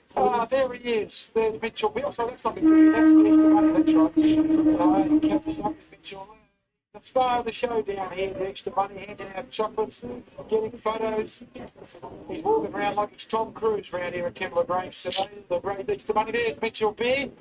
You know what the extra money just said to Mitchell Beer? Is there any chance you might need all the chocolates on board for the kids? Rightio, Wayno, we're going to look at these horses. You're on fire. You tipped 3 of the first 4 winners. Let's have a look at race number 5 on the card. This is the first leg of the quite driller as well. So the first leg of the quality. Number 1 is out. Number 2, Ready to Shine. $4.80 Ready to Shine. Trained by Matt Smith. John Perot be on board. $4.80. Good run first up there, Brown running second. August just far too good for it there. Has run second up in another preparation. Last preparation went very, very well, very consistent. So there's 2 in there. I think that's not much between my 2 favourites. Number 3, sorry, is Taylor. Just Taylor for Toronto. Made up $9 for this man. Just struggled when Teresa ran in these provincial championships. Had one away farm before that, a nice filling race, but she's better than recent runs, I tell you. So that's normally well on her home track here. Number 4, Bob Rides Forward, invading kind of Andy Atkins, riding the loop right, just getting out to $7.50. Now, last time it was here at Kembla, he won by a big space one. He did. For me, that was an easy race for him to win, to be truthful. They've had huge raps on this horse from the day he was born, I think. I've given him a few times, he's told me a few times. But the Arnie's went 2 runs ago. Very, very hard. And I think last time, probably cut him a little slack. He was right there at the Oxford. Number 5, Precise, the interesting back today. He was on Speedy over 11 one easy. They're going to ride back for each day on board. He was always filming with Godolphin. He's now with Mitch. He's done very, very well. So maybe just don't race like he could take a try to put him there. Probably why they do. Very consistent horse. He got headed and fought back strongly there in Newcastle. So I got him in the mix. All right, this is the 7th one here at Randwick. If we look at the odds, it's 2, 7, 1 and 3. 2 is the favorite. Okay. If we look through the rails, then that's the order: 7, 1, 2, 3. Now, here is the thing. This one is a Group 1, but we've got a lot of maiden horses in here, like the 5. I've got a absurd physics on this.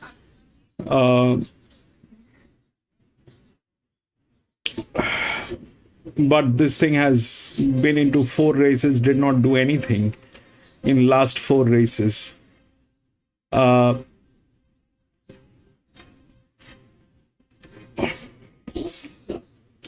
they're like that. I don't know if that'll work for anything. If we look at the top odds, and we look at what's going on. So 2 is basically a second horse pool. This one is not a winning horse. This basically is a second horse pool. The linear is 1, but the problem is that it's a colt and filly, and for a colt and filly we needed a little more, you know, advantage on this horse, which unfortunately we don't have. I mean, a colt is a colt. That's something that is a very difficult animal to work with. But it has the best jockey that's there. It's within the rails. It's got the best management going on. But it's not the best in terms of the physics advantage. That's with 5. The advantage is with 5. Okay. Then it is 11. Then it is 1. Then it is 7. And then 9. Let's not even talk about it. So if we look through the rails, I mean, this is what I think ideally. So the 7 is with a fabulous Group 1 sectional timing. So that 7 came in with that sectional timing in the previous race. So we've got that. Plus, if we look at the pressure line, so this is 69 by 98, then it is all 60, 61. Our best, I mean, if I want to go here, then it probably would be 7. That's what I would like to go with. It's a 15% drift out. That's okay. We can deal and work with that. This is also a very good management. The 2 is a very good management. But that probably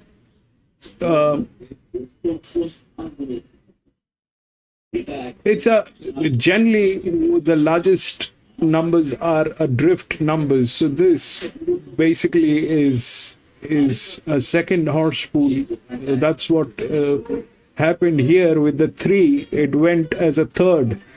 I thought this thing is going to go as a second, but it did not go as a second. It went in as a third.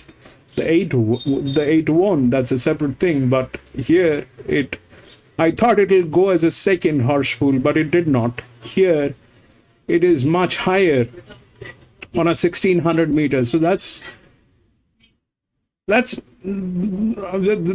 advantage. This it's disadvantage. And if we have to take a look at between 7 and 1, then 1 is in 1 we needed a little more. The jockey is good, but it's a colt. Whether that thing will work, I don't know.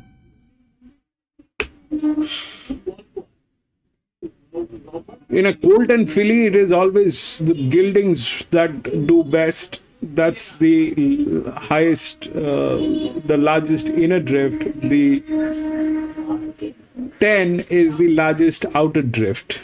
So that is there in some shape. That's the largest outer drift. So if we look at gate number, that's 1. This is 3. And then there are these neutrals, which I am not sure what they will do. But here, I don't know if 1 and 2 they are in a position to deliver. They both are colts. The 2 is good, but that's probably a second horse pool. The 1 is in good hands. It's the linear. I generally, up till 2000 meters, it is always the linears who will win. It's a 226. I do not have reasons to doubt, but it is a colt. Whether it will run and listen to this jock is a question that only the horse knows the answer. then it is 69 by 98, which is better than both of them. This is 61 by 144, 61 by 150, 145. This is 60 by 59. This is 69 by 98. So this is well optimized.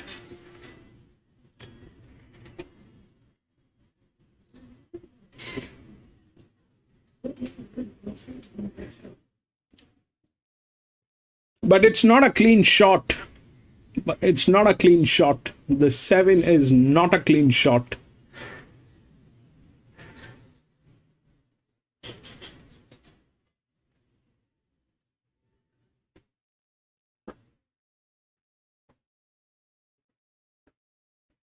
All the way more because it's a mixed sex. It's all hormonal in there. They're not even thinking about racing. They're thinking about partying.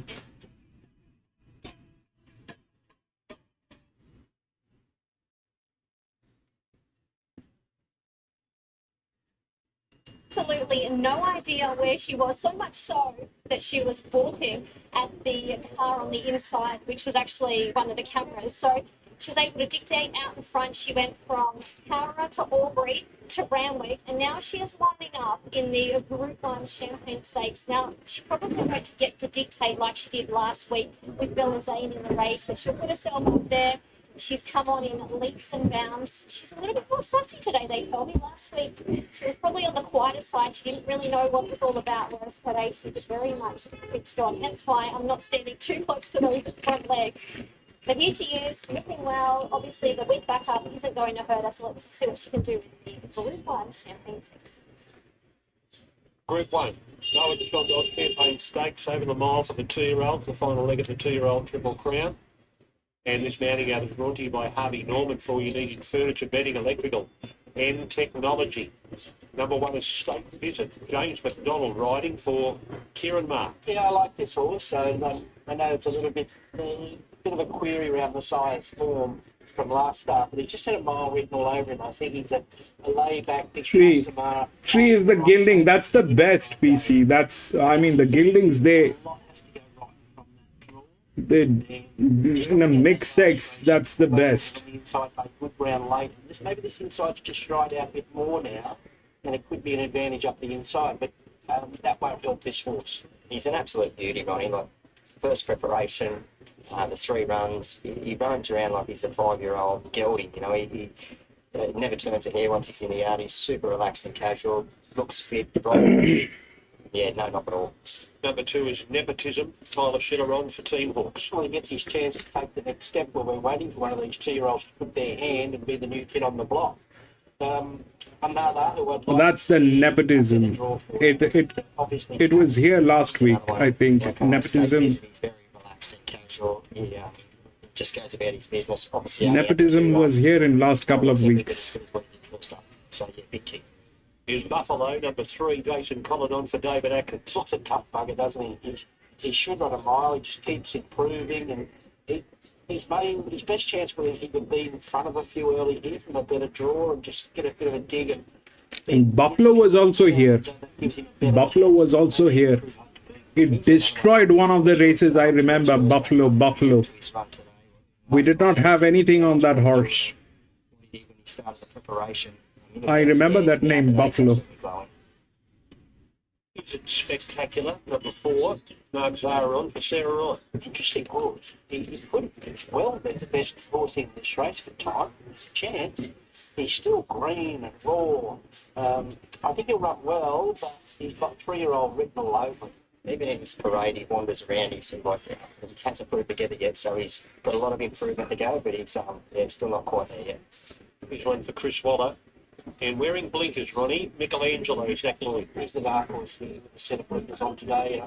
Hopefully it won't be a slower race than last time. He did more than enough behind Nepotism 2 starts back, with this race in mind. So considering a total for him last week, he's got more to offer this week, and he might be a touch over the odds here. He's a beautiful horse. He's so mature as well. That's the number 5 on which we have the physics. Terrific, but just like the way he goes It's about his business. That's the number 5. It's got 4 races, did nothing in last 4 races.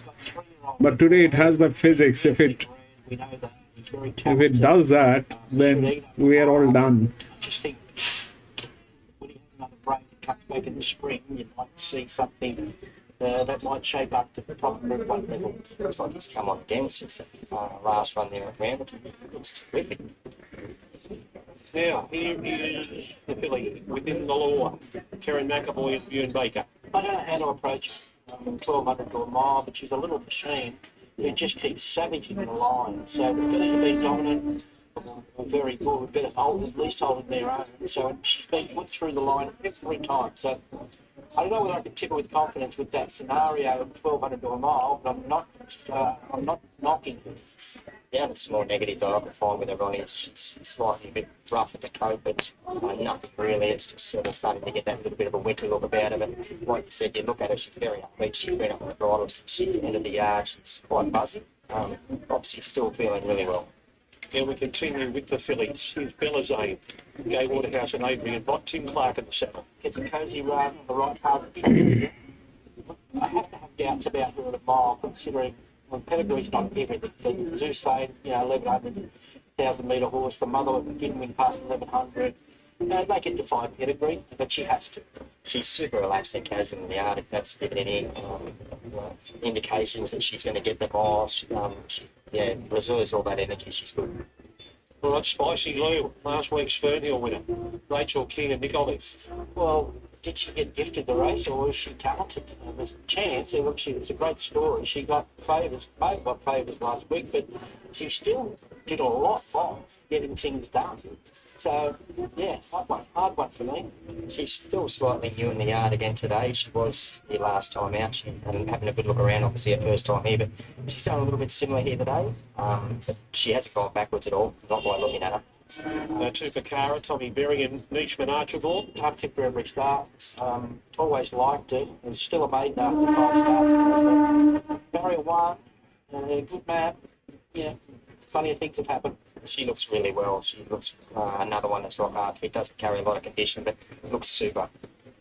Lady Pankhurst, Craig Williams and John Sargent. Very good considering 1,000 to a mile last week, but it wasn't a proper contest. Can take the next step, but next prep might be her go as well. Yeah, she's a leggy type. She's still got a fair bit of furnishing to do, but I couldn't knock her as far as appearance-wise. Yeah, she looks well enough. Next gen, Chad Schofield, Neachman Archibald. I like the timing. $18 looks attractive. I thought she was terrific against the favourite, the value. So she's third up now. Looks like the mile's okay. And I'm considering her one of the better fillies here on the day. Yeah, no negative from mine. Neither got it. She looked well. Here's Bjorn Baker with Within the Law. Now, this will be some effort, 1,200 to a mile. Where did you think seriously about it? It's a big ask, no doubt about it, but she's been in for a while and she's got a lovely, relaxed racing pattern, so that gives us a bit of confidence that she will get the mile last week. And she is on the back up, which gives her a bit of a tip. But last week she was very good through the line and only warming up. There's something about her. Yeah, she's genuine. She's out of a dumb deal mare, so on pedigree we've got a chance. Good luck. Thank you. There's Bjorn Baker. And here's Nick Olive. Well, he took up a challenge last week with the Fernhill, and now he's going to step it up a notch again with a champagne. You're here.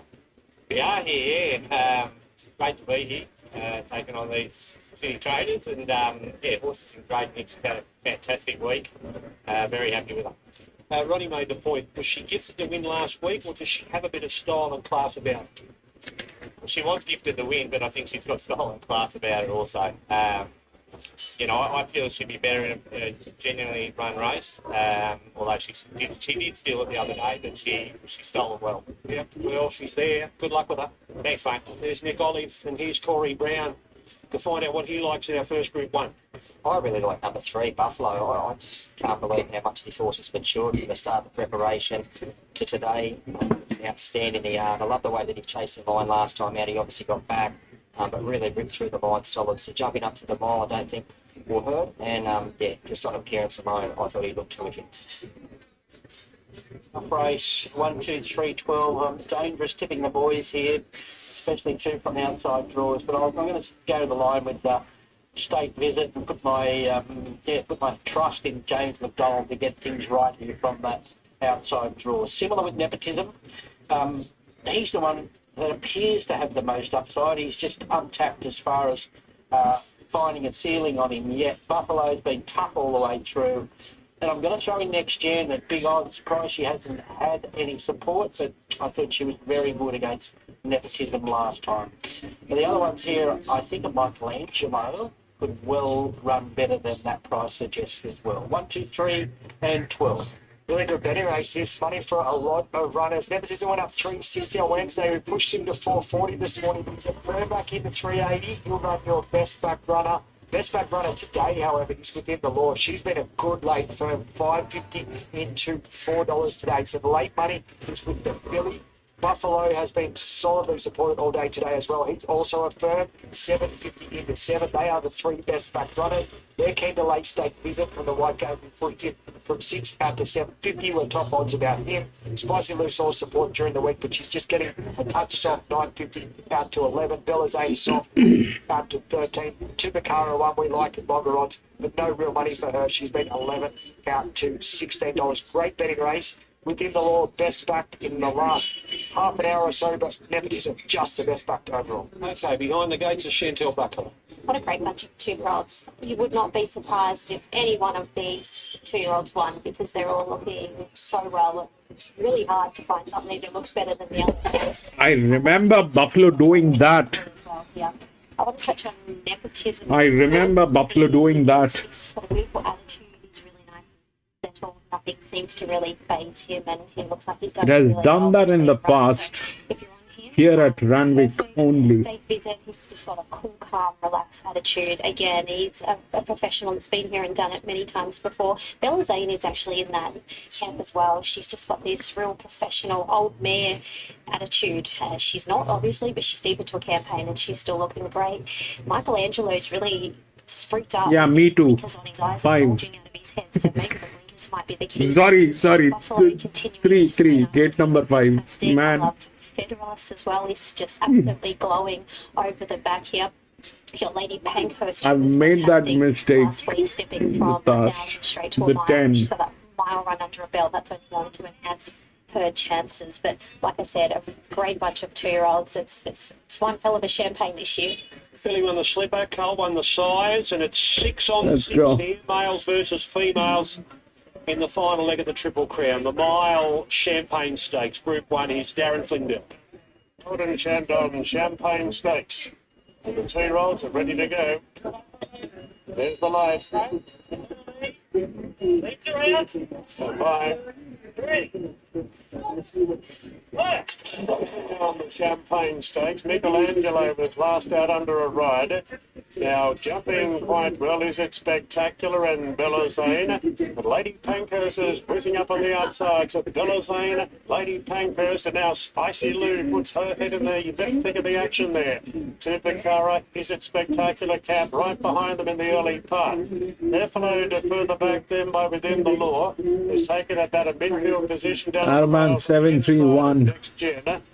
2 lengths further back in the field, then Buffalo's well back at this point, and further back then to Michelangelo with Federalist, and the favourite Nepotism is the last one. 800 metres to go. Belazane ahead in front to Lady Pankhurst, and Tupacara is getting right up behind the leader in third position at this point. What is he doing?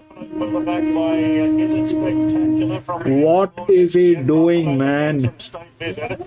Then came Michelangelo from Federalist. Why is he doing that? So troubling around the corner, Belazane, Lady Pankhurst. They go He's going to get stuck in the traffic, man. 3 wide. Then to Picara, Is It Spectacular Within the Law. Buffalo starting to pick up between them, although the gate got shut on Buffalo, and State Visit's winding up. Nepotism's got it all to do. Spicy Lou, she's shooting for 4 in a row, and Spicy Lou takes the lead on the Champagne, but Tupacara's pouncing it. Nepotism's winding up with a big run on the outside and Within the Law. 10. Nepotism Within the Law. Here we go, Nepotism. 2. From last, Nepotism nosed out Within the Law, doing the Champagne Stakes, Titpacara third. Then came Federalist, State Visit, Buffalo, Spicy Lou, Michelangelo, a gap back to the rest, Bella Zane, from Is Spectacular leading first, and Next Gen. Big win. Big win. One of the biggest wins by a 2-year-old this season.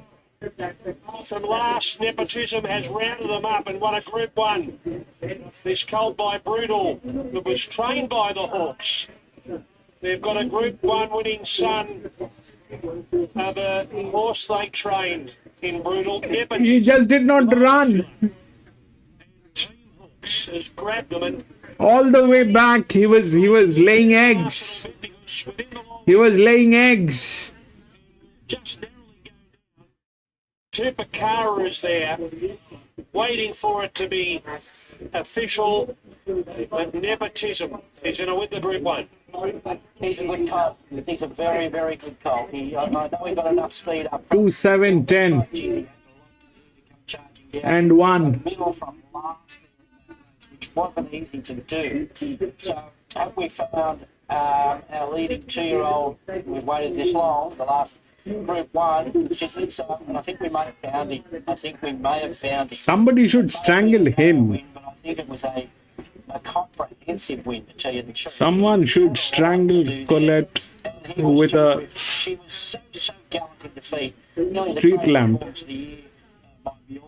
and lynch. Within the law, but she was just beat by a good colt. She's run boldly to Cara, having every chance. He got on okay there. State visit, no really. He was here. He's obviously going to get into traffic, and now he's trying to do all that circus. Look at that. Look at that. What is he doing? They did put the speed on up front, so it allowed him to get back and get into his rhythm. But to circle the field like he did from the 300-metre mark and still be last, and to hit the line like he did, I think they got their hands on a very nice horse. Yeah, Neil wear its colours with Nepotism. Tyler Schiller coming back. We'll hear from him in a moment. And I think we're going to hear from Wayne Hawks. He's going to have a chat to us. Congratulations. Wonderful, wonderful colt. Lovely horse. It's very hard for any horse to do. Come outside. Not clean shot. Anyways, well, we tried. Two horses, they'll both there. Of course, the replay again. Which wouldn't be too many hard luck stories for the run of the He's a special colt and he's out of that special family. So what happened basically is that 2 was basically a second horse pool. But the first one was confusing. The first one was 5 that could not compete because it never had anything. The first one was here, and the 7 was there through the rails. That happened. But this was the second horse pool, and because there's nobody else, it knocked it out. This was basically the second one, but got through, which is good. 3, we took a chance, but that was the largest inner drift. The outer drift was 10, which actually got through. Man, this is bigger. The outer drift was 10, which actually got through. We have 2, 7, 10. 2, 7 with the rails, and this is the drift. Actually, this should have gotten in between, but this was anyway the second horse pool. So this entire thing was a little jumbled up.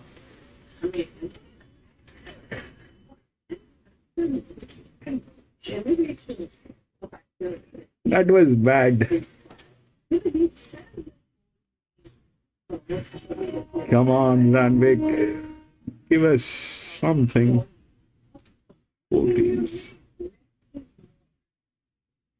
2, 4, 14, 10.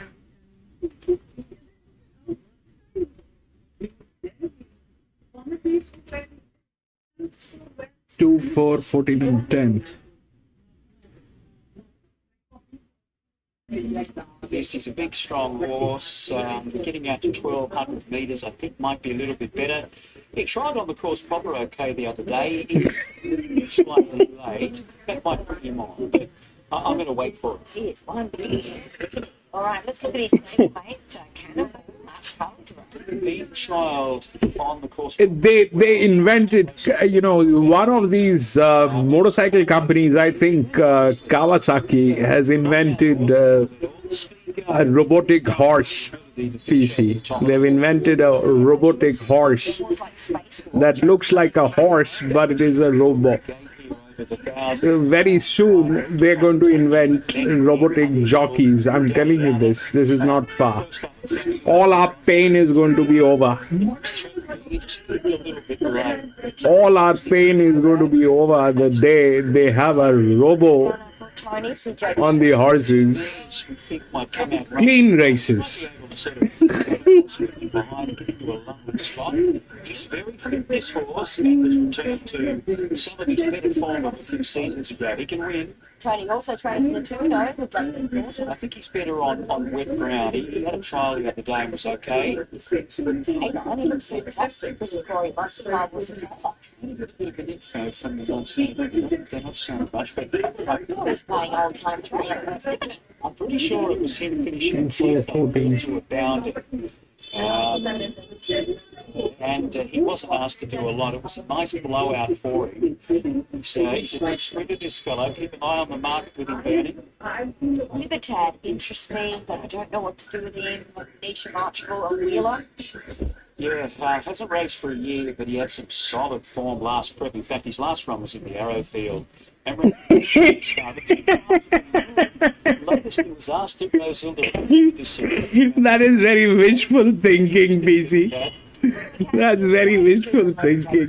He's a good short course sprinter. This looks a bit rich though. Here's Wonder Rocks. Lindsay Hashmark did the same. Loves this course and distance, and she can break 57 pretty comfortably. Big chance. We can lick on Tony Goll and Emily Lang. Great record, 9 wins from 16. But I just often keep thinking that she draws 1, 2, or 3 most of the time. Yeah. Today she's got a job to do from barrier 10. And Super Daisy, another speaks at Trevor Militant Ripper. Yes, she loves the short course races as well. She'll give you a sign for a fairway.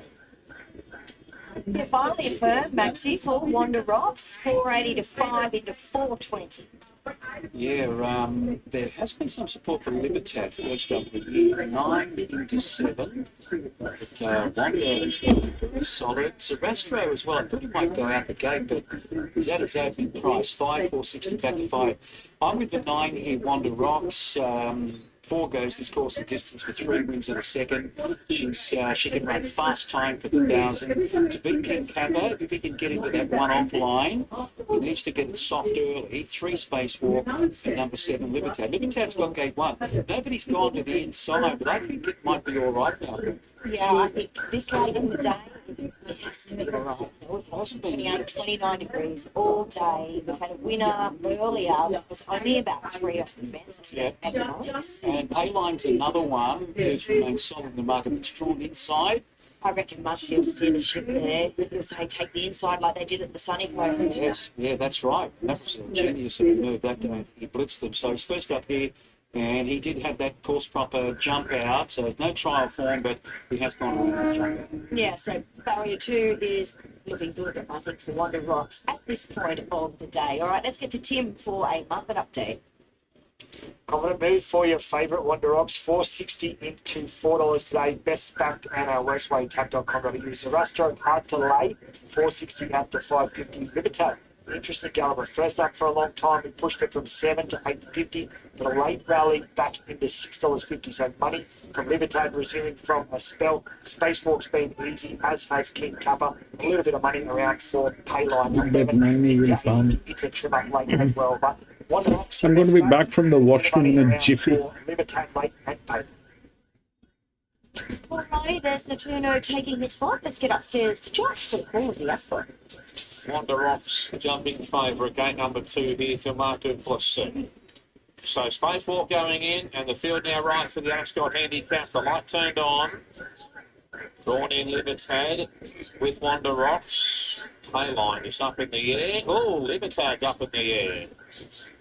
A couple have played up here. Payline seemed to be the first one to go, and then Libertad went up a little bit as well.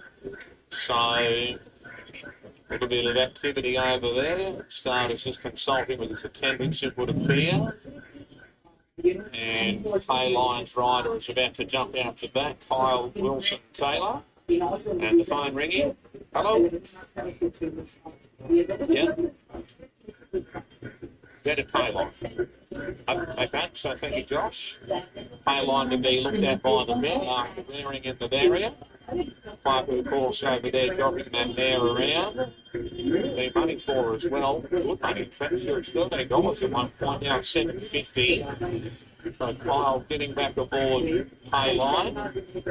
And hopefully she'll be A-OK to go here. So $3.90 Wanda Rocks now as the rush goes out to $5.50. And Payline looks like she's right to go. She's sweet, mate.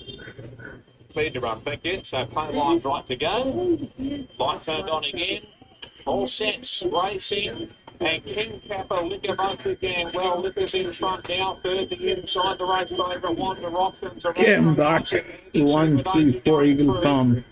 9. Back to Cannonball, Space Walk, Libertine, Bring Me Cash, Payline, and Natuno. In front, Liquor Day by a head, second Super Daisy. 2 lengths away, third, Wanda Rocks, and further back to Zarastro, wider out King Kappa. 1 further back to Cannonball, Space Walk out 4 and 5 wide. And Come on, baby, where are you? Liquor running through, Wanda Do Rocks, something. along Super Daisy. Further out to Zarastro, 1 from the outside, King Kappa. What is... Space Walker coming right down the outside. Run, baby. Wanda Rocks, 1 from the outside, King Kappa lifting, not much 9, 9, 9, 9, 9, 9, 9, 9. Come on, baby, no. King Kappa, he's the one, King Kappa. 4 and 9. Space Walk, followed by Zarastro, Natuno, Cannonball. Then we had Payline, Liquor, Libertad, Super Daisy, Bring Me Cash at the rear. King Kappa has beaten Wanda Rocks, but it was only the last 50 metres that he had her on toes. She gave a great fight there. And then Spacewalk on the outside, he had his chance, he's finished strongly. And then Liquor back and forth. She used a lot of gas, Liquor, to lead. And then she had company with Super Daisy, but it's been King Kappa who's been able to get a lovely run on pace there in the hands of CJ Graham. And she's worried Wanda Rocks out of it. Little Wanda she was humming, she was on the rails behind them. Mark had her in the right spot there. She put her neck in front, but she just couldn't hold on. She gets the upper hand at about this point. Here's King Kappa 3 out. And then on the outside, Space Walk, she's trying to hold. But King Kappa is a little bit too strong over the final part. Zarastro was good. He held his ground in the straight. He'll benefit from that. He's won from the outside, just on the inside of King Kappa. Spacewalk widest. Cannonball in behind in the green. Payline, he's back there trying to get to the outside. And Natuno back nearer the inside. But it's Wanda Rocks at this point, striking the lead. But King Kappa Bernie was just worried out of it inside the last 50 metres. Yeah, that's right, Maxie. He has just been ever so consistent. Great to see him back to his absolute best. Let's have a chat with winning trainer Tony Gold now. You'd be thrilled. Oh, I'm absolutely thrilled. He doesn't ever leave the stable, the source. He's so much rough. He doesn't even go to Emerald for freshness. Okay, this is the 8th one, Group 1. Open race, 1400 meters. 2, 4, 14 and 10. 2 is the favorite, which is the linear. It lacks this side of the rails. Is it in good hands? Moderately okay, not bad. 14 is in the best hands. Beautiful management on this horse, and we've got the physics on this.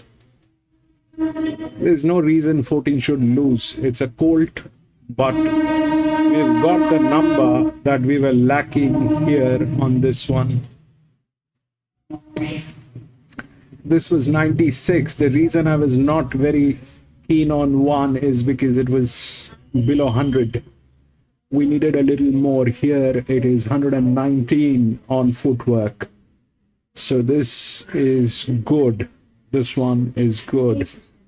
Plus, we've got the physics on this. There's no problem on the physics. It's 101 by 76, which is good. It's got the best jockey. That's 14. 2 is the favorite. It is the linear. Okay. Now, if we look at how things might work, so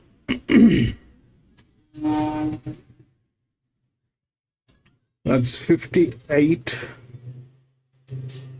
Then we have this one, which is the largest outer drift, which is from gate number 14. Okay.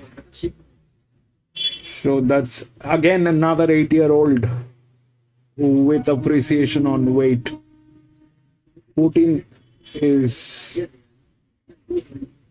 depreciation, this is appreciation, and this is also appreciation, these two.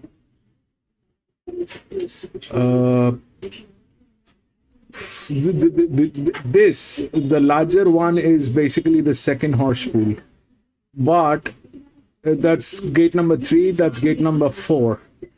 But there is always something that is going to get in, that either this larger drift, this one, or this one, the 7-year-old mare. This has been on the distance forever. It is the second largest drift. It is the second largest drift. The largest inner drift is much lesser. This is 2800. It's got a lot of league races. This 5 has got a lot of Group 1 races, and but the management sucks. That is possibly why it will not win, but it might get into a place. So is 8. This is the reason they put these 7-year-old mares and the 8-year-old gelding, so that nobody gets a trifecta. These are unsuspecting ones, and this I definitely like this 7-year-old mare. I don't know whether it will do, but I'm not going to be adventurous. I'm going to go with 14. It's in beautiful hands. Everything looks good. It's with beautiful management. 101, 108, 10, 9. Possibility is there. This one, but 2 is the favorite. That's 307, 79, 72.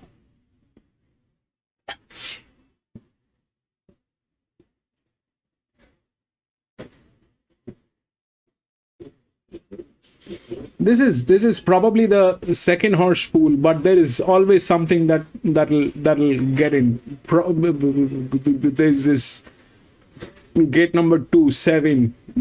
All the chances that this is going to get tailed, the 8. But that's not a clear shot. I will not get into that. 14 is what I think.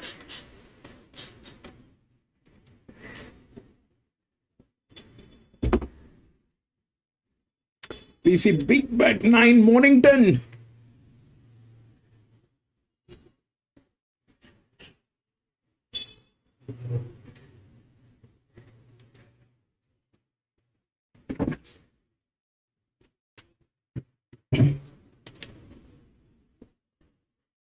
Well, chaps, looking to ride the first 2 legs of the body. Yeah, it's kept well on the market here. He just got over the done deal into a prep, but just watch him. The next couple are out. We get down to number 16, Donington. So we've already done Donington. Number 18, Waship, $23. Olivia Chambers. Zach's been killed it. First run, it's showing something was third in Newcastle last night. Greenless, only cost at the race. $31 for number 9, Louis Boozeman for Daniel Robertson. It's been fair, still made up to 6 starts. What about the bottom one? This interesting runner, William Stanley riding for Chris Lee, $9, Justice Please. Yeah, William's apprentice to Chris these days. Runs have been okay. Goes to 1300 for the first time.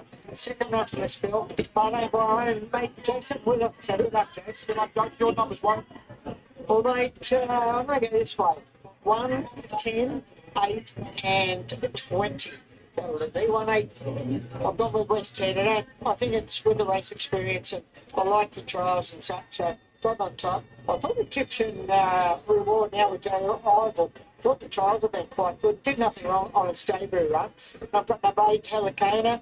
Kerry Parker first started with the trials. And I'm very just pleased down there at the bottom. Hasn't done a great deal today, but Chris Lee scratched all his other ones today. And he's Yes. PC. They do pillow talks. PC, they do pillow talks. Looks like they're jumping out of the trees. Jimmy Ryan, is that what it's telling you on your TAB books? Yeah, you'll sit firm again in just a second. Jockeys and bookies are on pillow talks. West End 190 to 170. It goes further again now, 165. So it held around that 190, 180 for most of the day, but just in the last 60 to 90 seconds, the big money has come for the favourite, resuming from a spell for the new trainer. Brad Whittup takes over. And doesn't look like it meets a strongish bunch here, so it's been a really good go. 190 into 165. Trying to sort out the firmest in behind it. There's been money for the Mitchell Beer first starter. Naughty Sort went up a $26 chance on Thursday morning, and it returned today 14 into 10. So we get some money for it. Just as pleased, just holding its price at $11 chance, and then most drifting in behind that. Heliconia, Egyptian's Reward, Shoot 'em Up, all drifters. And no real action outside of that $21 or longer chances. So 170, your favourite, could go here, Rich. It is what, around about 2/3, pushing towards 70% of the total investment on the race for the favourite. There is some further money, though, for the second pick. Naughty Sort gets into single figures, $9.50. So it's been the best back outside the favourite, as much as $26 bet on Thursday and $12 to now $9 today for Naughty Sort, which is your first starter. No, there we are. The two runners are back. The favourite obviously well back to $1.70 West End. First start for Brad Whittup stable for the show drive. And Naughty Sort, the local holiday riding for Mitchell. Watch a lot of the country races. Don't give me front to put the money on holiday. She rides, and she rides particularly well. These are very short and touch now. Wow. Wow. 150, 170, 150. Put a mask on. The favourite. Yeah, I've got the Mornington feed now. Benny Hall's doing the calling this afternoon. Good luck if you have an investment. Here's Ben. So Egyptian's Reward is gone.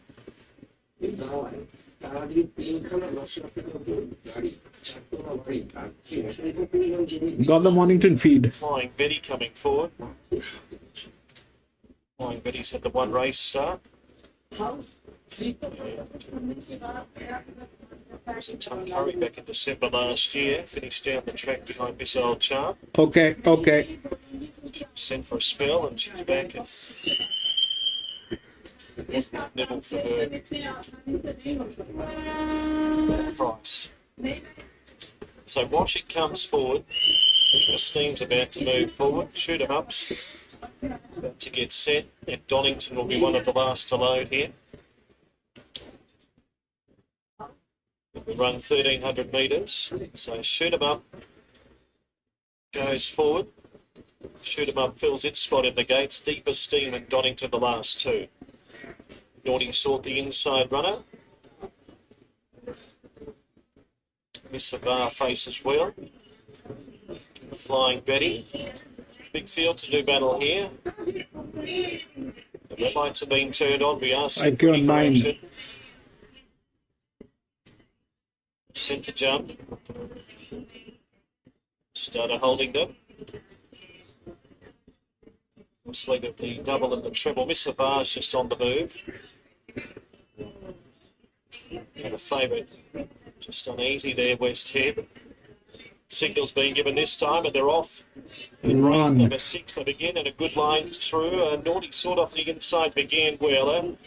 Not far away in the early stages on the outside, Justice Please. Kuwait pushes forward from out wide. Then Egyptian's Reward, West Head balances up 5th. They were followed by Washing around that first turn, goes around Flying Betty, then Deeper Steam, Heliconia. And then came next was Miss Havar, 2 lengths away Donington, followed by Think It Through. Shoot 'em up second last, Glitter Script, the rail. That's a dream. That's a dream. Run down the side of the track here. 100% that's a dream. To Naughty Sort, 3 lengths away third is Justice. That's a 2 lengths away Egyptian's Reward on the inside, then West Head, followed by Heliconia, crowded wider. In the middle of runners there is Washik as they come up towards the Come on, baby. led the way at the 400. This is your race. Led 3 lengths to Run. Justice Please the inside. Westhead's trying to weave a passage. A Gibson's Reward is coming home down the outside. Run, baby. Just behind those. Run, baby. 250 by 2 lengths. A Gibson's Rewards trying to Run. the margin. Westhead can't get there, and flying home out wide is Miss Savar. The leader Kuwait. Westhead still fighting near the inside and down the outside. Miss Savar. Kuwait still in front. Kuwait holding them. Oh, Kuwait might have just held on from the fast finishing Miss Savar. Westhead. Sort of one pace run there in the middle has finished probably in third. Ahead of in the middle there, Washik. They were followed next over the line by Justice Please. Then came Naughty Sword, Heliconia, Think It Through, Egyptian's Reward, Donington. Shoot 'em up, Glitter Script, Deep Esteem, and Flying Betty. Photo finish. Araman, Gold Coast. Where is Gold Coast? Looked like being 19-17-1, 19-17-1 and 18. They look like the numbers, but I won't go the early pro because Miss Savar, outside gets it. Miss Savar wins. It wins on the outside. Miss Savar wins. Numbers 7, 19, 1 and 18 look like being the numbers on debut. Mad About Racing. The locals, Robert and Luke Price. Well done. 7 beats 19, 1 and 18. The next race at Randwick, it's the Group 1 All-Age Stakes. Ethan Brown from Jimmy Starr. He's alongside Corey Brown.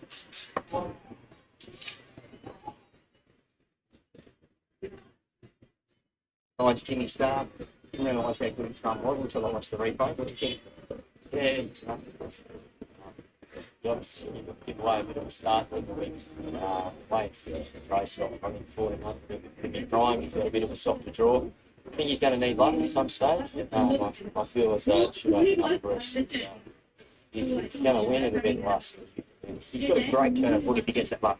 He does, yep. He does need to build into it. So give him a go and he's able to build in, get a gap. That'd be the ideal scenario. But horse is in great order by all reports. If he runs up to his last run, very happy. Best luck, mate. Thank you. For the day, the final Group 1 of the season here in Sydney, the Schweppes All-Age Stakes, 1400 metres of weight for age. And this mounting out is brought to you by Harvey Norman for all you need in furniture, bedding, electrical and technology. Number 1 is Antino, the Queenslander, first up today. Been set for this race for a long time. Tony Gollin marks out. He's a very interesting runner starting off here. As a rule, he's pretty good fresh, but he is, he's a 6-year-old now. We're about to find out. So he's had the jump out. He can do a lot on a heavy track there in Queensland, but Tony is happy to bring him here and take these on first up. And look, he's just, if he's in order, he's very big odds because he's run past some very good horses in the past. It's a good style of horse, Ronnie. He seems very upbeat. He's in a positive type of mood. I couldn't find his appearance. He looks really well. Here's number 2, Briata, the Hawke stable, looking for back-to-back Group 1s here today. And so is Tyler Schiller. Well, like the stablemate the previous, he's a potential star of the future. He ticked off the weight for age box last start. He did get every fossil there, but there's no reason he won't today. He lands in a beautiful spot on paper, and he was very strong winning the Hunter at 1300 last preparation. So you wouldn't think with the run he's going to get 1400 be any issue for him whatsoever. Looks great. Super relaxed and casual again here today. That's just the normal makeup of him. He's nothing ever bothers him. He looks like he's trimmed up a little bit more as well. So he looks really good. Desert Lightning, number 3, Tommy Berry for the Medium Coleman stable. He's an interesting horse, ex-Kiwi with good fresh form. He's a bit of a mystery. It must be going well for Moody and Coleman to tackle this race first up, I must say. He's another one. He seems to be very positive here in the yard. He's been up in the bridle slightly since getting in here. Couldn't fold his looks. Looks really well, walking out very freely. Jimmy Starr, Ethan Brown and Kieran Marr. Love the way he's going. He's brilliant in the Oakley plate. Bias against him, fantastic in the William Reed. 9. Unbelievable in the TJ Smith. 1400, ready to go. All he needs is a clean getaway and an economical run, and I think he's here to test the favourite. Yeah, he looks terrific as well again today. He's one of those horses. He doesn't really sort of jump out of here. He's not the biggest and flashy types, but paraded well. My Oberon, Josh Parr for Neesham and Archibald there, looking for a treble stable. Yep, he's had his couple of trials. 4 of his 6 wins have been first up, but over a little bit further than this. So might just find him a bit too sharp. Neat type, and I think he'll improve on whatever he does today. He looks slightly soft. Another first upper, Aussie Penko, Tim Clark on for Chris Waller. Reserved off a win in a listed race. Although it appears a start-off race for him for maybe the Queensland Carnival. Yeah, here's another one. He looks slightly soft. He'll improve. Maybe take a run or two. Okay, here come the mares. Sunshine in Paris, Chad Schofield for Neesham and Archibald. Oh, she can't draw a barrier, can she? She needs a barrier where she can get smothered up and launch on it. We know she can. We know she's good enough. But what happens? She needs a lot to go right here, but more than capable. Gee, she's a neat type of horse. Very well put together. Always has a beautiful, relaxed attitude. Yeah, I couldn't follow her as far as she looks. She looks bang on. Bill Clare had a little step back with Lisa Ladder in New Zealand, but joins the Bune Baker stable again. Rachel King. Well, she won the Hot Bonus for New at 1400 at Rose Hill. She's had a 43-day freshen, pet distance, fresh. I just don't know how she's going. She doesn't. She's not over the top or anything, Ronnie, as far as the minutes go, but she's getting noticeably warm. Yeah, she's not fizzy or anything, but she's getting hot. Here is last year's winner, Magic Time. Jordan Childs on for Graham Beck. Lovely racing style, and might have forgotten horse here. Maybe wrong part of the track there last start. This distance suits better. Got a great record at the Randwick 1400. Yet to miss the place in 4 attempts. So she's a good chance of putting a number in the frame somewhere again. Yeah, she always looks really well. And again here today, she's a super mare, very consistent. Always gets her all, and you couldn't knock it today. Jolie Star, Zach Lloyd, Chris Waller. Interesting. Back to 1400 now. Definitely wrong part of the track. Went favourite for TJ Smith last day. Authoritative in the Newmarket class. Another one though. Winruff, Frankie. Middle in that last race, so yeah, I'm not ruling her out. She's in the top 3. She is always fairly quiet in her manners when she parades. She looks slightly dull as far as not of her appearance, but just in herself. She's very casual. Kamachi, natural winner, Gary Portelli. Terrific there. Look, she's so reliable. She's been great over the short course and 2 runs back. And with any luck, she can charge home here. But again, these wide draws and make it difficult at this level. She's a beautiful, big, strong mare. She looks more like a colt in her appearance. Every time she parades, she's big, she's strong, she's robust. Yeah, same again today. Benedetta, Jamie Millamont for Jason Warren. Good mare. 1400, still a little query with her at this level, but take that class. And the bias was against her last start for sure. As well, she's a mare that doesn't carry any extra condition. She's quite lean in her appearance, but yeah, you couldn't fault her as far as looks-wise goes. The Kiwi Grail Seeker, Jason Collin on from Lance O'Sullivan and Andrew Scott. Yeah, she's a good one winner in New Zealand. The breeders lit up the Tolino Trophy there, so I'd probably rather watch her today. It's a big step up for her. She looks fairly forward. I know she's first up. She's not carrying any extra conditions, so I couldn't knock her as far as appearance-wise goes. And here is the 3-year-old, broadsiding, James McDonald and James Cummings. Yeah, the more you look at right in this race, it's a wait for age. He adds plenty of interest back from the 2000 of the Rose Hill Guineas. He's a month to freshen up. If he can use this draw, I think he will. Early, he looks lovely and sharp there as well, Corey. Yeah, he does. He's very upbeat. But his first, I caught him out of the corner of my eye. He's been right up in the bridle since he started his parade. He always looks terrific. Same again today. Great history to the all-age stakes, and they're going out to the barriers. Who do you like, Corey? Yeah, I like number 2, Briasa. I just think he ticks all the boxes here today. He's drawn soft. He'll get an absolute ideal run for Tyler Shalif. Should be too far from the lead. He should be settling, 1-1 or something. 9 loves run and the 1400 big odds. I am 4-2, 10-1. I'm hoping for another good ride for me from Brown here on Jimmy Star. I want a clean getaway. I want him midfield, closer maybe, hopefully, with a little bit of cover.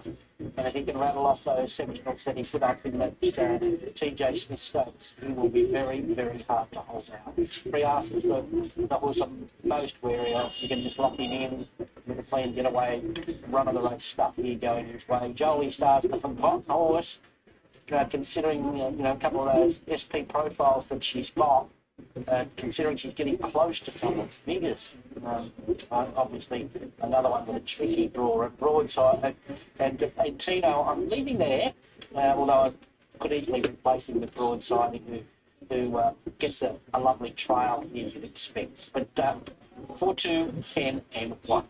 Really quite a great betting race here. The all-age stakes, really good money for the top three in betting, all single figures. We'll start with Briasa. He's just out of touch today, 360 out to 370. He did get to a high of 390. A lot of multis, full stable. He's a great, it's a beautiful horse.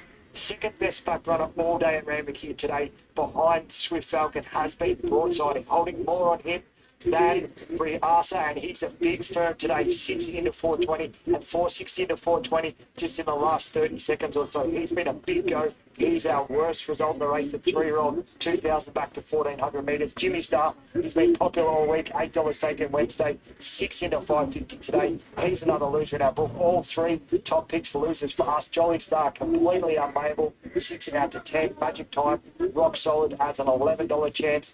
And Tino, a drifter, he's out to $16. Sunshine in Paris and Kimochi, the two mares, holding their price around about the $16 mark. But huge betting race and a massive, massive go here for the 3-year-old broadsiding. It'll run by far our worst way. Okay, broadsiding, having a crack at the weight for age against the older horses. He's had a wonderful campaign. He's had a wonderful career. This is start number 15. He's won half of his races. And he's been a Group 1 winner at both 2 and 3. A win at weight for age would be a real highlight of broadsiding's career.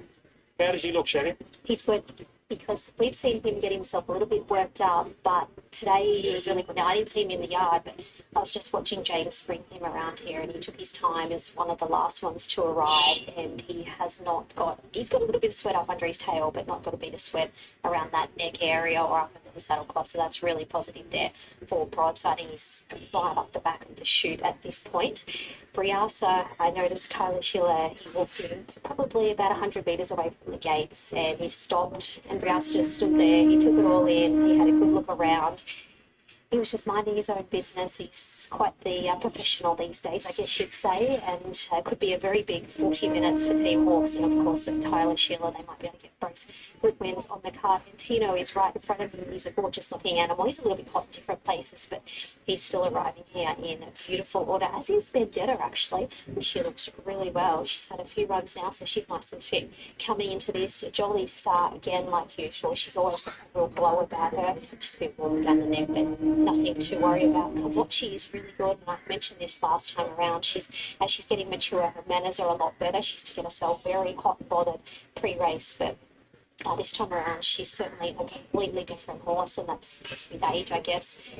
And then you've got Magic Time in Perfect Nick, as always. Sunshine in Paris. She might be ready now. She's probably hasn't had the best of luck with gates, and today is probably not much better for her with a tricky draw, but she's looking phenomenal. Broadsiding is just about to be loaded. Thank you so much, Lewis, for requesting that. Prime ready to go, broadsiding. And we're seeing Aussie Pico move up, and the grey Briasa moves in. Final check with Tim Ryan at Tad. Yeah, we just pushed all three faves just out of roll. Briasa, broadsiding, Jimmy Star late. Small firms for Magic Time, 11 into 10. And Kimochi from a high of 16 into 4. Here is Darren Fendell for the Slips All 8 Slips. Sunshine in Paris moves in. Jimmy Star moves forward. Double up with the year-long colours. Magic Time has the white cap going in. Kimochi has the black today. And My Oberon is the last to move in. First one back today for My Oberon. And he moves in now. And we're ready to go in the Sweats All 8 Stakes. The last Group 1 of the season in Sydney, and the gates are back. They're off and racing. No speed outwide by Grail Seeker. And no speed at all by Antonio, but fast in his stride was Kimochi. Is being hard-ridden, looking for the lead. Briasa's right there together with Desert Lightning in the early part, and now Bell Clear is driving through, and Bill Clay will go up and join Briasa for the lead, and Comanche is caught 3 wide now, followed by Desert Lightning, then Sunshine in Paris and broadsiding it is creeping right underneath a lot of them going up the inside. So they find the positions at the 800 metres. Jimmy Star is over on the inside about midfield at this point. Jolly Star is deeper out. Baby, where are you? Tino.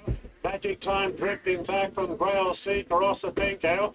And my Oberon is the last one. Belclair leads inside the 600 from Briasa at the early crack for the lead. Broadsiding creeping into third. Come on. Sunshine in Paris, Comanche under pressure. Further back to Jimmy Star looking to slice through as they straighten up now. Belclair in front from Briasa, Sunshine in Paris, broadsiding it. Jimmy Star is looking to slice through as Briasa went up to claim the front now. 200 to go, Briasa a length and a half clear from Sunshine in Paris. Jimmy Star, Jolly Star late. It's Briasa in front. Jimmy Star levels up. Jimmy takes the shot and won the 14, I think. Jimmy Star beat Jolly Star and Sunshine in Is Paris. that the 14? Followed by Briasa. Then Benedetta, further back to Magic Time. Desert Lightning, Belclair. Broadsiding couldn't pick up today. Then Osapeco from Antino. Rail Seeker, Comanche, and my Oberon. Jimmy done it today. 4 or 14? Finishing Jimmy Star. He's won an Oakley plate at the start of the preparation. And now he wins an all-age stakes. 2 Group 1s in 4 time. But 2 unlucky runs in Group 1s in the William Reid and TJ Smith. 4. Pick him. Very, very pickable. In a big race in October worth $20 million. 4-10-7-2. If he wasn't already there. And Jolie Star will get second in front of Sunshine in Paris. Where is that monkey? The answer is finished fourth. He's a good horse. He's a very Where good is that monkey? He can ride this kid. He just rode. I don't know how he did it, but he found McDonald's back on broadsiding from a sticky draw, and then he just stayed cool till the gaps opened. He knew he had a horse with a big, big finishing sectional. He shoved out, and then he just launched on them late. He's a worthy slot horse for sure. Off a fast run, Everest, you can just see him charging home with the right preparation. She was back to her best, to her best today, Jolie Star, and she just is such a good mare, Sunshine in Paris, and she was terrific in defeat there as well. But a worthy winner. He's been flying all prep, and he gets a big one to his name today. Yeah, an absolute 10 out of 10 there by Eugene. He said on him, he went back, found McDonald's back and just blended in the race at the perfect time, let him go through his gears. He's got a big finish on this horse if he gets everything go his way, and it just showed there today.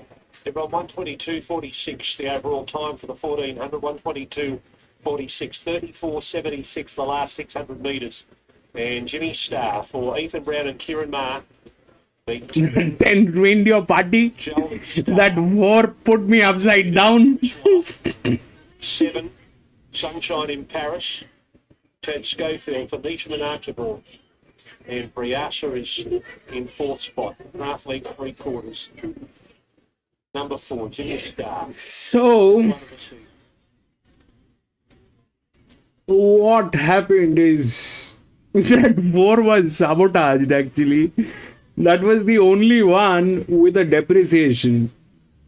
That was the only one with a depreciation. I should have considered this, but that's the only one with a depreciation. The rest, everybody is okay. That's the only one with a depreciation on 1400 meter. That thing did not have the momentum. And then what happened? That 4 went through.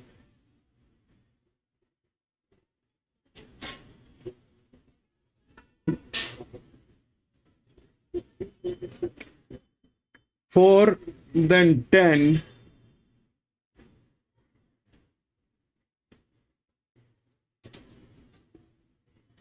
Seven was this. And then finally 2. Bad, man, bad.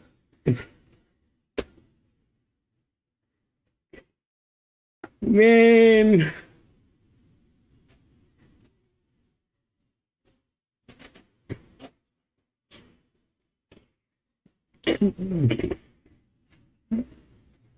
But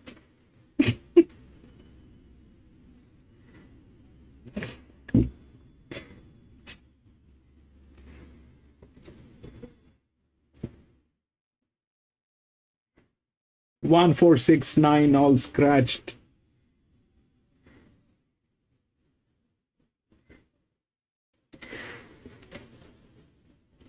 Five, 7, 12, and 10.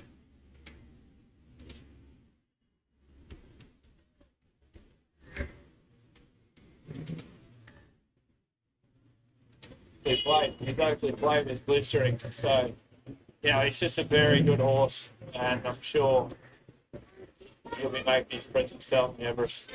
Sometimes Jimmy doesn't make things easy for himself, does he?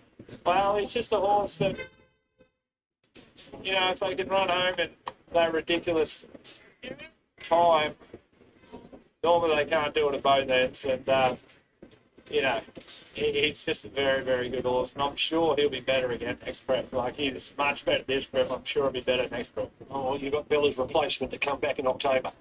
They're not too dissimilar, actually. Bella probably made her own luck a bit better, but size and shape are not too dissimilar. Well done. Congratulations. Cheers. Congratulations, Ethan. He's not a flashy type, but geez, game. Yeah, he's so game. Welcome back to Eagle Farm for our feature race on the card. This is the Daybreak Lover over 1,400 metres for the 3-year-olds. Top 8 favourite is Give Me Space. It's 2:45 now, Maxie. That's been a firm all day. Barry Lockwood, Luke Dempsey. He hasn't stopped firming up. And, you know, when they put the first prices up on Wednesday, he was having a duel with Good Luck to Me, but now he's really been hammered in.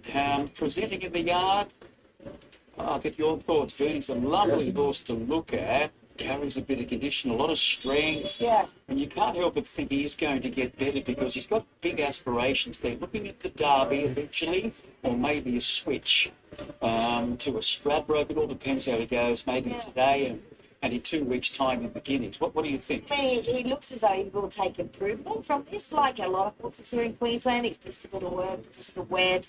But from memory, he always is a slightly rolly-looking horse, but I think there's definitely improvement to come.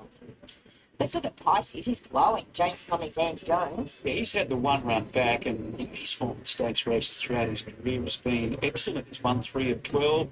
And in Derby Munro, first up at Rose Hill, he was well beaten behind Autumn Glow and Enriched, who came out to win the Arrow Field. Like, it's solid form, and he looks hard to beat here today. Just drawn a bit awkwardly. Good luck to me is the 3 from the Kira stable with Ryan Maloney. He shouldn't need any luck. A couple of the other big guns here require it, but he won't. And he'll appreciate dropping back from the 60 and the 61.5 that he's carried to victory recently. And he should get the right map. He's very hard to beat if he can hold that form. Super Ally is for Rex Slip and Bailey Wheeler. 1 win, Eagle Farm.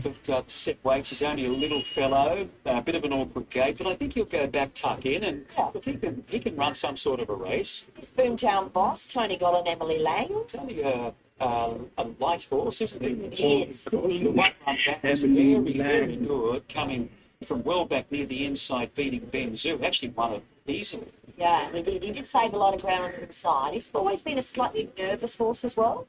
Looking all right today, though. Yeah. Okay, let's look at Cole's Best now. The 8 and $31. Lindsay Hatch, Justin Huxtable. He's a nice horse, this fellow, but he just lacks a bit of seasoning. He's still very green, and you can't afford to do anything wrong against this opposition. You could say the same about Cosmo Centaurus. Rob Heathcote. Not always his fault, though. Look, he has had the inclination to lane, but he's had gates 9, 10, 11. Radio rather, they are loading up. This is our feature, the Daybreak Lover for the 3-year-olds. Well, good support for the top 2 in the market here. In particular, Give Me Space. A bit of Good Luck to Me, but I'm switching them around. I'm going with what I think will get the world's run. Good Luck to Me. To beat 5 Boomtown Boss, then 1 Give Me Space, who's going to need a bit of luck. 2 Pisces. And I think 9's a good roughie, Cosmo Centaurus. I have stuck with Boomtown Boss, and his 5s into 420s. Just sort of lightened off a little bit. I sort of have my reservations whether he's a 2-weeker, an every 2-weeker, but very fit, really athletic, slightly warm going into the gates. That's him. He is a slightly nervous horse, but geez, I thought Pisces looked outstanding along with Good Luck to Me. All right, let's get quickly to Tim. Thanks, Bernie. Give me space. Good go. 280 into 215. But we're just trying to late again late. Now back out to $2.50. Good Luck to Me. Rock solid. 360 to 340. Best back late. Boomtown Boss. 5 to 440. Here we go. Give me space. Jumping the favourite. The light turned on. 1400. All in. Good line. They're racing. And Lutetia, Good Luck to Me, both began well. Give Me Space is back with 3 behind him early. But Lutetia's in front. Miss Bustling is going forward. Likewise, Cosmo Centaurus out 3 wide. 4th is Cole's Best at 50 outside. Good Luck to Me. They're clear from Boomtown Boss, Super Ralloy. Further back to Give Me Space, Bingardos. I'm at the half 2. Pirata's Gem and Pisces the outside. Lutetia's in front. 2nd, Cosmo Centaurus. And 3rd, the inside, Cole's Best. 1.5 to Miss Bustlinger, 2.5 to Good Luck to Me, Boomtown Boss, and further back Super Ralloy. They're clear from Bingardos on the inside, going forward, Give Me Space, but still spots the speed about 7 or 8. Wider out, Pisces making ground as well, and Pirata's Gemma still last of all. Lutetia narrowly, Cosmo Centaurus on the outside 2nd.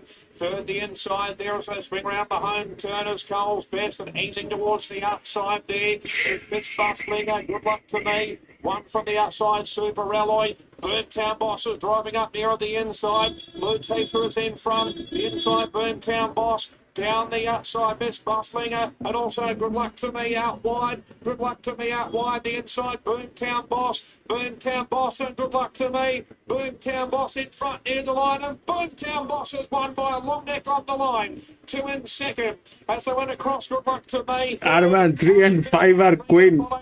By Cosmo Centaurus, Give Me Space, Super Ralloy, then Lutetia, Pirata's Gem, Pisces, Bingardos, and Cole's Best after the rigger. 5 wins. Well, again, Boomtown Boss has come home strongly near the inside here at Eagle Farm and wins with the ears up.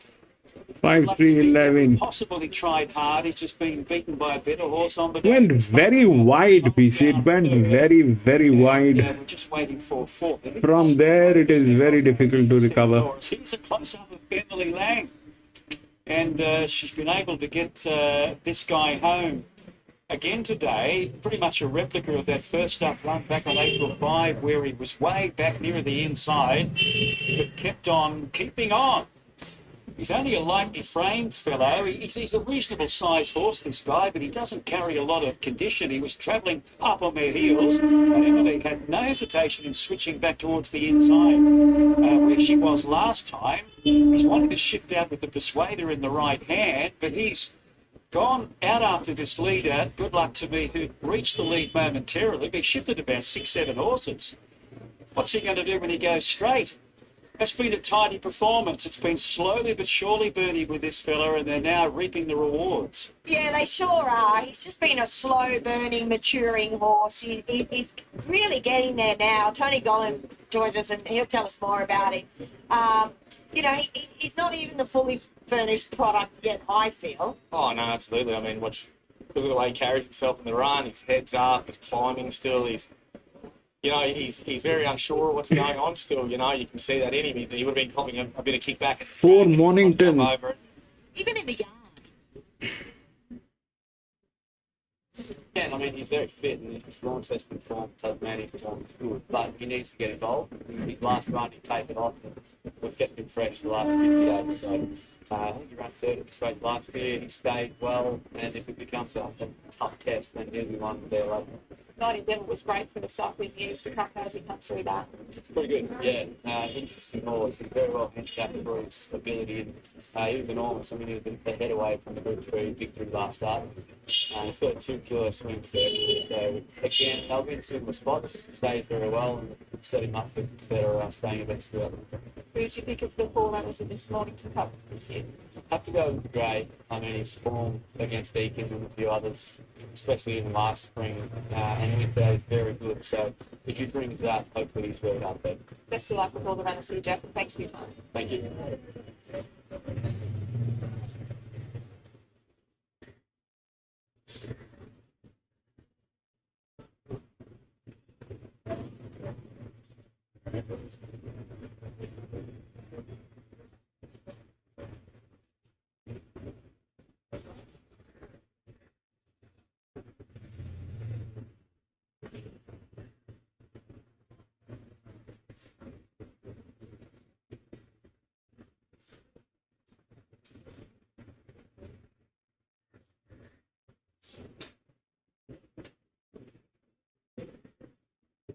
inside 2 minutes until the sports bet Mornington Cup March the Breeze 220 VOP. Who's keeping Jetstand lead? Just fine.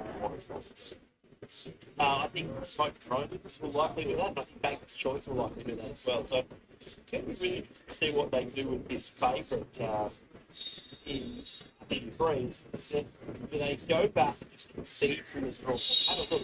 Northern has sort of just in behind the lead in the previous set. There's going to be a few picking up underneath. It might have to just go with the right okay, John, so this race just line on forward. Smoke runs up the outside. Back to it, not a north way. 600 metres.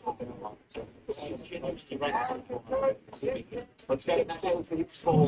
This week comes from Young Bertha and also Spoken Romans. Last check of the parimutuel board, Berkshire Breeze at $2.20. Ahead of Just Fine at $6.50, $7.30, Night Endeavour, and then $8.70 for Care Tempesta. Loading away well. Strawberry Rockets previously been placed in this race going in. Just Fine about to load, with also Night Endeavour. As they get very close, Berkshire Breeze is also yet to be called in. Night Endeavour comes along. Just Fine. Brought along with 60 kgs. To complete the line is the favourite Berkshire Breeze. Spaycaster's hit up straight at the moment. Settles a bit better with an attendance. The field ready for the Mornington Cup, and away they go. Last out was Care Tempesta. Care Tempesta's missed the kick by a good 25 lengths. Smoke and Romans jumped well with also Just Fine. Settling just in behind those in the first 250 metres is Banker's Choice. Then Strawberry Rock, Young Bertha, Berkshire Breeze, and then Spaycaster, Night Endeavour, and Care Tempesta. The 4 is shaking its head like it's listening to some music.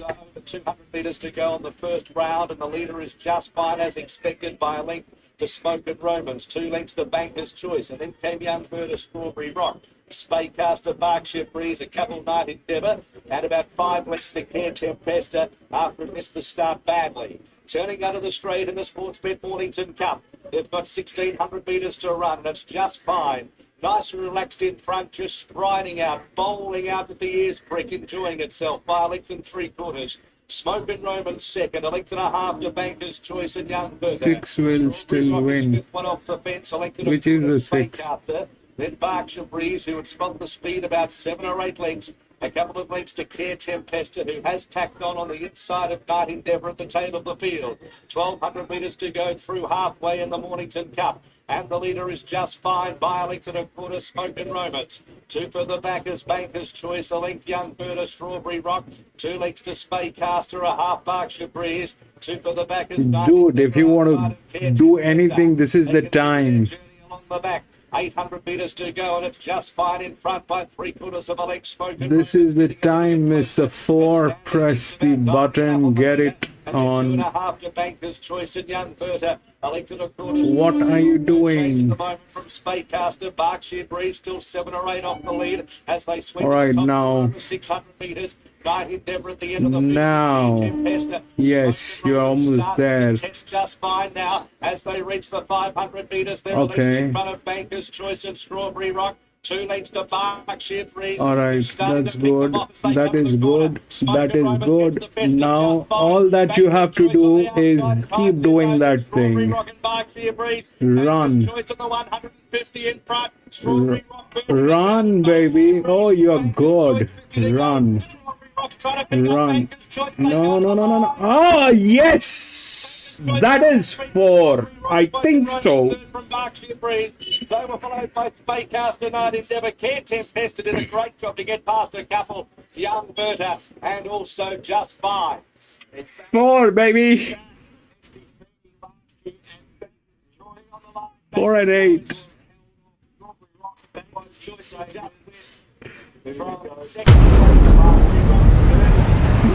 Whoa! 100K, man!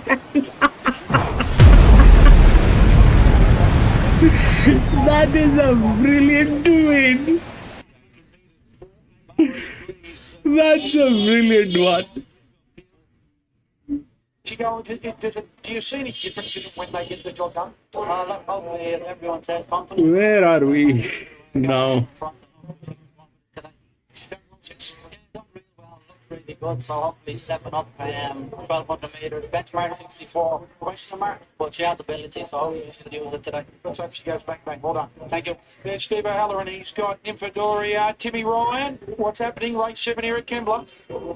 Yeah, best money here is for the favourite. 16 Let's go again. minutes to go. 80. After scratching this one, it's just gone south. 40. Just spent again a little bit further down. 308. Best move is for the favourite. 482. That came by brilliant. $3.80. It has been a little bit specky just in the last 60 seconds or so for Annie Rose. It's been $5 into 460. All the while, Dashing Rupert starting to get quite easy. 440 out to 5, now 550. So he is hard to late. Dashing Rupert, where top odds about mid. Divine Vicky, small firm today, 950 to 8. When nobody is on Kembla, I think let's talk about the 9th one. Finally, it paid off, easy. So best move, let's go again. 480 into 380. Okay, this is the 9th one. Group 3, 1200 meters. That 5 is the favorite, but that's the largest drift, and even from here it is probably the second horse pool, but which one is going to come first is something that we are not sure. This is the second horse pool with tremendous strength, should come in second. But which one will come? I've got the physics on this one, the 3. This is a pressure line. This is a relaxed line. This is a pressure line. There's an appreciation on this, and the rest everything is like that. If we look through the rails, this thing comes on top. 3 comes at the bottom, but you know what, the 10 definitely is a place. That is definitely is a place.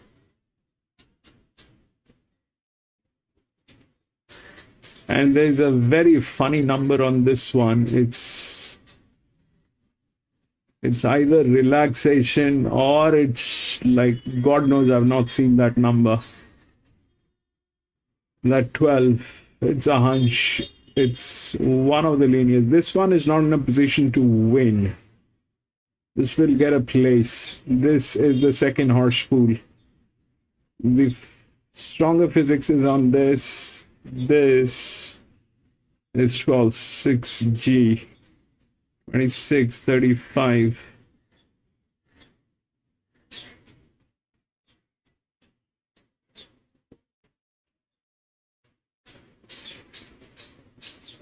$30, $90, $94 by 62. That's the highest. $94 by 62.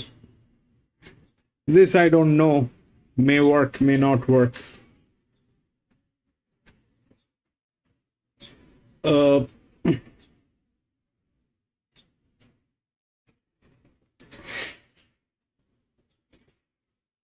This is the highest, 94.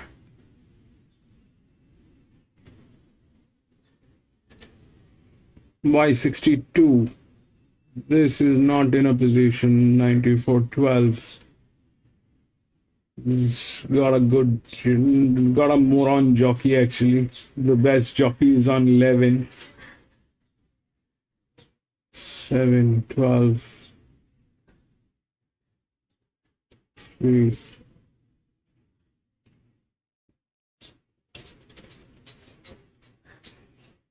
I don't know. I don't know if the 3 can deliver. There's not much of experience here. The other one which is there is 10, but it lacks this side of the rail. It's a linear. It should 1200 meter linear is the best. I would have gone, but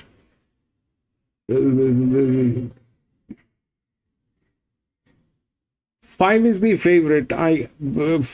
Five winning is difficult. It is in apt position to get a second or a third hospital. Winning is difficult for five, no matter how good the hand is. That's the largest drift. A drift, I don't know whether it will win. 12 is another linear within this rail.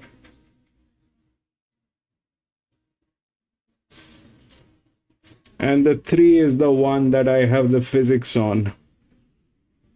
I am clueless.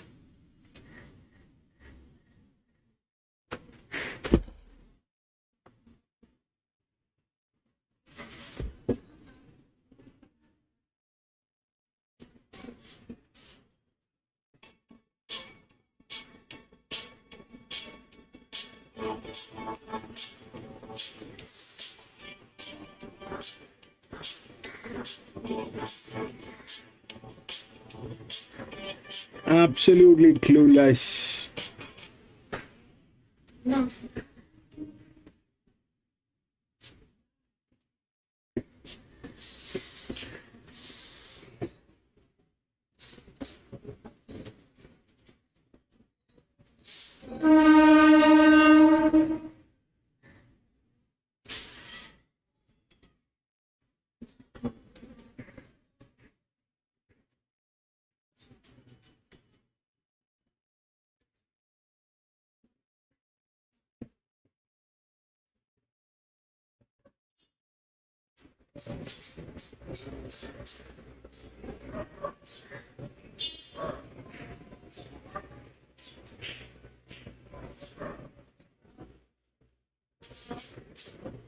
Michael Freed. He's an excitable type of horse, but it's the best I've seen him, I must say. I think he's fancy today. He's had a freshen up, a trial win.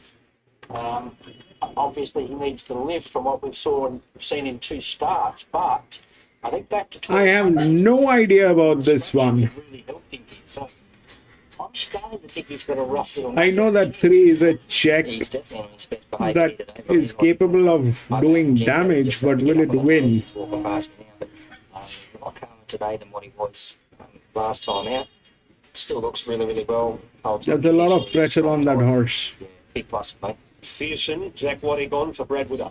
I would have liked to have seen a little support for him today. He's a hot and cold type of horse who pulls a big run out at odds now and again, but he just might want to touch further than 1200 metres.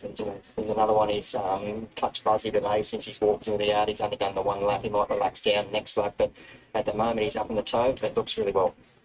Marzu, number 5, Jamie Millen riding for Joe Pride. Yeah, I think he won this race last year. This is a beautiful little race for him, where he's drawn, where he backs. I know he's frustrating, but the market's found him again, probably more so than he has been. So I've got to respect that and suggest that he gets a lovely opportunity to win another race today. He looks really well today. He was a bit fuzzier last time out there at Road Hill. He's back to his really relaxed attitude. Wednesday was bad, PC. Doomben was absolutely disaster. Strike against the favourite Jason Collett for Neesham and Archibald. I think all he needs is a bit of luck early from Collett, and maybe has to. I like him better with a little sit, but it's not the race to do that in today. He's fit now. He went forward the other day and stuck on well behind General Salute there, and I think now that this race has fallen apart a bit, I think he has to be my top pick. I think he's holding his condition well, and he's rock hard fit now. Yeah, he's paraded great so far. Very relaxed, very casual. Hasn't got a beat of sweat on him. Yeah, it's not a negative towards him. Royal Merchant for Kieran Maher and Ethan Brown, the Group 1 winning combination from half an hour ago. Yeah, she's only had the 1 trial, so I think whatever she does, she might improve on, but she still needs to find some very old form now. She's an unassuming type. She hasn't turned a hair since been in the yard. Super relaxed and casual. Looks healthy enough. Zadaki, number 10, Kieran McAvoy and Peter Snowden. He's an underrated horse. He resumes after 127 days, a crossover noseband on one trial. But last prep he was outstanding. He still got the eagle behind Australia. And he has been spec from, well out the double figures right in. I can understand that. He's pretty keen and eager to get on with things as well. He's very upbeat. He's walking out really freely. Attitude's good. Age of King's first up here for Natural Willer in Fishwaller. Yeah, his first up, 2 trials, gelded. Just hasn't fulfilled the potential so far in Australia. I'd rather assess him after today. He hasn't. He's not carrying any extra condition. He's quite a light type. I couldn't find him as far as appearance-wise goes. He looks nice and healthy, and he looks fairly forward for being first up. Okay, second runner for Joe Pride's Dragonstone, Josh Park. Yeah, I think he's short enough. He was terrific in the Start Kingdom, and he's a very genuine horse. So just a price factor, that's all. And he 1,200 metres is his outer limit.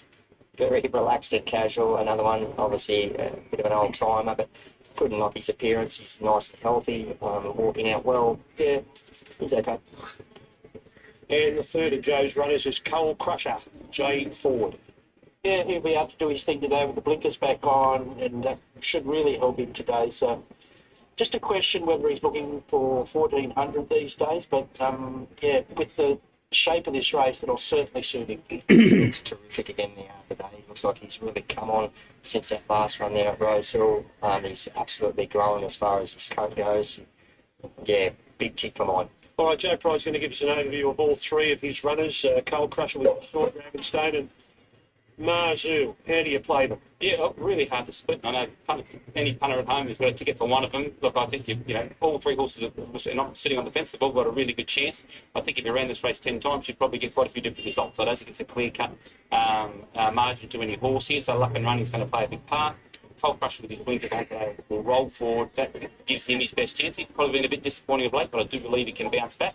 They're 2 very honest and genuine. Yeah, no, so he just wanted it maybe a touch wetter. I mean, last year when he won it was a real bomb. Yeah, look, he's a funny old horse. He can perform on dry tracks. He's done it a fair bit lately, so I don't know if that track at Rose Hill suited him the other day. Look, he mixes his form a little bit. When I say mixes his form, he's always thereabouts, but his best performance is the save north. When I'm out, twice in preparation. the 3 is a check. If it is, he'll be very close to it. Well, good luck, Joe. Thank you. There's Joe Pride with 3 runners. Says Dragon. Then put a coffee on 3. I like number 13, Coal Crusher. Coffee on 3. Absolutely outstanding there today. Looks like he's really come on well, and I think the addition of blinkers is a big help for him. So he's very upbeat.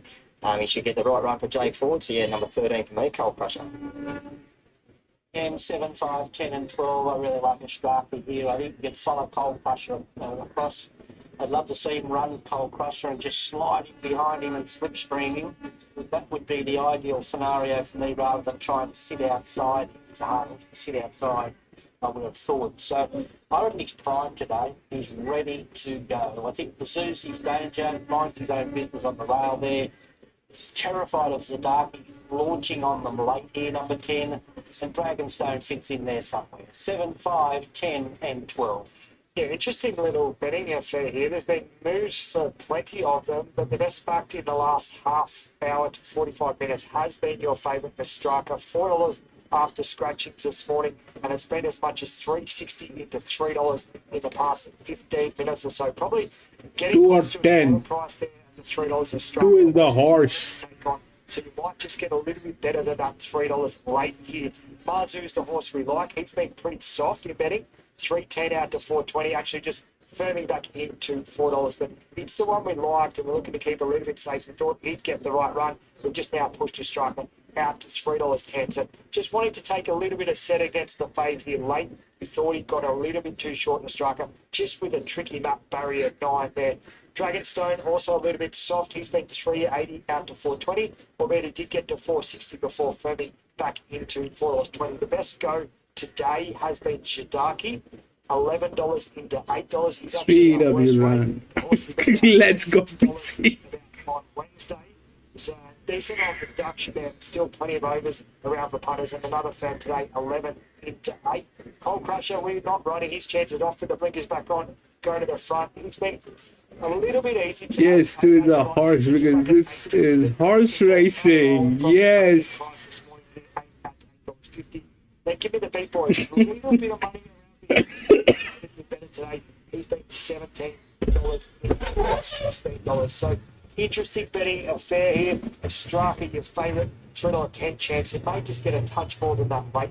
It might just look to take a little bit of a set against him late. But it is the most popular runner. The worst weight is dark. He's been a long on move all week, and it's actually just firmed again. Now into a $7.50 chance. Sadaki, first up from a spell.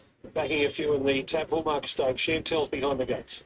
Give me the beat boys. I heard both Ron and Corey mentioned that he was a lot better, and he is better. He's certainly a lot better than when he first arrived out here a few starts ago, and he was scratched behind the gates, and then his next run was a lot more settled. So each time you see him, he is getting better and better, and this is by far the most relaxed he has been. A little bit of sweat up into the tail, but apart from that, it's really good to see there from him. A striker is fantastic like usual. He's nice and fit now, so no excuses there for a striker. Yeah, 12 is a good one, Frank. 12 is a good one. Comes to him quite quickly, so there's not just carry a great deal of conditions. And 12 is very confusing. I don't understand what's going on with 12. Cold Crushers, those blinkers are going back on, so it's game day for him. You know that he's continued to improve each time you see him. In saying that, he did look quite well first up, but he's just rock hard fit now. Just coming into my shot, I've got Age of Kings, who is resuming. Again, will take plenty of benefit. He'll just be warming up place there. I've got Zadaki in front of me, who's resuming as well. He had a brilliant last preparation. He's come Either 12 will win like like 10 lengths, or 12 is nowhere.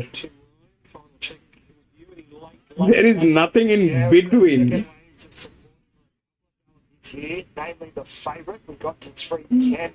The punters could quick to snap that up, and he's back into $3. So he's the best factor overall. All the Joe Pride guys, all been Marzu, Dragonstone, and Cold Crusher, all out of roll because we have further support for Zadaki now into $7. So a striker, a firming favourite, but this move for Zadaki continues, and that's $7. He might even start short of that. It's been a real good push for Sadaki. First up from Australia. Going back to last preparation, his form does tie in with the striker, so he probably ain't a bit too long earlier in the week. 4 out. Only 9 to run here for the Tab Hallmark Stakes. And here's Darren. Short head. Now, give me the beat, boys, and the striker are the last 2 to move in. 2 out for the Hallmark.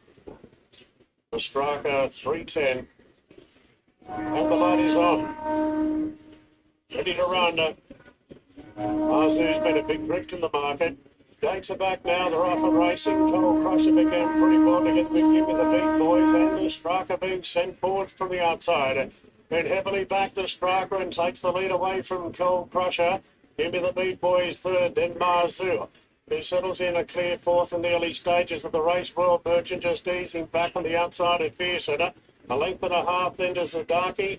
Age of Kings, Dragonstone, the last 2. A striker got to the fence and leads. About a half now on Cold Crusher, is racing very handy with the blinkers. Marzu leaders back, followed by Give Me the Beat Boys Fierce, and then Royal Merchant. A length and a half, Zadaki, Age of Kings, and Dragonstone is the last one. So a striker, heavily back favourite. A narrow leader around the turn from Cold Crusher. Marzu looking for a bit of room, and Give Me the Beat Boys and Royal Merchant. 300 to go, and Cold Crusher moves up now to a striker. Marzu gets the gap going after the leaders, so it's a striker, Cold Crusher. Marzu's closing in. He gets his chance today. It's Marzu moving up to Cold Crusher. Marzu gets the upper hand, and Marzu wins the Hallmark, beating Cold Crusher. Give Me the Beat Boys third, followed by Fierce and Dragonstone. Did we get the coffee? Darky Royal Merchant, and last in Age of Kings.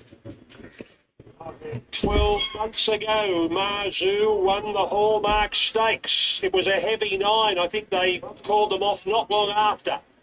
Marzu. 12 months later, on a much firmer deck, Marzu wins it again. The jockey last year was Jamie Carr.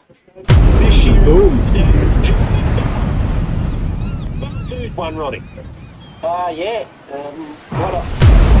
No, that is 13. He just found the right 5:13. horse for him. He's put out the ropes with his favourite horse running second there, and he was brave. Maybe just wants more of a 1,400 metre speed now. Cold Crusher back on track. Much better run from Gimme the Beat Boys, but he had the map and he delivered today. That's 2 years in a row in this race. Did not happen. It came in either 4th or 5th. Horse. He's been obviously a big money bit of connections. You know, $9 million about. So he's a ripper. He is a ripper, Ronnie, and it's a great story to see him get back on track. And it's a hard, it's a hard thing to get these horses to switch back on. And Joe Clyde's obviously given him a little bit of time and maybe train him a little bit different. But just good to see a horse like that get back to his best. 19.9 the race time, 34.22 the last 6. Who came in as coffee? The horse. 5:13. With Cold Crusher second, and third home, Give Me the Big Boys. What are the numbers? 5:13, 2 and 12, 3. This one's over 1,200 metres, and Torabella is your $4.60 favourite. Master Showman, the first to look at, Maxi at $12. Stewie Kendrick and Cody Clark. 5:13, 2 and 3. The claim, but this generally is a high weights race. 5:13, 2 and 3. The time that he was unpleased to pull up that well, so he can certainly be effective today. Apes. Yeah, gate 11's a bit of a problem because he's better when he's drawn well, where he can just pop straight into a soft position. He's going to have to do a little bit of work here. Secret Plan is the 5. Tony Matty Sears, Jane Guthman-Chester. If this is more suitable than the King of the Mountain, he was midfield. So the 12 is nowhere. I kind of told you the 12 is either going to win by 10 lengths or it'll be nowhere. Torabella, Tony Golden. Saying if she gets a touch of luck, she can win this. So I thought she was terrific in a recent trial. When was it? Last Tuesday week at Doomben. She ran second to Vicar.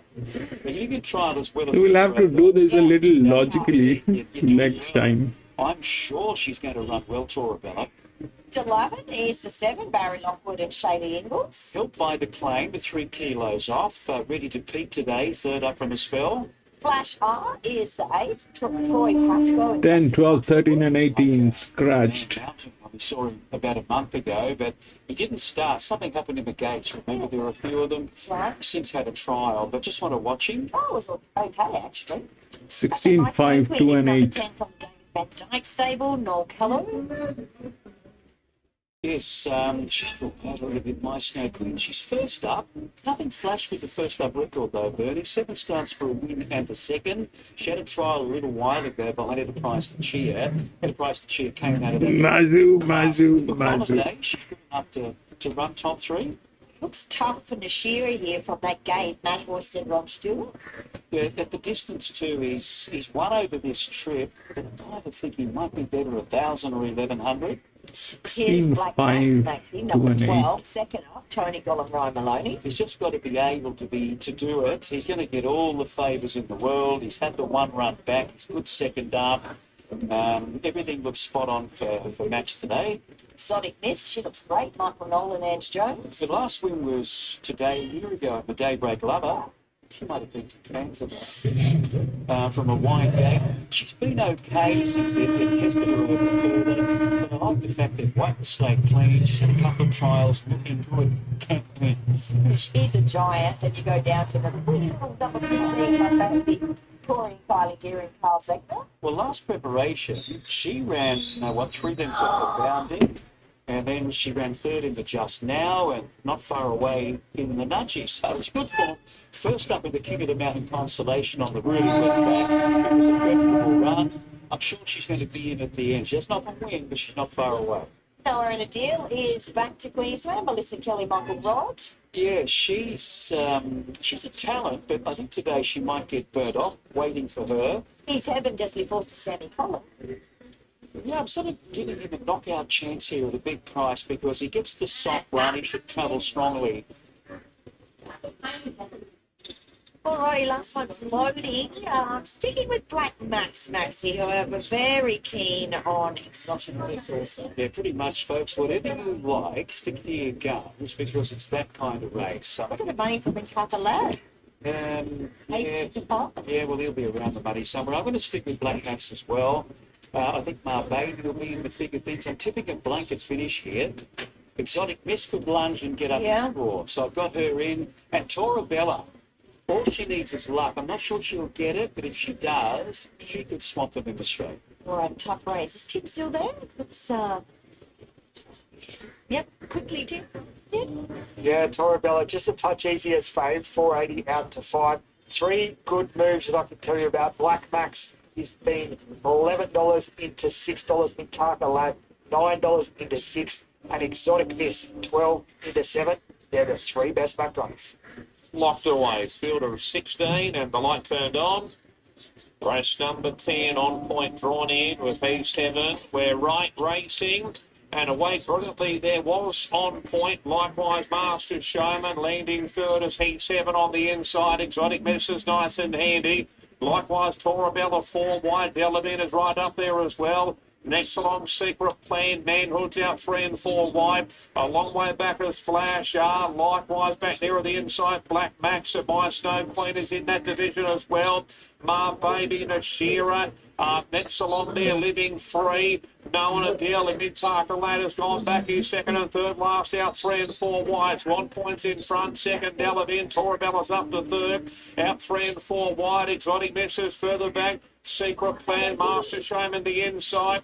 Manhood gets towards the outside, even wider there is My Stone Queen and Mintaka Ladders right down the outside. On point in front, Secret Plan's running home. The other man's still there. Master Showman sneaks up the inside. Exotic Miss is revving up down the outside. On point, here comes Exotic Miss. Exotic Miss out wide has raced up and grabbed the lead. Exotic Miss in front near the line, comes right away. Exotic Miss, she's back. 14. Exotic Miss, brilliant. Second Manhood, Fido third, on point Nashira, Secret Plan, Master Showman, Torabella, Mintaka Lad, 7 Flash R, Melon Deal, Living Free, Ma Baby, Delavin, Black Max, and the last one was My Snow Queen. Well, it's been a year, but it's been worth the wait. She won the Daybreak Lover 12 months ago. Exotic Miss, nice and fresh today after 2 encouraging trials. The class has risen here, it's come to the top, being the stakes winner, and she's put up 2 lengths. The runner-up Manhood quite good. On point will get third, and then fourth will be the Shearer on the outside between them, number 5 Secret Plan. Well, Exotic Miss, written by Ange Jones, trained by Michael Nolan, has finished brilliantly right up the centre of the track. On point gave a lot of cheek, and she's been overhauled the last 100 by a pretty talented mare on her day. So hopefully she can hold form this preparation. You can see they used a lot of the track on point near the inside there, but up the centre, up the hay little comes Ange Jones on Exotic Miss. And congratulations to the owners. Tate will be going off, he'll be doing handstands. Chris Tate, so congratulations to all concerned with this mare by Under the Louvre. And she's been able to get the money for you for the 5th time from start 19. There are the placings 14, 4, 20 and 11 on the last, race 10 at Eagle Farm. Bernie and myself bid you a good Saturday night as we head to Kembla. Well, Maxie, great coverage. Michael Maxworthy, Bernadette Cooper looked after the coverage there at Eagle Farm, and what a good coverage it was. Thoroughly enjoyable. Well done, team. Wayne Harris and I alongside you the last year at Kembla Grange. I can tell you the favourites got well back. Number 2, Last Command, now $2.40 on tap fixed odds. We'll get through them in the yard, then we'll get up to Timmy Ryan and see what's doing with the betting when we get closer to the jump. Wayne, number 1's out. Number 2, Last Command, William Stanley. He claims 3 kilos, therefore it'll come down to 58. Last Command, $2.40 was terrific first number and Hawkesbury behind Alabama Fox. True. I'm just worried a little bit about the weight. Dax, he's got an awkward draw. Big weight, bad gate. Not a little good combination, really. But his first top run to Hawkesbury is very good behind Alabama Fox. That's good form race, I think. And the claim, I think, is very important. I think got a little bit of quality here. He looks well on the parade. 3 and 4 are out, Wayne. A bit of a roughie. Matty Smith's got up here. Number 5, Zembrero. Nick Haywood's on board. if we're looking to this horse over a little bit further, his first up run when he got to the lap in that Alabama Fox race, he sort of got wide, he sort of run on right at the end. Second up form's not that great, so I think we'll wait to watch him with one more run. Number 6 is Squeeze Box, one for the greyhound lovers. The Squeeze Box in the middle, $9.50. Jean Van Overmeer for James Cummings, second up this afternoon. Out of the same race as the favourite Last Command. Is there something you don't know? Oh, please. He didn't have the best of luck that day, I must admit. Well, get to the line, I don't know where to go. I think it's got a good chance in race. Mornington. And then second up, I think.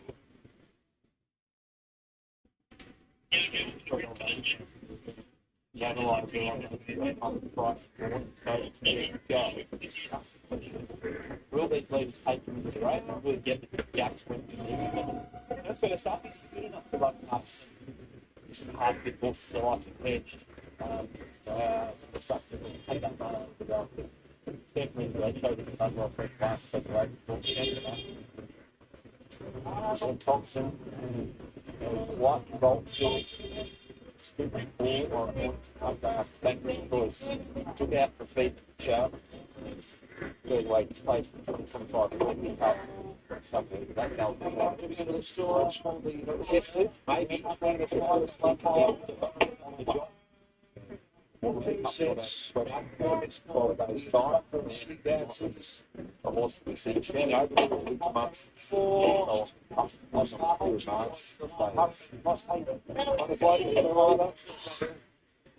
For the $200,000 listed Hariba Stakes.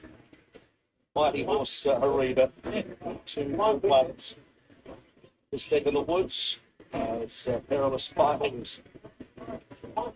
Riding behind the Trader's Tower over the 1200, one of the last as the barrier blanket. Good support from War Machine. They've tumbled it into 245 with bookmakers, so really good money for War Machine. It's all the rage here. So Perilous Fighter taking one more turn. Will be the last one to come along. Last one coming up.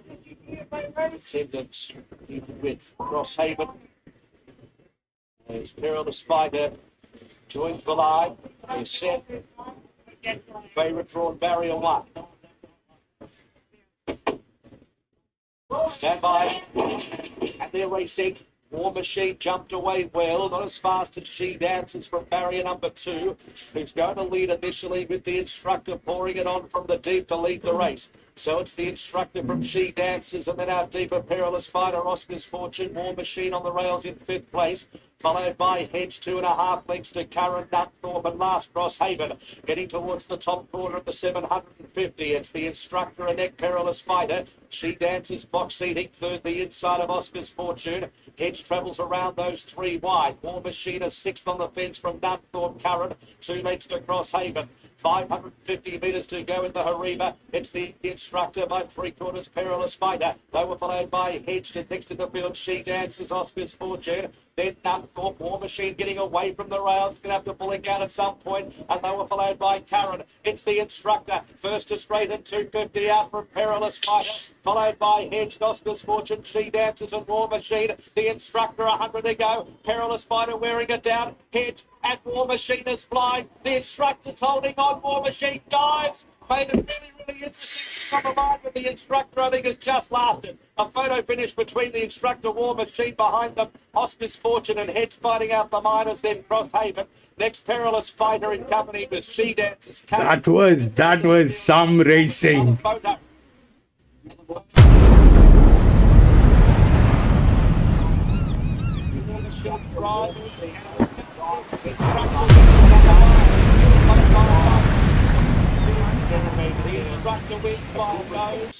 Nine. Not to be. It is Jim Stanley and Dave Waterhouse and Adrian Scott just last as he laid out. The instructor being War Machine. Get the turn. Hang on and hang on. He has Perilous Fighter.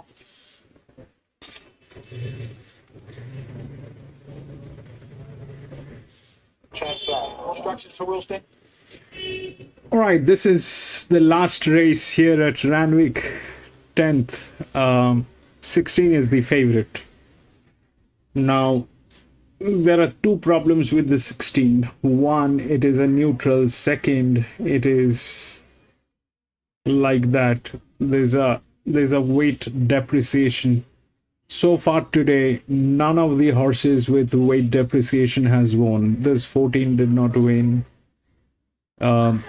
Everything else here, the weight depreciation, nothing worked. On the contrary, this 2 with appreciation went in. So this probably is because the ground is soft today.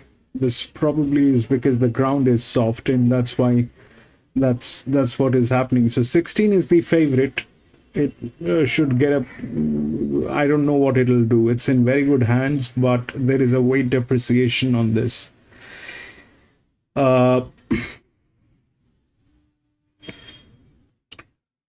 So the physics is on 6. The linear is 11. And there are these horses which are with appreciations on weight. This one is 60% drift out, so let's not talk about that. This is 14%.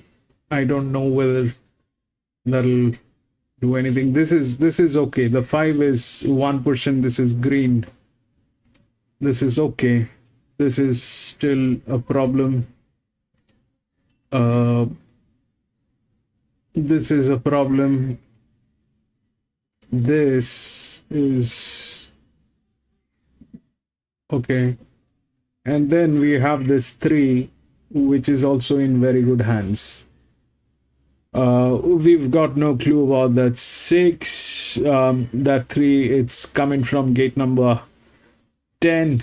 We don't have numbers. This is not, I don't know. The 6 is a check. I'm going to play a EW on 6. The rest, everything is blurry.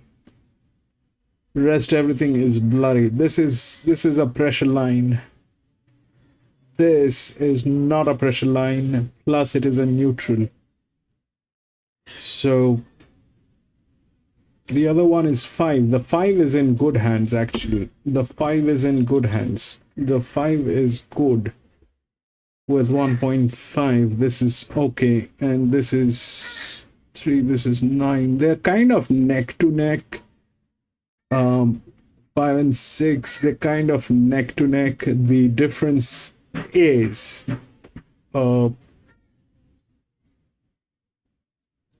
this is 118, 128. This is 71 by 70. This is 61 by 71. So obviously 5 is better.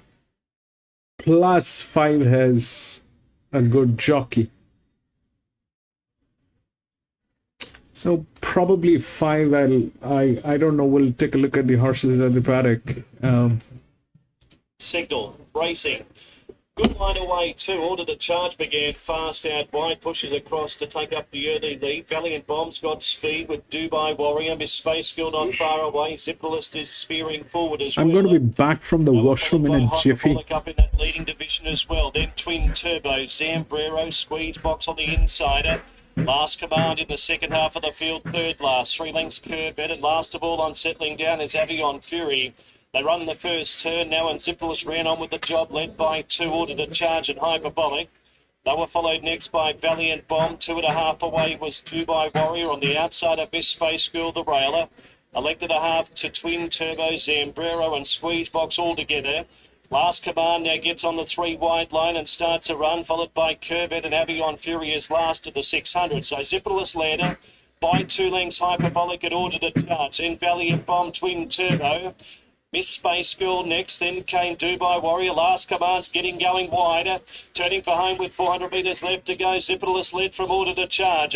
Hyperbolic on the outside. Then came Valiant Bomb, Twin Turbo. Last Command's getting going and a need to as well. Then came Curvet at the 220 at Zipperless in front from Hyperbolic. Last Command now starting to build up the revs. Hyperbolic got to a narrow lead. Coming through Valiant Bomb. Last Command out wide's flashing now. Last Command, Valiant Bomb, Hyperbolic. Last Command got to the front and won in the shadows of the post. Last Command beat Valiant Bomb. Third, I'm not sure, Miss Space Girl or Hyperbolic. Then came Dubai Warrior. Turbet was next. They were followed in by Zipperlist and Squeezebox, Zambrero, Twin Turbo, Avion Fury in order to charge. The favourite home, the punters cheer. Everyone's happy. 2 Last Command, 2:31.40. I'm not being a big head, as Wayne just said. I gave one little rap. 17 Valiant Bob for Jimmy and Greg Lee. Wow. $7.10 the place. Hyperbolic runs third at $1.10. Another winner for you, Wayne. I think that's 5 on top. Well done. Great tipping today. The Quadrilla on numbers 8, 7, 4 and 2. $18,159.60. Keegan Latham wins the Jockey's Challenge. The numbers are 2, 17, 10 and 13. 2, 17, 10 and 13. I hope you've had a wonderful day. Well done to Wayne. Great work, Wayne. Well tipped. We're going to head back to Randwick for the lucky last. Chantel and Ali Mosley, take it away. Thank you to everyone at Kembla that's helped us with the broadcast. Here's Randwick. Well, Shani, that's it now for our Group 1s for the Sydney Autumn Carnival. It's been a fantastic couple of months. We've had perfect conditions today as the autumn sun sets behind us. Another fantastic day. It was a great day, wasn't it? Nepotism was fantastic. And then, of course, we saw Jimmy Starr come out in the all-age. He was great. It was a well-deserved win, I thought.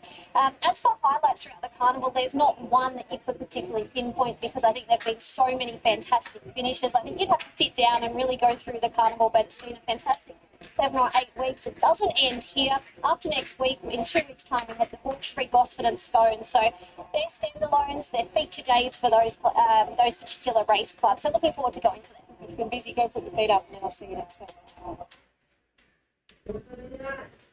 Last of the day, 4 Pines Pace Setters Handicap 1400. It's a benchmark 100. Mounting out for Harvey Norman. All you need is furniture technology. Number 1 is Wellwall. Ben Entrepreneur. For Nick Price and Michael Kent Jr. Resumes with 10 years old, 120 weeks to go golf. I think it's been very sharp in 2 Melbourne jump outs, and I think from this draw with the claim, young Ben can just mind his own business and maybe pluck his way through there late here. I'm keen to spec him. I have spec him, and I think I'm going to get a run for my money. He looks really well in the yard as well, Ronnie. Obviously, he'll take benefit out of today's running, will improve, but he looks fairly forward for a first up mission. Number 2, Amenable. Price at Kent again, and Anaropa. Yep, he was great first up, and I just don't think he was himself on that funny track at Rosehill last time in the prelude. He's better than that. We know that. Well rated here. Another one from the Price Kent stable with a good barrier and an apprentice allowance, so no knock at all. I think they're both overs, the top 2. I don't think they could have him looking any better. Either Ronnie, he looks like he's in peak condition. He's quite upbeat. He's walking out really smoothly. Yeah, big tick for mine. Mighty Ulysses breaks knock for Neesham and Archibald. Well, I get the point with him as well. Look, yeah, he's had his 2 trials. He won a Group 3 first up last preparation at over 1400 in Victoria. The recent trial is solid, and I'd love to see a push for him in the yard and market. He's getting slightly warm. He's a little bit wound up. When he first walked in the yard, he was quite buzzy, but he's relaxed slightly, but he's getting a little bit warm. Number 4, Sandpaper. Nash Willer and Bjorn Baker. He was great at Newcastle in the Newcastle Stakes beating him minimal. And then just that same thing on that track that day at 1500 on the wet track didn't suit him at all. So it's just the big weight with no claim is a concern, but he'll work, boss. He still looks well. Taking the prep, but he's still holding really, really good condition. I couldn't really find a negative for him. Tabby time still firming here into 440 now. Is that what you are, Tim? 440? 440, okay, so he's been 480 into 440 today. Jay McDonald and Chris Leach. Well, that's a very positive sign, because there's some hope it was just a start-off race for him, but he's had his 2 trials. He resumes off a confidence-building win. He's okay fresh, and we know he's very talented. So he won last prep, and he won the Summer Cup, which he'd always promised to be better than that even again. So could this well be his prep? We'll find out after today. He's always been a leaner type, so he doesn't obviously take too many runs to come to hand. He looks well enough, he looks forward enough. His attitude's good. Punch Lane, Mark Zara for Anthony and Sam Freed. Caught wide and very forgivable first up. Now this track's stayed in the soft 5 range, it gives him a better chance because he can put himself on the speed at 1400. So another one in this wide open race that could give a sight. he looks really well in the yard today. He looked like he had good improvement in him first up there at Rose Early. Looks like he's tightened up again. So, yeah, another one with a big tick. Floating, number 7. Here's the grey. Jason Collett and Matthew Smith. Has talent. Nice horse, been wound up. But I feel, this wouldn't be a target race for him. I'd say another run or two under his belt and then he'll be ready to go. He looks okay. He is getting slightly warm. That would be the only negative. Straight Acer, Zach Lloyd for O'Shea and Charlton. 99 days off, 2 trials for the new stable are nice. He hasn't won in a while, but likes this track and distance. And it does look like a suitable style of race for him first up. He'll definitely take good improvement out of today's run. He does look well enough, but I think he'll take good benefit out of today's run. Kintyre, Craig Williams and Gary Portelli. Made some ground there first up in that Kembla race behind General Salute. So he usually lifts second up. 1400 suits better. He's had a trial since where he's trialled very well. And I think he's quietly fancied by the stable. He's always been a big, strong, sort of gross type of horse. He looks like he could do with another run under his belt, but he does look nice and healthy as far as cut-wise goes. Townsend, number 11, Rachel King for Waterhouse and Bott. First up, promising middle distance type starting off. No shock to see him run well, but 1400 first up might be a bit short for him. Yeah, I think he'll need the run, Ronnie. Just looking at him in the yard, he'll tighten right up after this run. Here's Rose Bloom, Tyler Schiller, Chris Waller. Had good French form when she was over there, but need to see her again after an inconclusive first up run. Yeah, she's a horse who never carries any. Obviously, only seen her the 2 runs, but she's a horse that doesn't carry any excess. She's quite a light, fine type of horse. She looks nice and healthy, and she's working out well. Yes, again, she doesn't carry any extra condition. Flying crazy, Reece Jones for 2 Hawks. That draw doesn't help, but he actually was quite good in the Star Kingdom. Massive odds. It's 1,070 days between wins, but he's quite capable. He looks okay. I couldn't find a negative for him. Cool Jakey, Jamie Mellon, Joe Pride.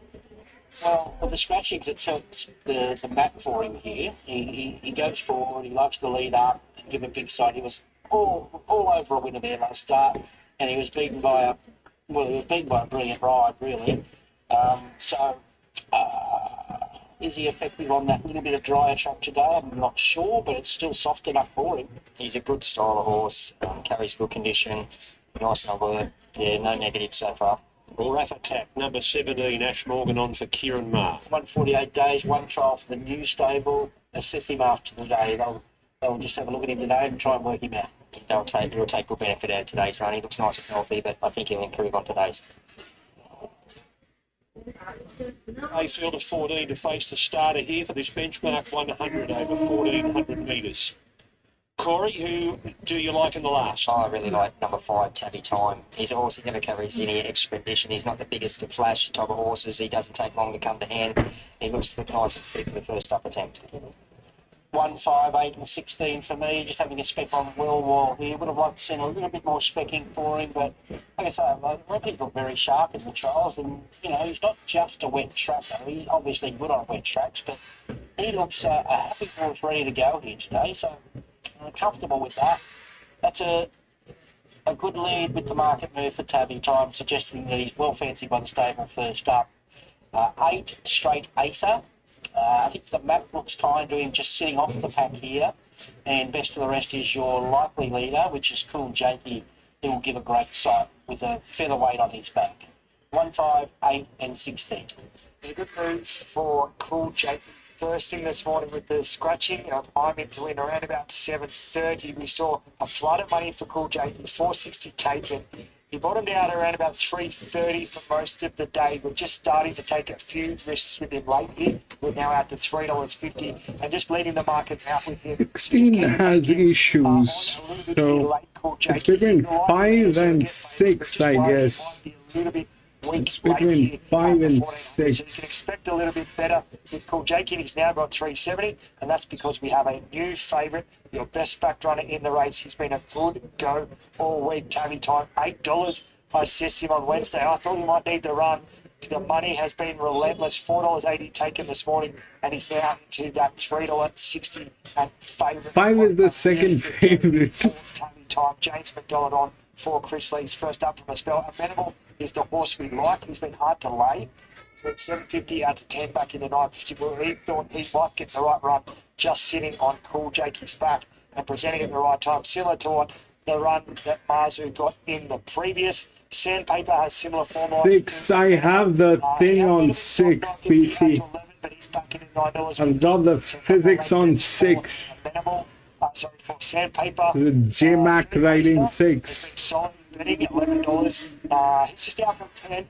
10 out to 11, but he's been pretty solid in betting all week. There's money for him to run well. First up for the new trainer, O'Shea and Charlton.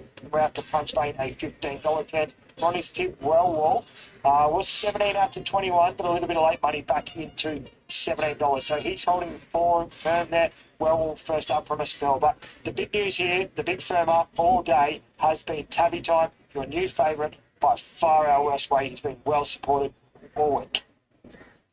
Thank you, Tim. And they're arriving at the gates, furthest point for these gallopers to get to from the mounting yard, right up the back of that 1,400 metre chute. And we've had plenty of 1,400 metre races today. The highway. J-Mac is riding 5.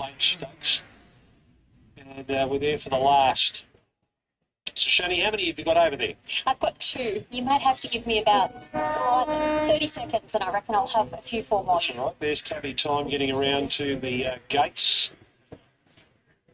He ran in the big dance. He ran 4th in the big dance. I would say that somewhere along the line, Chris... Looks like 5 will win. Qualifying for a big dance once again in one of those country cups, or indeed there's a couple of provincial cups that are available for the trainers now, but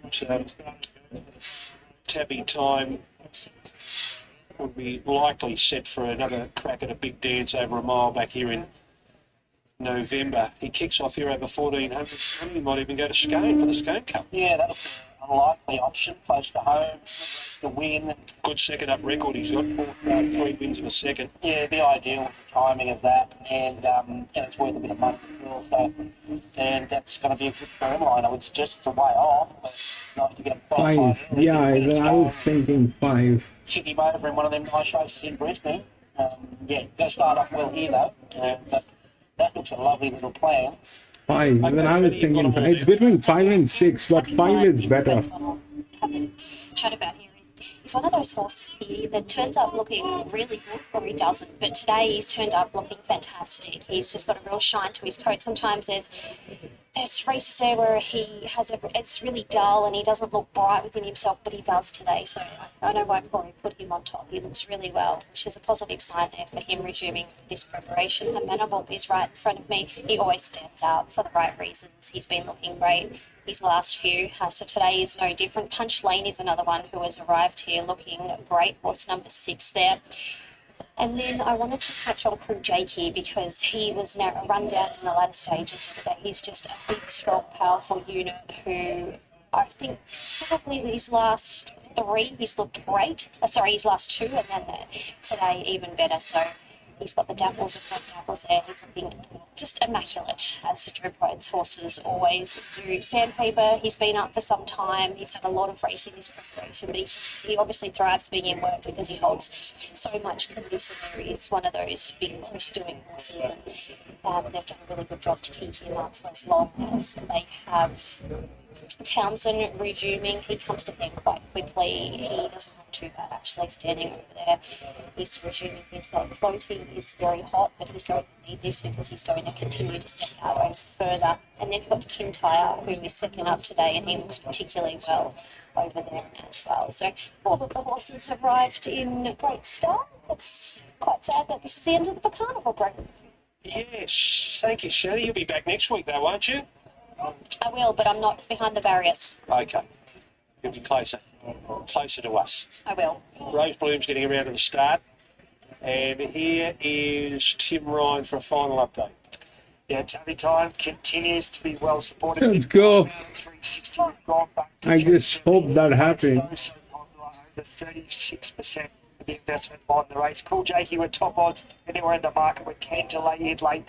We're out to $4 about it. The late firm, after the money's just started to dry up a little bit for Tabby Time, the late firm is Sandpaper, now into $7.50 from a high of $11 today. So noteworthy late money for Sandpaper. We're out to Amenable as a $9.50 chance of a late. Firm up 2 for Ronnie's tip.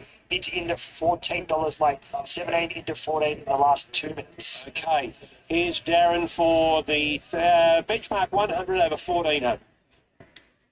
Plenty coming up in Sydney racing this week. Plenty of holiday racing. Rose Bloom moves in. Tabby Time, clear-cut favourite now. It's been a real flip-flop in the market. Tabby Time favourite in front of this guy, Cool Jakey, and Flying Crazy. Here's the last to move. So Ready for boom. going out at $3.70 and Cool Jakey at go. $4. For the 4 Pines Pace Centre Handicap over 1,400 metres. They're locked and loaded. The light is on and start is imminent. Stand by.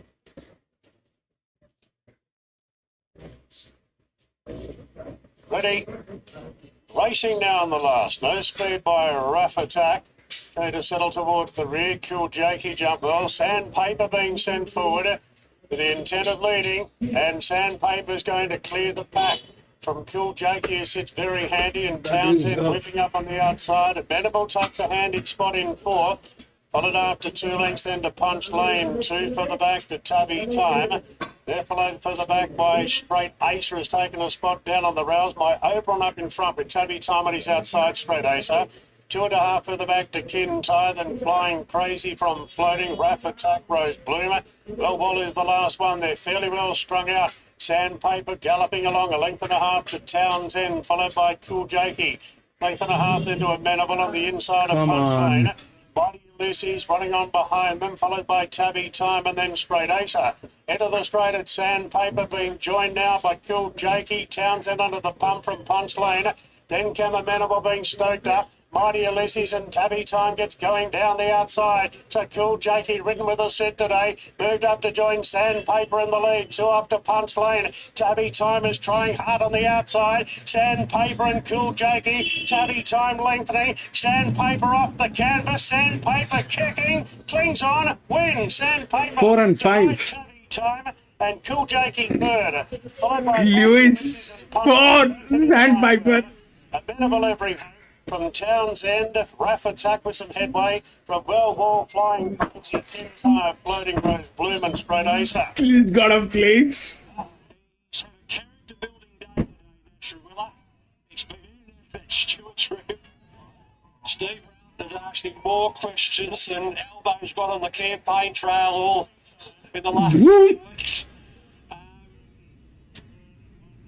It's interesting there, Corey. I'll come to you, Ronnie, but Corey, he stayed well away from the rail. Yes. Even though he could have crossed down to the rail, he stayed well away from the rail until he got around that home turn and then he crashed for the rail. He did, and Nash is a great tactitional rider. He's one of those jockeys, and that move that he was just doing then, what that does when he's 4, 5. that forces the horse that's outside him, because he's so wide, to come back off him and relieve the pressure so he can lead and do his own thing. So again, he's a super tactitional rider when he's on, but I couldn't agree more. He's obviously had enough. As soon as he went in the front, Nash had said, I've had enough today. Exactly, we were saying the same thing in here. And he last race Bjorn, and what a combination they've become, Derby Racing and Bjorn, and another purchase which they're getting big dividends from as well. That's too much, Frank. I'll show you what happened. And they've won a few races with him now, and he showed Let's get the results. after rolling out hard. Nothing wrong with Tabby Time first up. I'll show you what happened. But all honours, the winner, he made the race his own. He just owned it from the start and showed really, really good heart. 4, 5, 16 and 6. Wow, he lifted him. We're in trouble with the 200. 4, 5, 16 and 6. So I'll show you what happened.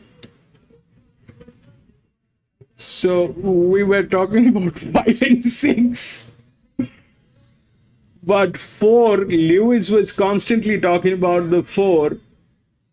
That's the other one. With appreciation. That's the other one with appreciation. 4, 5, 16 had to get through with, was a neutral. It was in a good hand. I had to get through, but and 2 you were talking about, Frank. 2 is way too high. That's 4. This is 4.5. This is 4. That's way too high. So if you look at how it played, 4, 5, 6. This is where it played. And then the 16, just because it was in a good hand. 4, 5, that's too high. 1, 2, 3, those are too high. This was okay. And they were both with the best of the jockeys. Best of the jockeys. Anyway, that is it, ladies and gentlemen. That is it. We had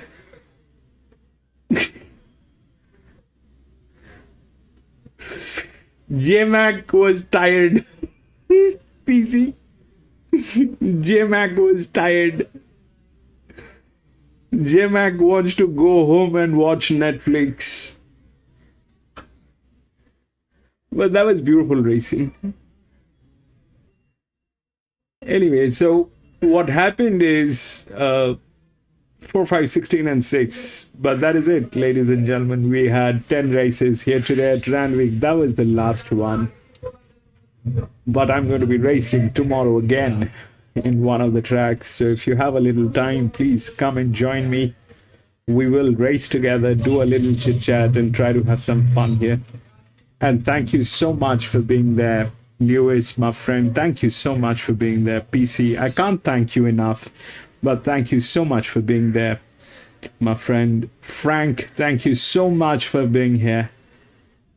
Lee, thank you so much for being here, my friend. Arman, thank you so much for being here, bro. Tuna, thank you so much. Tuna Daos, thank you so much for being here.